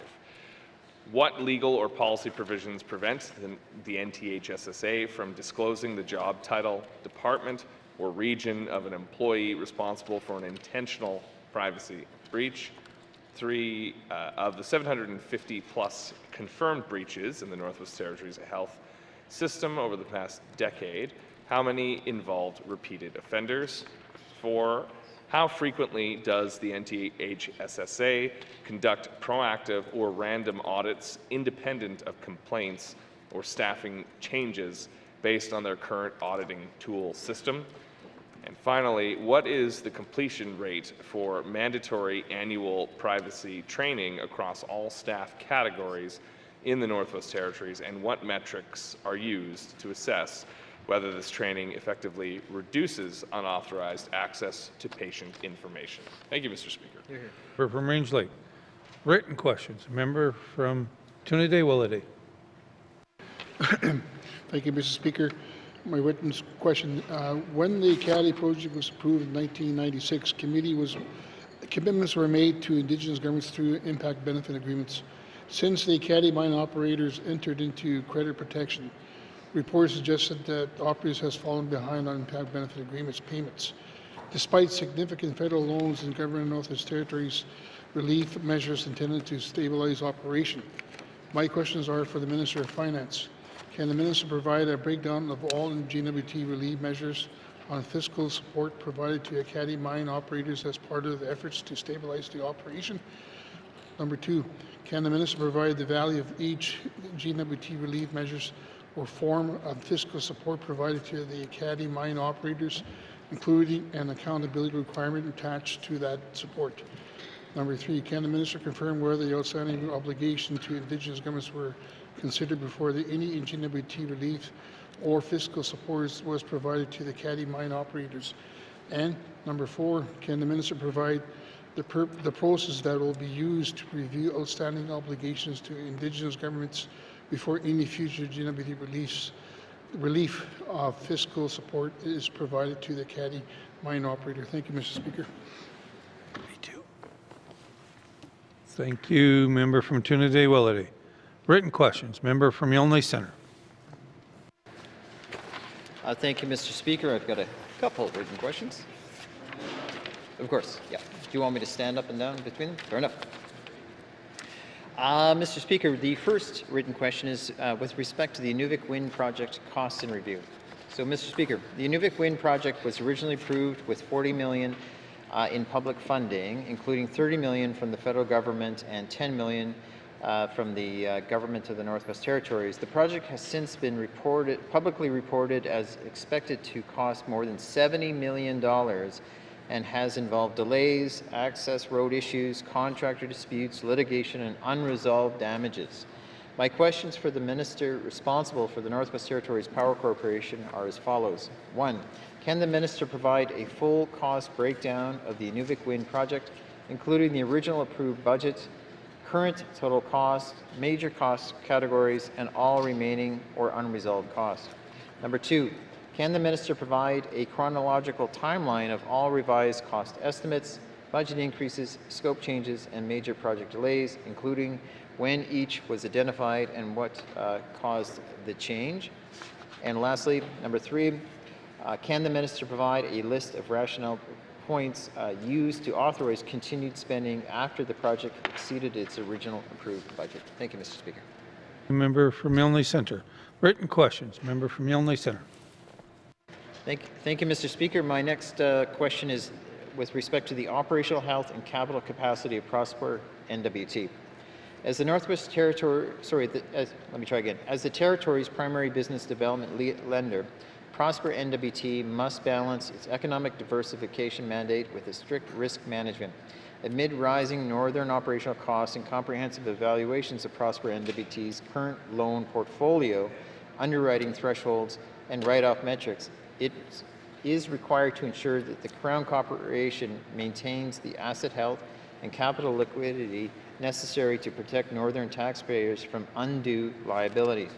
My questions are for the Minister of Industry, Tourism and Investment. Number 1, what is the current total lending capacity of Prosper NWT for the upcoming fiscal year, and what percentage of its total loan portfolio is currently classified as non-performing or at risk of default? Number 2, what are the specific credit limits underwriting thresholds, or risk management policies currently used to evaluate high-value commercial loans in volatile economic sectors. Number 3, how many businesses have been turned away or denied funding in the last 12 months due to Prosper NWT reaching its sector-specific capital or credit allocation limits? Number 4, what is the total dollar value of loan write-offs or debt forgiveness approved by Prosper NWT during the past 2 fiscal years? And number 5, what adjustments are being made to Prosper NWT's lending framework to specifically support micro businesses and commercial operations struggling with localized infrastructure disruptions? Thank you, Mr. Speaker. Thank you. Member from Yonge Centre. Table of documents. Member from Yonge Centre. Written question? Question. Sorry about that. Thank you, Mr. Speaker. The next, it's the third of 5. So the next one is with respect to the accountability and limits of, for government direct appointments. While the Public Service Act permits direct appointments during exceptional circumstances, routinely bypass competitive hiring processes, risks damaging public trust and institutionalizing bias. This practice can limit career advancement for long-term northern residents and directly conflict with affirmative action commitments. The issue is particularly critical during the final 6 months of an Assembly's mandate, making full disclosure of economic and demographic justifications for all recent uncompetitive appointments essential for proper legislative oversight. My questions are for the Minister of Finance. Number 1, how many direct appointments have been made across all departments, boards, and agencies within the last 6 months, broken down by department and position level? Number 2, what specific criteria or emergency thresholds must a department satisfy to bypass the competitive hiring process for senior management or executive roles? Number 3, will the government commit to implementing a policy requiring formal caucus notification or real disclosures to all members of the Legislative Assembly for direct appointments made during the final 6 months of the Assembly's mandate?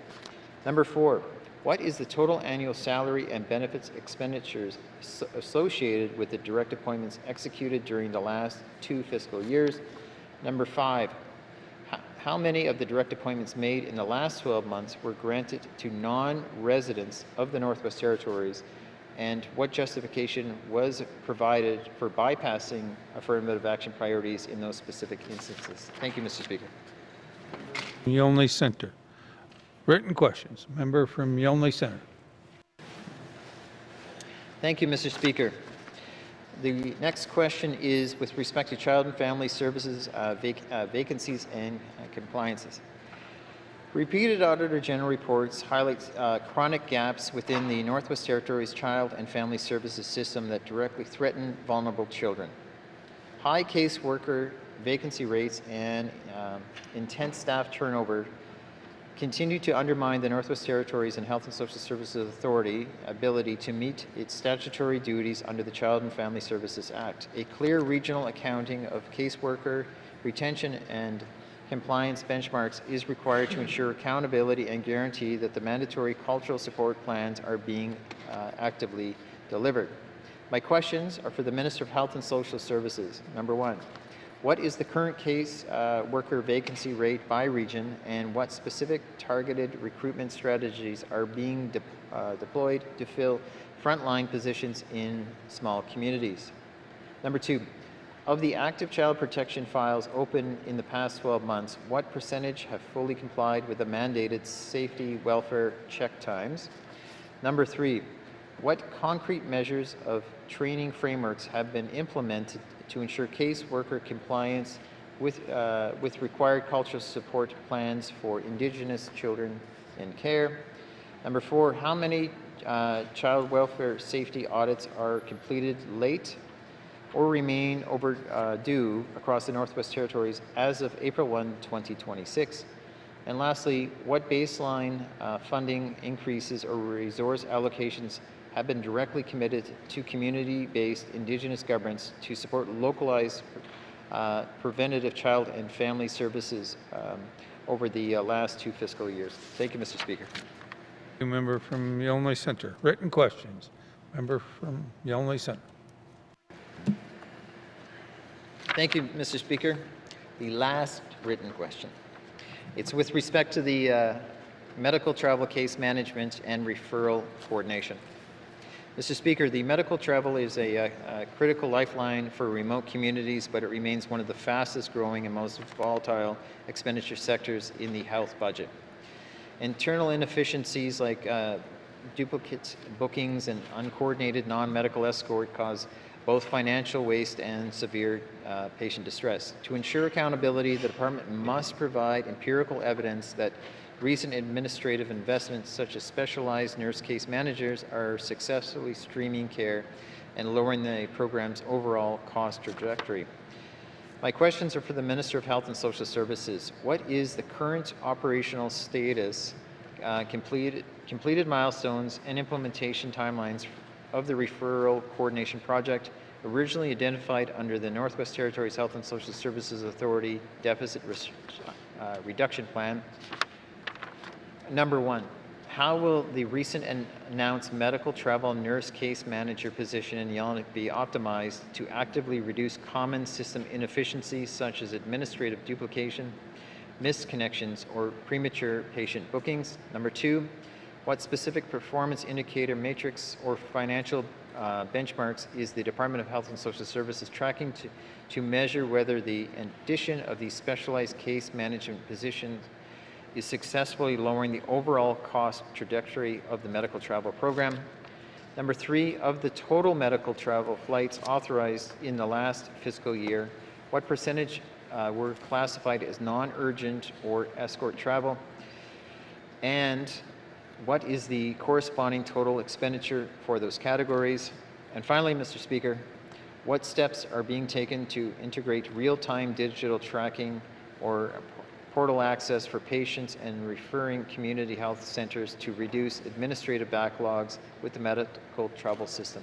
And that's the last question for today. Thank you, Mr. Speaker. Member from Yellowknife Centre. Written questions, written questions. Returns to written questions, returns to written questions. Replies to the Commissioner's address, replies to the Commissioner's address. Petitions, petitions.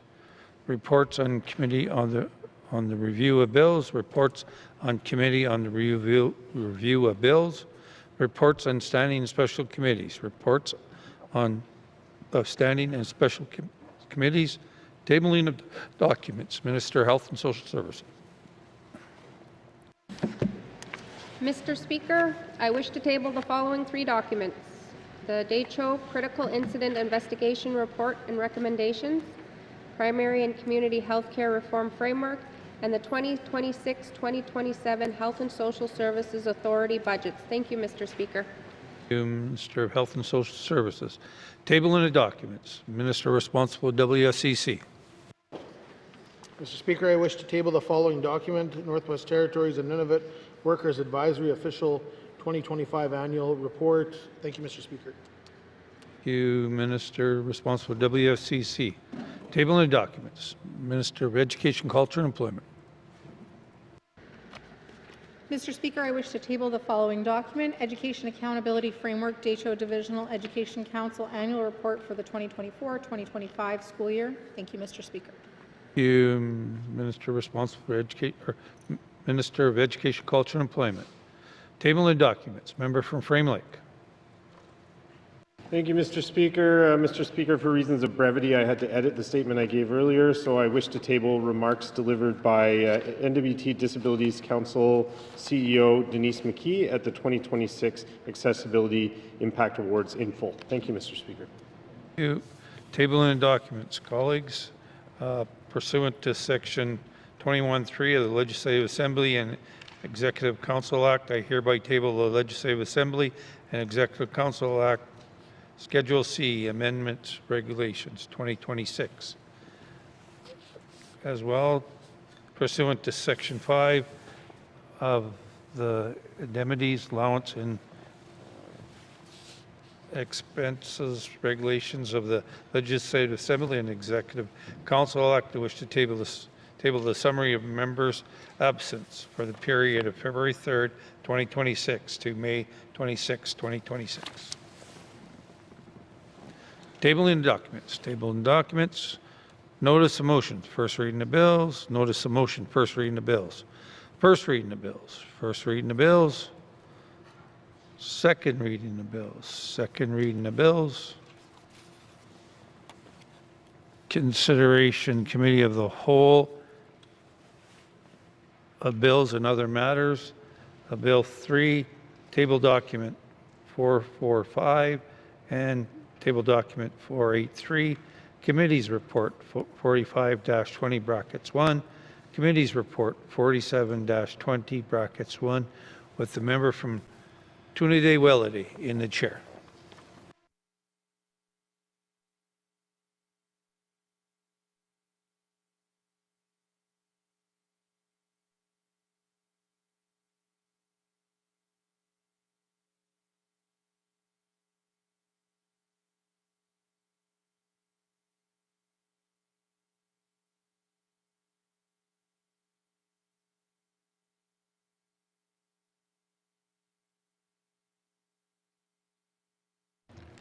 I now call the Committee of the Whole to order.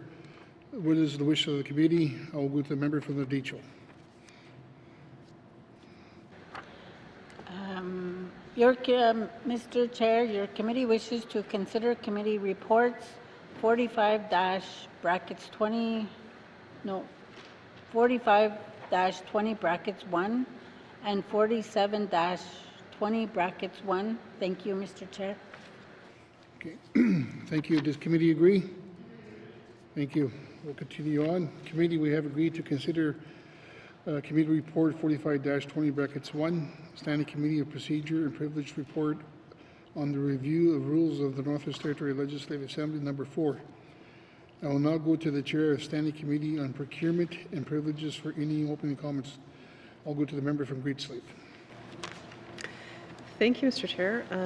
In November of 2025 and March of 2026, the committee received correspondence from Speaker Thompson requesting a review of certain rules and practices of the Northwest Territories Legislative Assembly.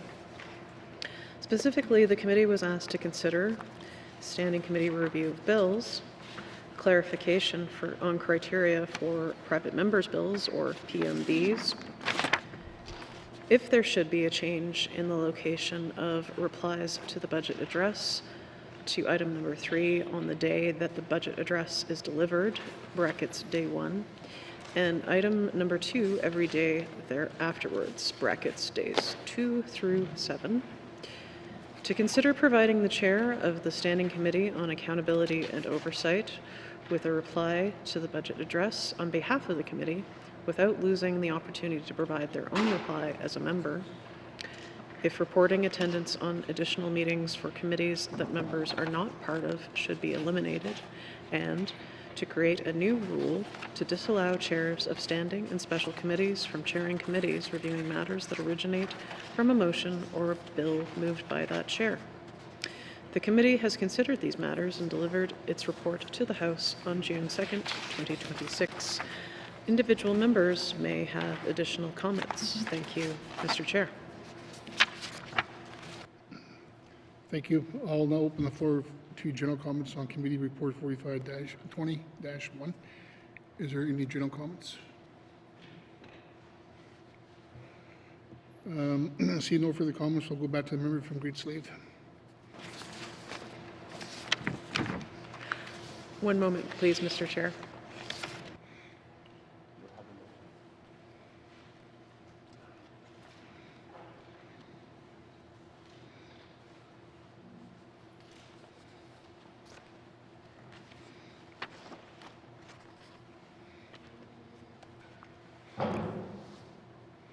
I'll go back to the member from Great Slave. Thank you very much, Mr. Chair. I move that this committee recommends that Rule 8.3, brackets 3, brackets 8, be amended to read 8.3, brackets 3, brackets A, notice of intent to proceed with a bill not reported in accordance with Rule 8.3 brackets 1 may be given to the House by the sponsor of the bill under the items reports of committees on the review of bills, and removing the words minister's statements on the order paper if it is a government bill, and under member statements if it is a private member's bill. Thank you, Mr. Chair. Thank you. Members, the motion's in order to the motion. Question's been called. All those in favor? All those opposed? All those abstaining? Motion carried. I'll go back to the member from Great Slave. Thank you very much, Mr. Chair. I move that this committee recommends that Rule 5.5 brackets 1 of the Consolidated Rules of the Northwest Territories be amended to read, quote, "The clerk shall place the items replies to the budget address," unquote, on the orders of the day immediately after, quote, "budget address," unquote, on the day of the presentation of a budget, and immediately after, quote, "prayer or reflection," unquote, for the next 6 sitting days. Thank you, Mr. Chair. Thank you. The motion's in order to the motion. Question's been called. All those in favor? All those opposed? All those abstaining? Motion carried. I'll go back to the member from Great Slave. Thank you very much, Mr. Chair. I move that this committee recommends that a new rule be added after Rule 5.5 brackets 2 that states, notwithstanding Rule 5.5 brackets 2, the chair of Standing Committee on Accountability may deliver a reply to the budget address on behalf of the committee, as well as an individual reply to the budget address. Thank you, Mr. Chair. And thank you. The motion's in order to the motion. Question's been called. All those in favor? All those opposed? All those abstaining? Motion carried. Thank you. I'll go to the member from Great Slave. Thank you, Mr. Chair. I move that this committee recommends that the practice of reporting attendance for additional meetings for which the member of the Legislative Assembly is not a committee member be discontinued. Thank you, Mr. Chair. Okay. Thank you to the motion. Question's been called. I'll go to the member from Frame Lake. Thank you, Mr. Chair. This certainly isn't the most important thing we'll be considering today, but I reflected on this one a little bit, and personally, I think I would miss this reporting. I think it's something that, yes, it is a small thing, but I appreciate us keeping track of what members are up to and which meetings they're attending. I'd like just reading the report for myself and saying, oh, I attended a bunch of extra meetings. And I think it's just, I get the impression it was put in place for members who want to show their work, so to speak. And I do understand that it's not necessarily the same as the accountability reporting for the committees that members are actually appointed to, which is a bit of a different thing. This is just more information for the public, and I just don't see the harm in reporting it. So I am not in favor of this particular motion. Thank you, Mr. Chair. Thank you to the motion. Go to the member from Range Lake. Thank you, Mr. Chair. Mr. Chair, members' attendance is an accountability mechanism to ensure that members are attending to the duties to which they are elected to perform as members of the House and to which they're appointed to by the House by way of standing committee. The purpose of those attendance reports is, is squarely a accountability mechanism, so constituents and members of the public can see that members are discharging their duties faithfully to the institution and attending meetings that they're supposed to attend. Additional meetings, I'm not sure what accountability mechanism that serves. And to be clear, it doesn't serve any accountability mechanism. There's no requirement to attend additional meetings. And certainly attending additional meetings is not an obligation of any member of the House. It is a privilege that we can attend meetings of the Standing Committee and participate, but certainly not a requirement. I think there's some issues with it as well. I mean, because the other thing too is attending meetings is not a measure of productivity. Just because you attend a meeting doesn't mean you are contributing to that meeting. It doesn't mean that, you might have just popped in to hear what was going on, maybe you didn't ask questions, whatever.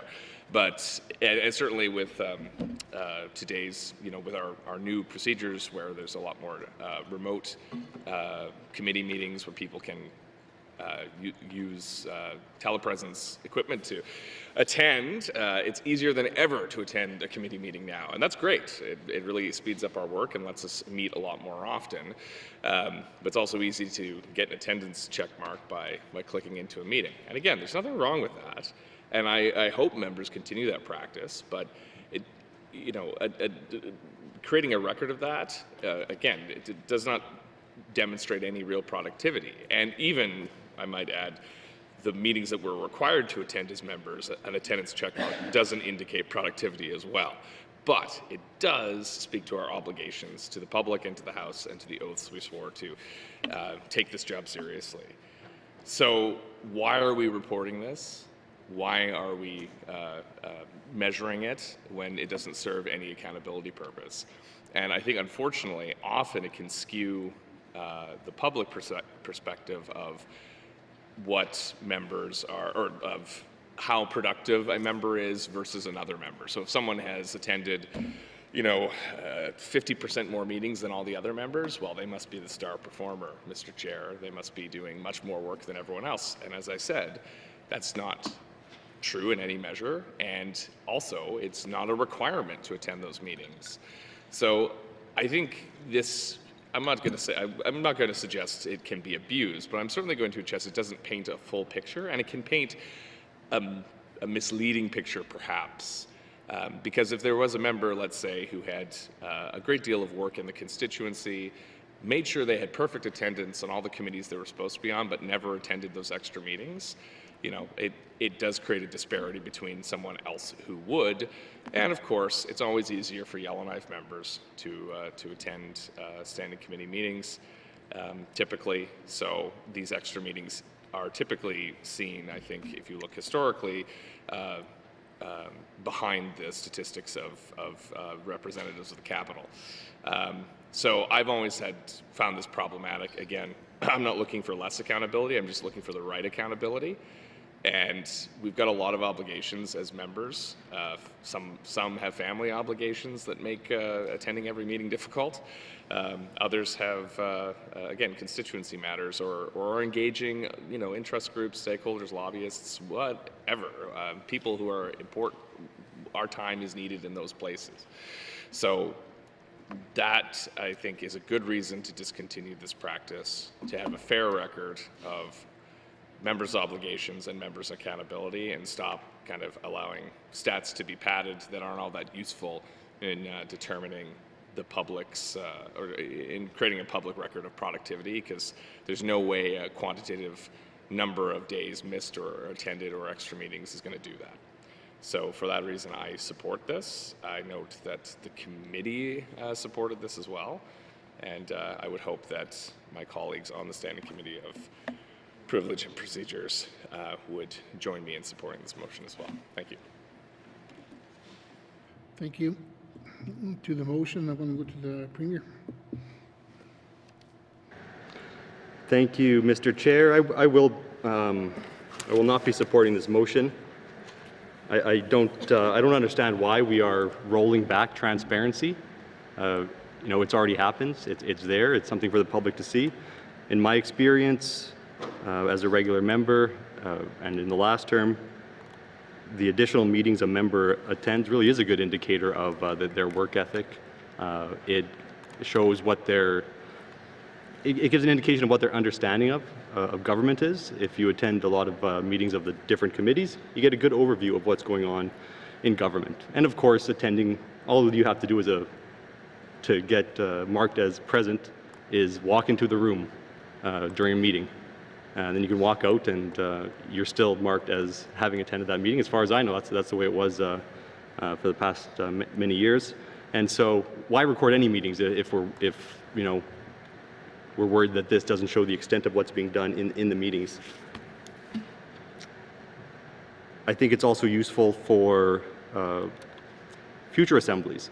So if there's regular members now who are running for cabinet in the future, the new members could go back and look to see, okay, what has this person done in the past? What sort of stats are there, right? There's nothing really easily accessible like that. So instead of rolling back transparency and just doing the bare minimum, I think that there is value in this. I have found value in this. I found it to be reflective of work ethic and ability. So I'm not in favor of this. I think that we talked a lot about accountability recently, and this is one of the few ways that one of the few measures of accountability that we have in this assembly. So I'd like to hold on to it. So I'll be voting against it. Thanks. Thank you. Go to the motion. I'll go to Cam Lake. Sorry. Sorry about that. Normally I get all my questions on this side of the house. I'll go to the member from Cam Lake. Thank you. Thank you very much, Mr. Chair. Yeah, Lake at the other end of town. Certainly, Mr. Chair, I feel like as well this is a transparency piece. I will not be supporting this motion here. I do appreciate being able to see the activities of MLAs have in the past and have residents raise this to me as well. I do think there are many different ways to evaluate and be able to have conversations around effectiveness, but access to that information is certainly key. And effectiveness is certainly up for discussion. Some members, based on the number of emails they send, the number of motions they give in the House, or the meetings they are required to attend, but certainly making sure that the public has access to this information, I think is important as they make decisions, but also be able to have conversations about the people who represent them in this House. Thank you. Thank you. To the motion. Go to the member from Lake Yelnat South.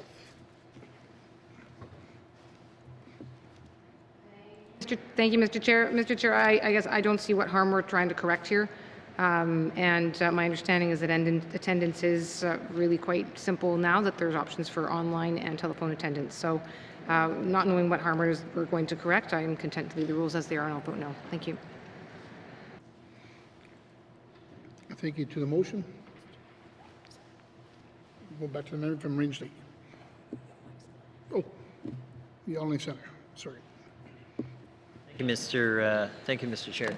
Maybe I'll start with the last question and then sort of jump into it. What harm are we trying to correct? Well, I actually, one of the unfortunate privileges of being the Dean of the House is that I was there when they created this rule.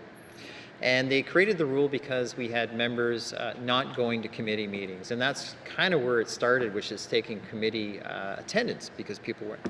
Then they struggled with, well, how do they communicate that? And hence we have somewhat a similar version of what we have here today. And that's kind of what happened. And it's true, I think, as the Premier pointed out, we had people who even would just walk through the meeting at the start of the meeting and say, I'm here, make sure I got my check mark. And so the Legislative Assembly has always struggled with how to do that, as in how to ensure or sell to the public that your members are working or they're being accountable. It's always been a tricky dance.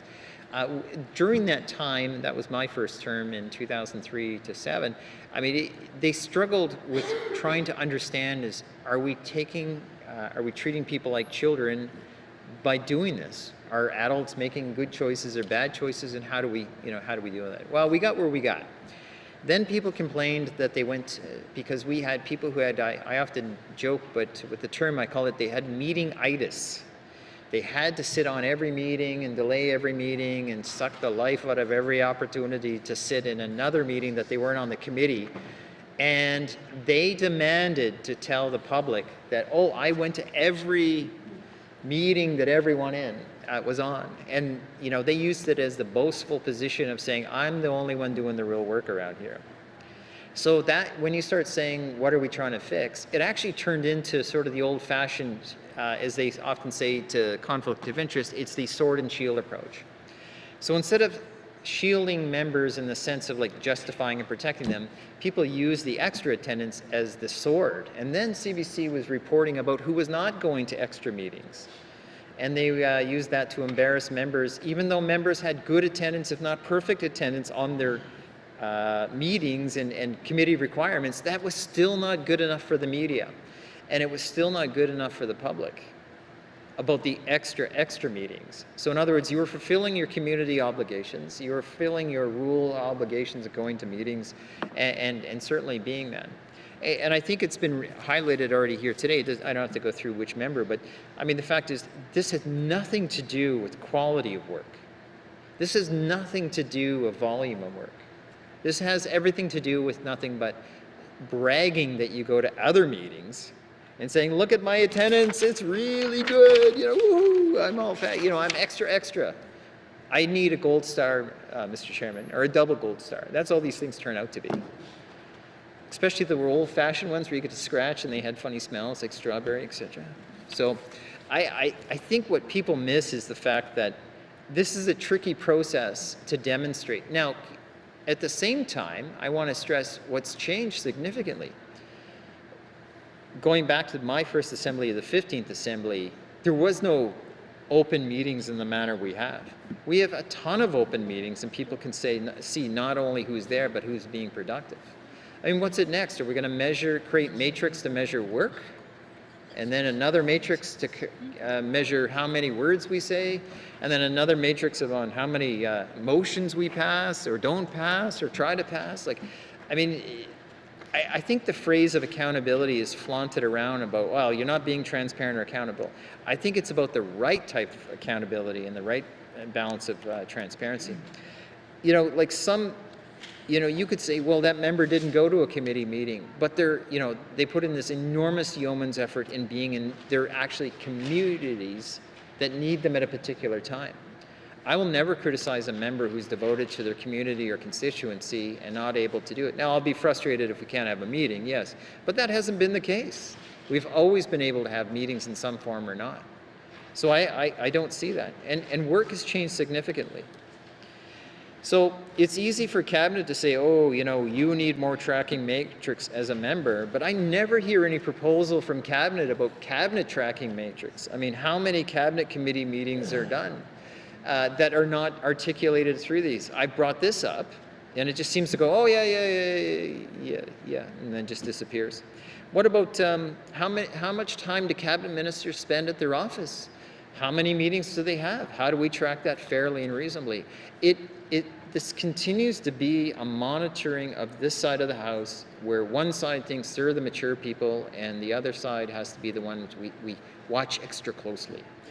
I can tell you that I have seen members maybe not put as much committee time in that I thought might be perfectly responsible, but at the same token as they are incredibly hardworking members. We don't take into account how many hours people put in at public meetings and constituency meetings and meeting with organizations, etc. I mean, even members I find that sometimes drive me crazy. I still have respect for how much time and energy they put in. I'm not going to pick a member, I mean, I could, or two, but I can see people even I don't politically or whatever you want to say align with. I do respect the fact that they put in extra work doing meetings. Those don't come on the check marks. And so, again, this is so subjective. It's almost like a desperation to say, well, we got to make sure we got to come up with another enforceable rule to demonstrate we're coming up with something. And it's just this drama that continues to live on the people whining about, well, we need more. I think the proof is in the pudding, Mr. Speaker, or Mr. Chairman. And so back to ultimately, these stats, may appear, I don't know who they're useful for. Someone's going to say, oh, I live and die by these things. But there was no stat. I'm going to not pick on a particular member. I'm just going to pick a cabinet minister out of the hat. They had no attendance record for coming to, I'm looking straight across, and this is not directed at Minister MacKay by any means, but he had no previous committee attendance record, but yet he was selected for cabinet. I mean, there's other there, Minister Capitana, she had no committee attendance. And yet they got... Yeah.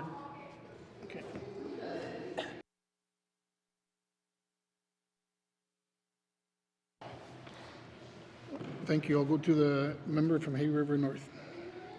Thank you, Mr. Speaker. Members speaking to a motion must speak to the motion.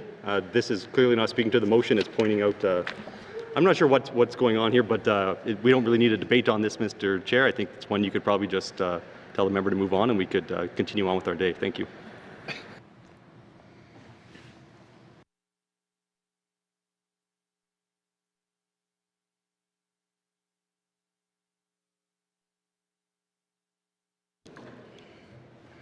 Thank you. I'll go back to the member from Yellowknife Centre to the motion and conclude your remarks. Thank you. Thank you, Mr. Speaker. There's no point of order. The person who just called it, the Premier called point of order, Mr. Speaker, was the one who said he uses past attendance to consider. And now he's saying I'm giving examples where people have no past attendance for the exact example he spoke to. So, Mr. Speaker, I don't know where he's coming up with this very sunshine perspective of like I don't know, it's just misinformation, Mr. Speaker. And that's all it is, just to break up the rhythm of the member. And if he had bit his tongue for 2 more minutes, I would have been done my time. It's just a waste of committee's time. That's all he's doing. On to the motion. Question has been called.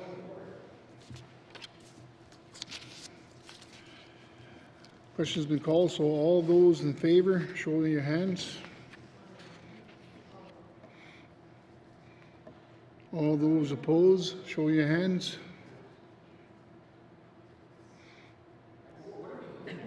There's a motion.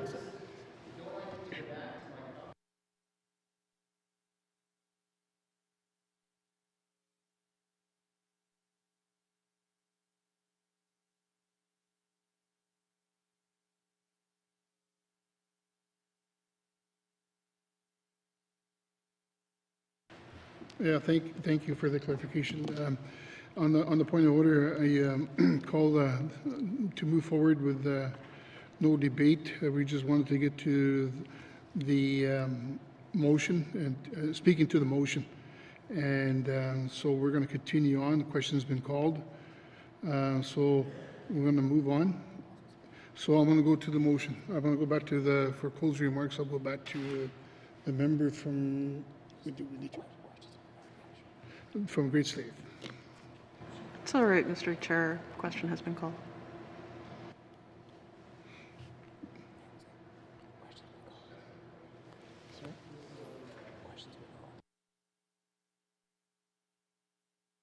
Question has been called. Thank you. So, to the motion, please show your hands.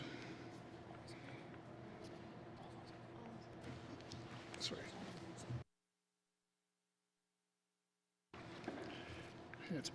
Sorry about that. It's been a long day for everybody. To the motion, the motion is on the floor, so the question has been called. So, to the motion.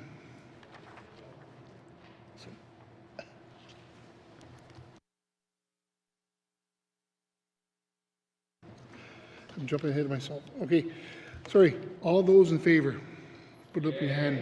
Put up your hand. Okay. All those opposed, put up your hand. Okay. Thank you. All those abstaining, put up your hands. Thank you. Motion is defeated. Okay, I'm going to go back to the member from Great Slave.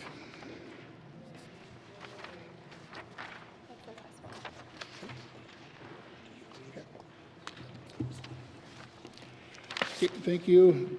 Thank you, committee. Do you agree that you have concluded consideration committee report 45-20 brackets 1, standing committee on procedure and privilege report on the review of the rules of the Northwest Territory Legislative Assembly. Number 4. Agreed. Okay, thank you. Committee, we have concluded consideration of committee report of 45-20 brackets 1, standing committee on procedure and privileges report on the review of rules of the Northwest Territories Legislative Assembly. Number 4.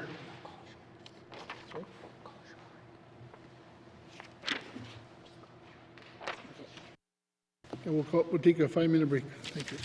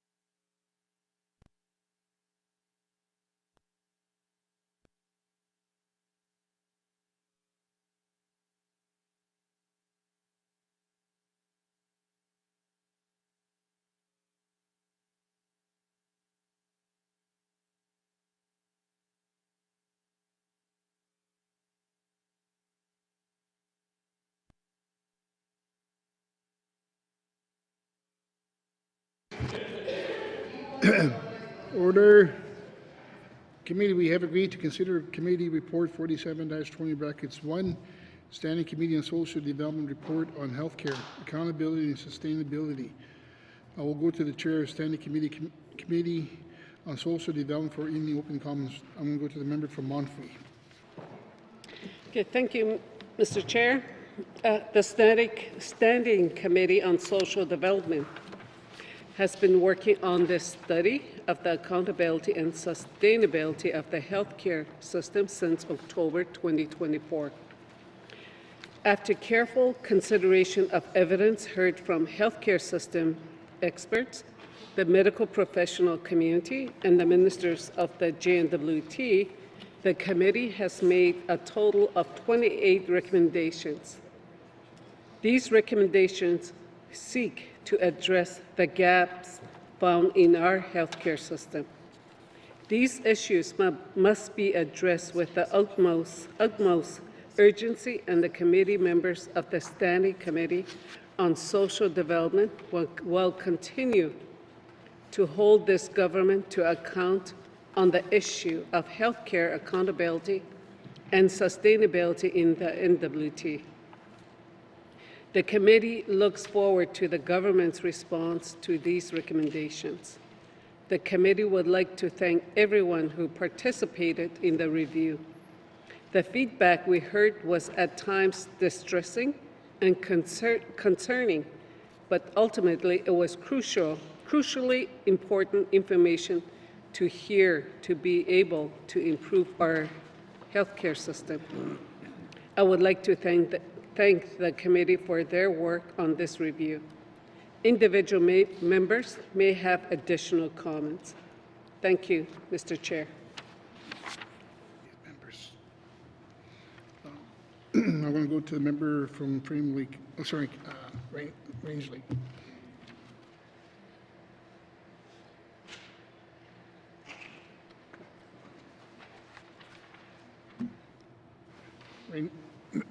Member from Range Lake.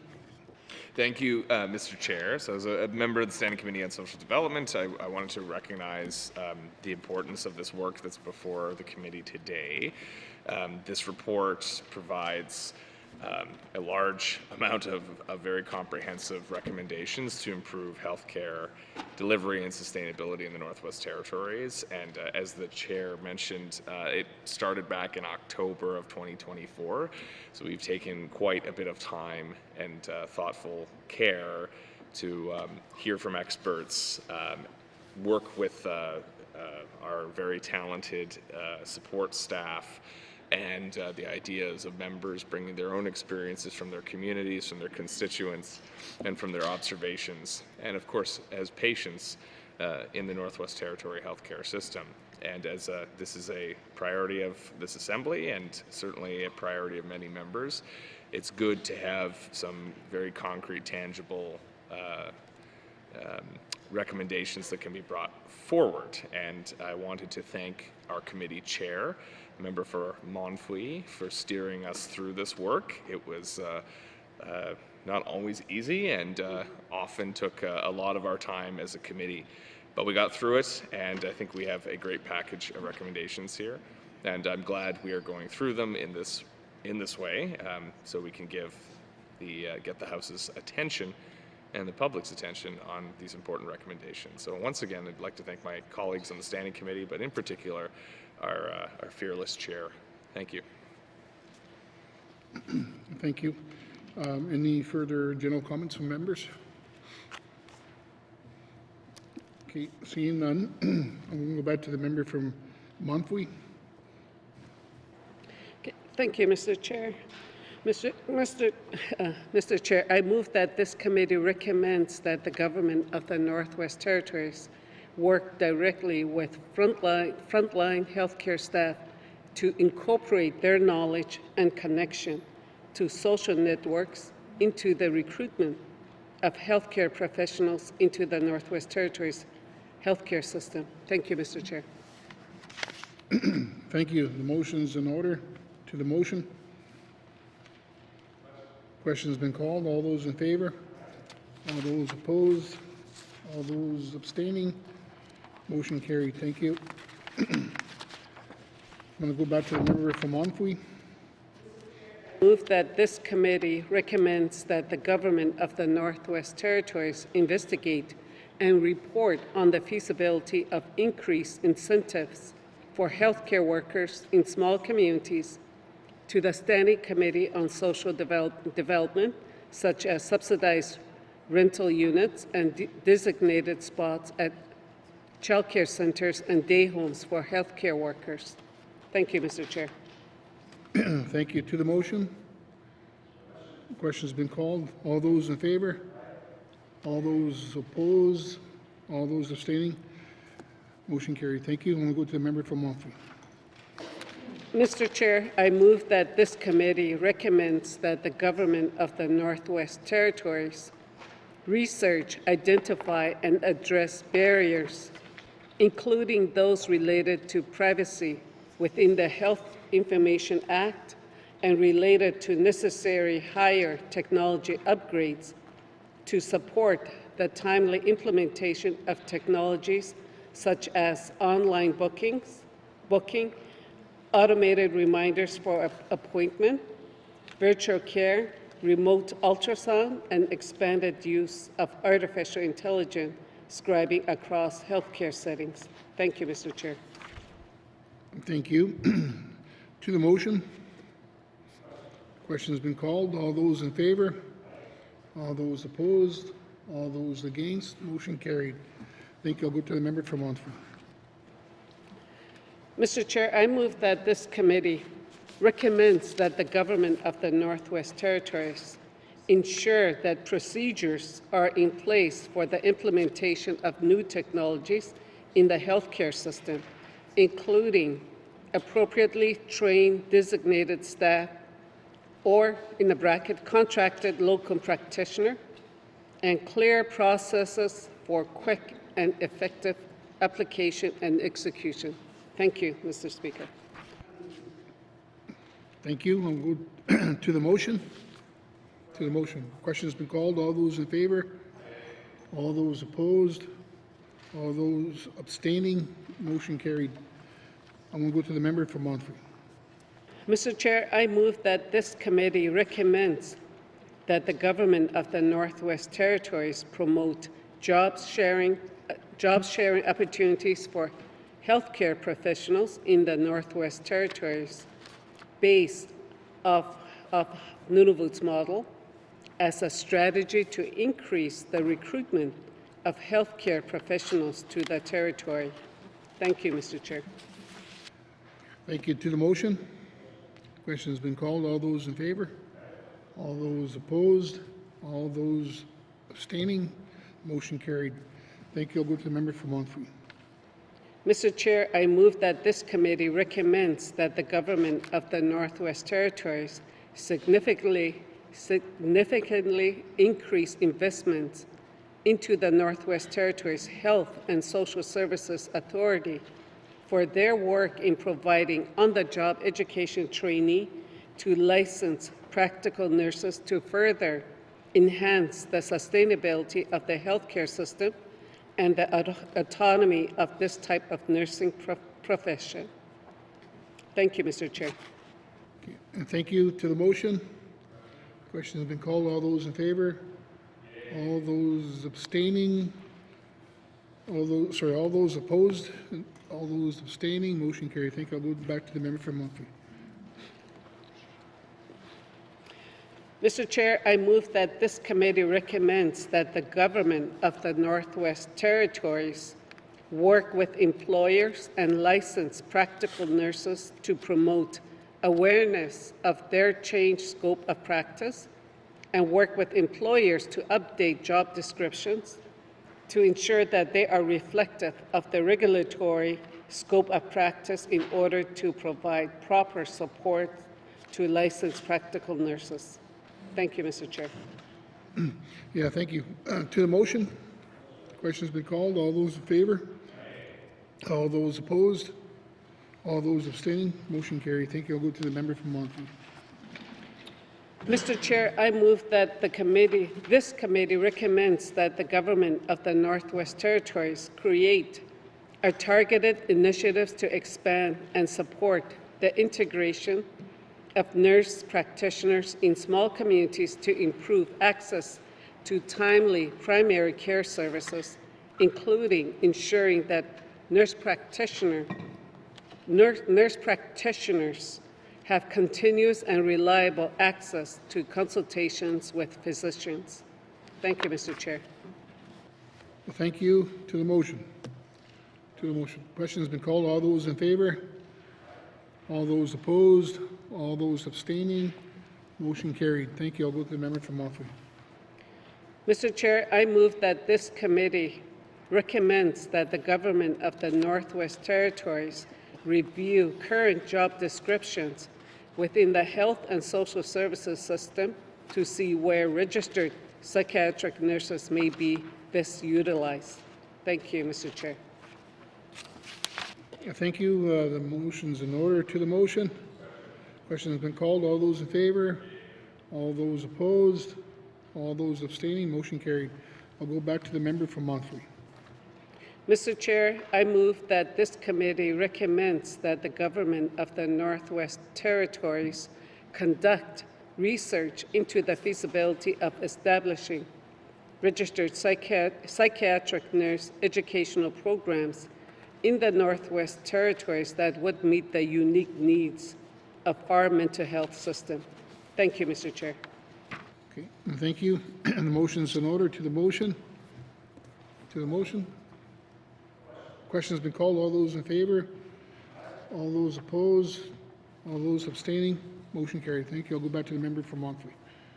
Mr. Chair, I move that this committee recommends that the government of the Northwest Territories conduct research into the feasibility of implementing programs to address key nursing education and professional development gaps, such as nursing refresher programs, nurse practitioner programs, nursing bridging programs, registered psychiatric nursing programs, midwifery programs, and prescribing and diagnosis programs in the Northwest Territories.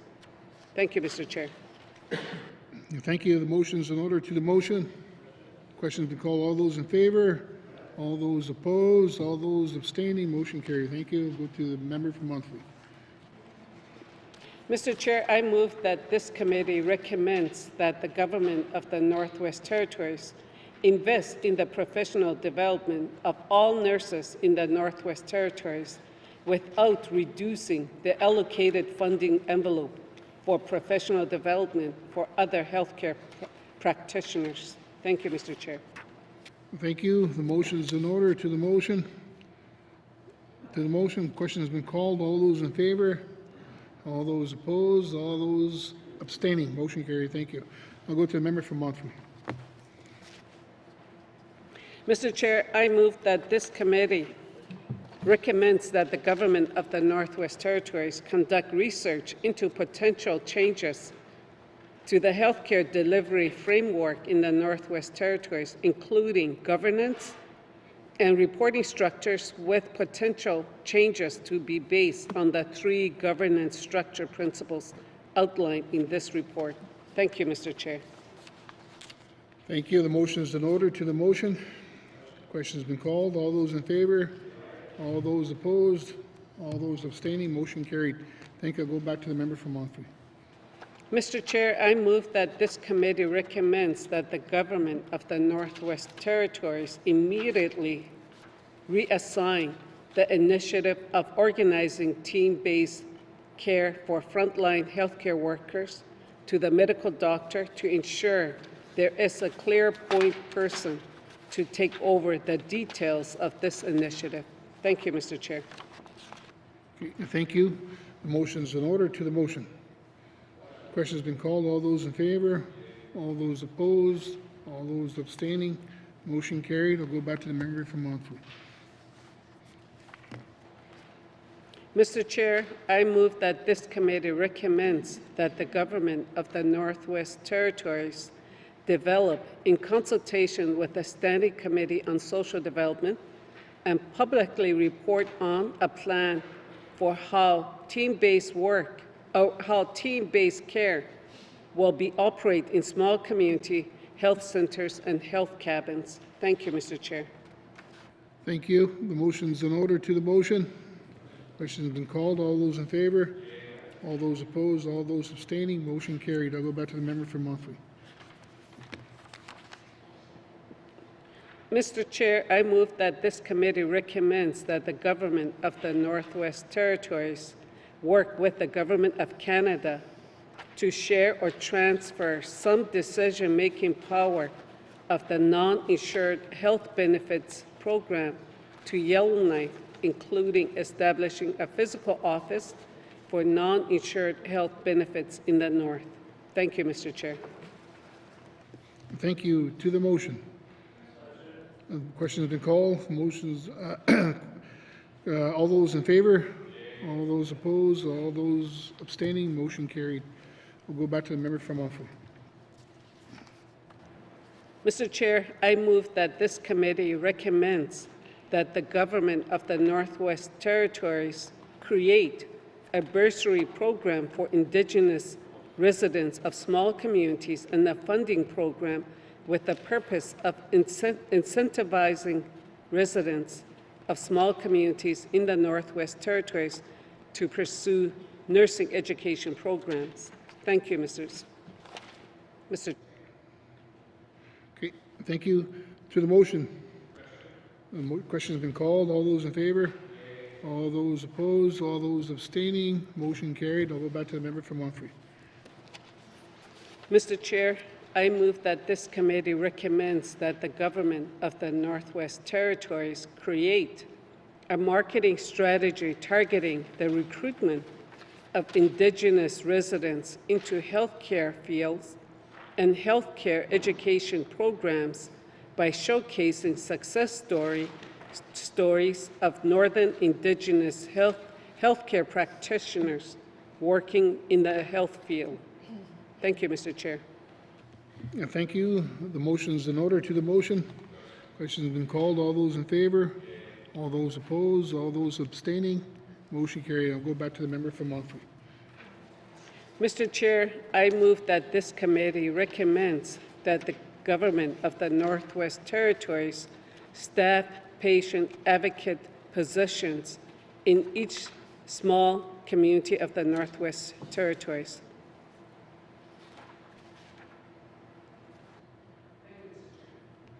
Thank you. To the motion. The motion's in order. Question has been called. All those in favor? All those opposed? All those abstaining? Motion carried. I'll go back to the member from Monthly.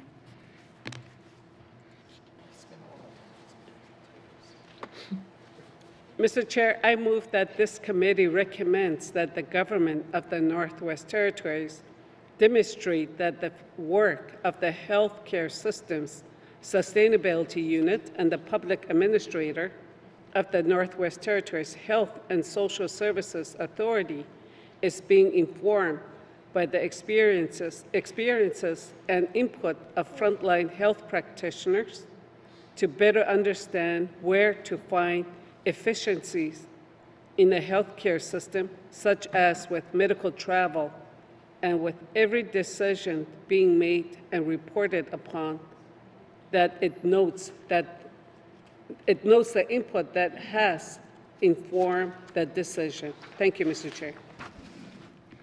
Thank you. The motion's in order. To the motion. Question has been called. All those in favor? All those opposed? All those abstaining? Motion carried. I'll go back to the member from Monthly. Mr. Chair, I move that this committee recommends that the government of the Northwest Territories publicly release how many dollars can be saved by eliminating non-core services, including a breakdown per program service area. Thank you, Mr. Chair. Yeah, thank you. The motion's in order. To the motion. Question has been called. All those in favor? All those opposed? All those abstaining? Motion carried. I'll go to the member for Monthly. Mr.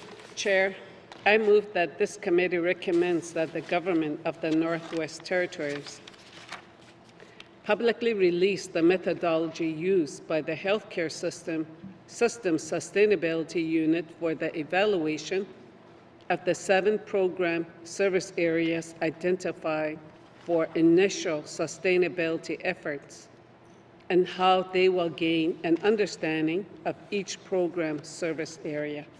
Thank you, Mr. Chair. Thank you. The motion is in order. To the motion. Question has been called. All those in favor? All those opposed? All those abstaining? Motion carried. I'll go back to the member from Montfrey. Mr. Chair, I move that this committee recommends that the government of the Northwest Territories demonstrate costing and milestones of the 2025-2028 People Strategy and commit to an independent analysis of its results. Thank you, Mr. Chair. Thank you. The motion is in order. To the motion. Question has been called. All those in favor? All those opposed? All those abstaining? Motion carried. I'll go back to the member from Montfrey. Mr. Chair, I move that this committee recommends that the government of the Northwest Territories prioritize the work of advancing a pan-Canadian licensure at the national level, as well as work with the Yukon government and the government of Nunavut to establish the tri-territorial licensing model. Thank you, Mr. Chair. Thank you. The motion is in order. To the motion. Question has been called. All those in favor? All those opposed? All those abstaining? Motion carried. I'll go back to the member from Montfrey. Mr. Chair, I move that this committee recommends that the government of the Northwest Territories establish a scholarship or bursary, in the brackets similar to British Columbia, that internationally educated nurses can access in the Northwest Territories to support the cost of their Inspire assessment program, with the condition that they work a certain number of years in the Northwest Territories healthcare system upon receiving the scholarship or bursary. Thank you, Mr. Chair. Thank you. The motion is in order. To the motion. Question has been called. All those in favor? All those opposed? All those abstaining? Motion carried. We'll go back to the member from Montfrey. Mr. Chair, I move that this committee recommends that the government of the Northwest Territories work with the College and Association of Nurses in the Northwest Territories and Nunavut to ensure cultural training programs are afforded to internationally educated nurses, as well as cultural competencies for nurses across the board. Thank you, Mr. Chair. Thank you. The motion is in order. To the motion. Question has been called. All those in favor? All those opposed? All those abstaining? Motion carried. I'll go back to the member from Montfrey. Mr. Chair, I move that this committee recommends that the government of the Northwest Territories research a regulatory model based on British Columbia's Health Professional Occupation Act, with the aim of creating an arm's-length regulator that encompasses a group of allied health professionals in the Northwest Territories and report on their findings. Thank you, Mr. Chair. Thank you. The motion is in order. To the motion. Question has been called. All those in favor? All those opposed? All those abstaining? Motion carried. I'll go back to the member from Montfrey. Mr. Chair, I move that this committee recommends that the government of the Northwest Territories recommends the government of the Northwest Territories provide a response to this report within 120 days. Thank you, Mr. Chair. Thank you. The motion is in order. To the motion. Question has been called. All those in favor? All those abstaining? Opposed? And all those abstaining? Motion carried. Thank you. Committee, do you agree that you have concluded consideration of Committee Report 47-20(1), Standing Committee of Social Development Report on Healthcare, Accountability and Sustainability? Do you agree? Thank you. Committee, we have concluded consideration of Committee Report 47-20 brackets 1, Standing Committee on Social Development Report on Healthcare Accountability and Sustainability. I want to thank the member from Montfort. I'm going to go to the member from the Ditchell. Mr. Chair, I move that the chair rise and report progress. I don't want to.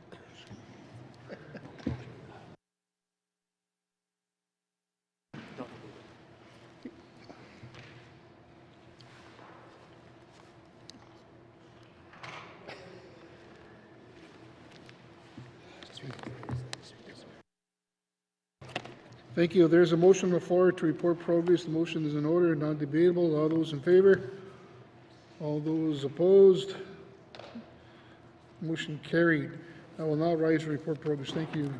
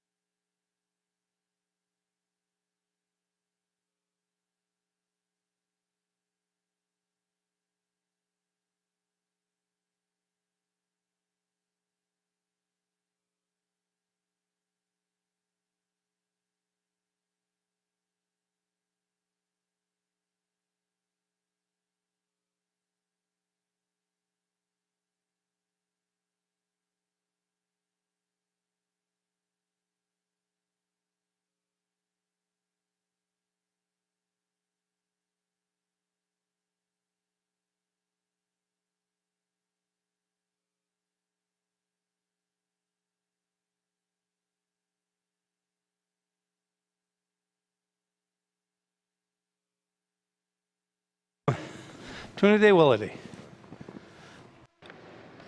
Thank you, Mr. Speaker. Mr. Speaker, the committee has been considering Bill 3, Table Documents 445-20, brackets 1, Table Documents 483-20, brackets 1, Committee Report 45-20, brackets 1, Committee Report 47-20, brackets 1, and would like to report progress with 31 motions carried, that Committee Report 45-20, brackets 1, and 47-20, brackets 1 are concluded. And Mr. Speaker, I move that the report of the committee of the whole be concurred with. Thank you, Mr. Speaker. I have a seconder. I think I'm going to take that smiley lady from Mofwee. Look at that smile. All those in favor? Opposed? Abstentions? Reports on Committee of the Whole. Reports on the Committee of the Whole. Third reading of bills. Third reading of bills. Colleagues, it's been a long day. I know we have places to be and people we want to spend time with. However, before we adjourn, I want to say a few words. Thank you for your time and attention. First, I want to thank everyone that made it possible for us to do our job. Our staff, department staff, the Office of the Clerk, and the contractors. Also want to give a special thanks to our interpreters and pages. I want to say thank you. I want to thank each of you. Our jobs are important and challenging. The hours are long, the work never seems to end, but it's a rewarding work. I thank you for the work you do to represent your constituents and all residents. Colleagues, this has been a short but productive sitting. We've had some great debates, discussed numerous motions, and have moved important legislation forward. I congratulate everybody for their efforts. I've seen a lot of passion from all members. We all have our roles and responsibilities in this House. I appreciate your energy and enthusiasm, but I want to remind you, we all share one important goal: effective and meaningful representation of and for the people of the territories. Our people are the reason we're here. Many of the issues and challenges we face are long-standing ones. It can be frustrating, feels like we ain't making enough progress. However, if we work together, we can and will make a difference and make important progress for our people. As we enter the summer season, there's lots for us to do to celebrate and enjoy across this territory. With the end of the school year upon us, I know many of you will be attending graduation ceremonies and celebrating the academic achievements of your constituents. I want to take this time to congratulate our grads, from those finishing kindergarten to those finishing high school, university, college, or trades programs. I know they are proud of their achievements, and I'm proud of them too. Summer is also the time for many assemblies. I know many of you will be attending assemblies throughout the territories. These are important meetings. I thank everybody who participates and wish them success and productive assemblies. Although we will be busy this summer, please find the time for yourself and your family and friends. They support and encourage us in doing our job. Let them know how much you appreciate them. Take the time to give them the support they need as well. I know you're all looking forward to reconnecting and spending time with family and friends. I am as well. I'm especially excited to be welcoming another grandchild to our family later this month. Finally, I've asked each of you to take some time to reflect on the time we spent together in this 20th Assembly, to look ahead to the time we have remaining. Think about what we have achieved and what we can still achieve during our remaining time. Not only do I want to think about what we can still achieve, I want you to think about how we can do it in the most effective way possible. I truly believe the most effective way we can make progress is by working together. That doesn't mean we will always agree. It doesn't mean we will always get what we want. It doesn't mean abdicating responsibility or foregoing oversight. It is simply working together to achieve the best possible outcome for our people and our territories. Colleagues, you all know I'm a strong supporter of and believe in our system of consensus government and the rules of this Assembly.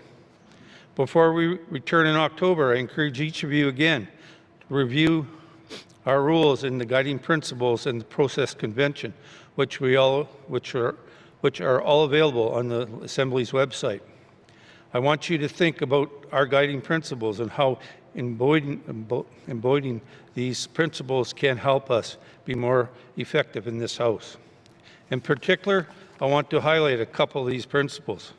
Consensus government is defined by the ability and willingness of all members of the Assembly to work together within their respective roles for the collective good of the people of the Northwest Territories. Open and respectful communication between all members is the most essential feature of consensus government, and the use of element of surprise is inconsistent with consensus government.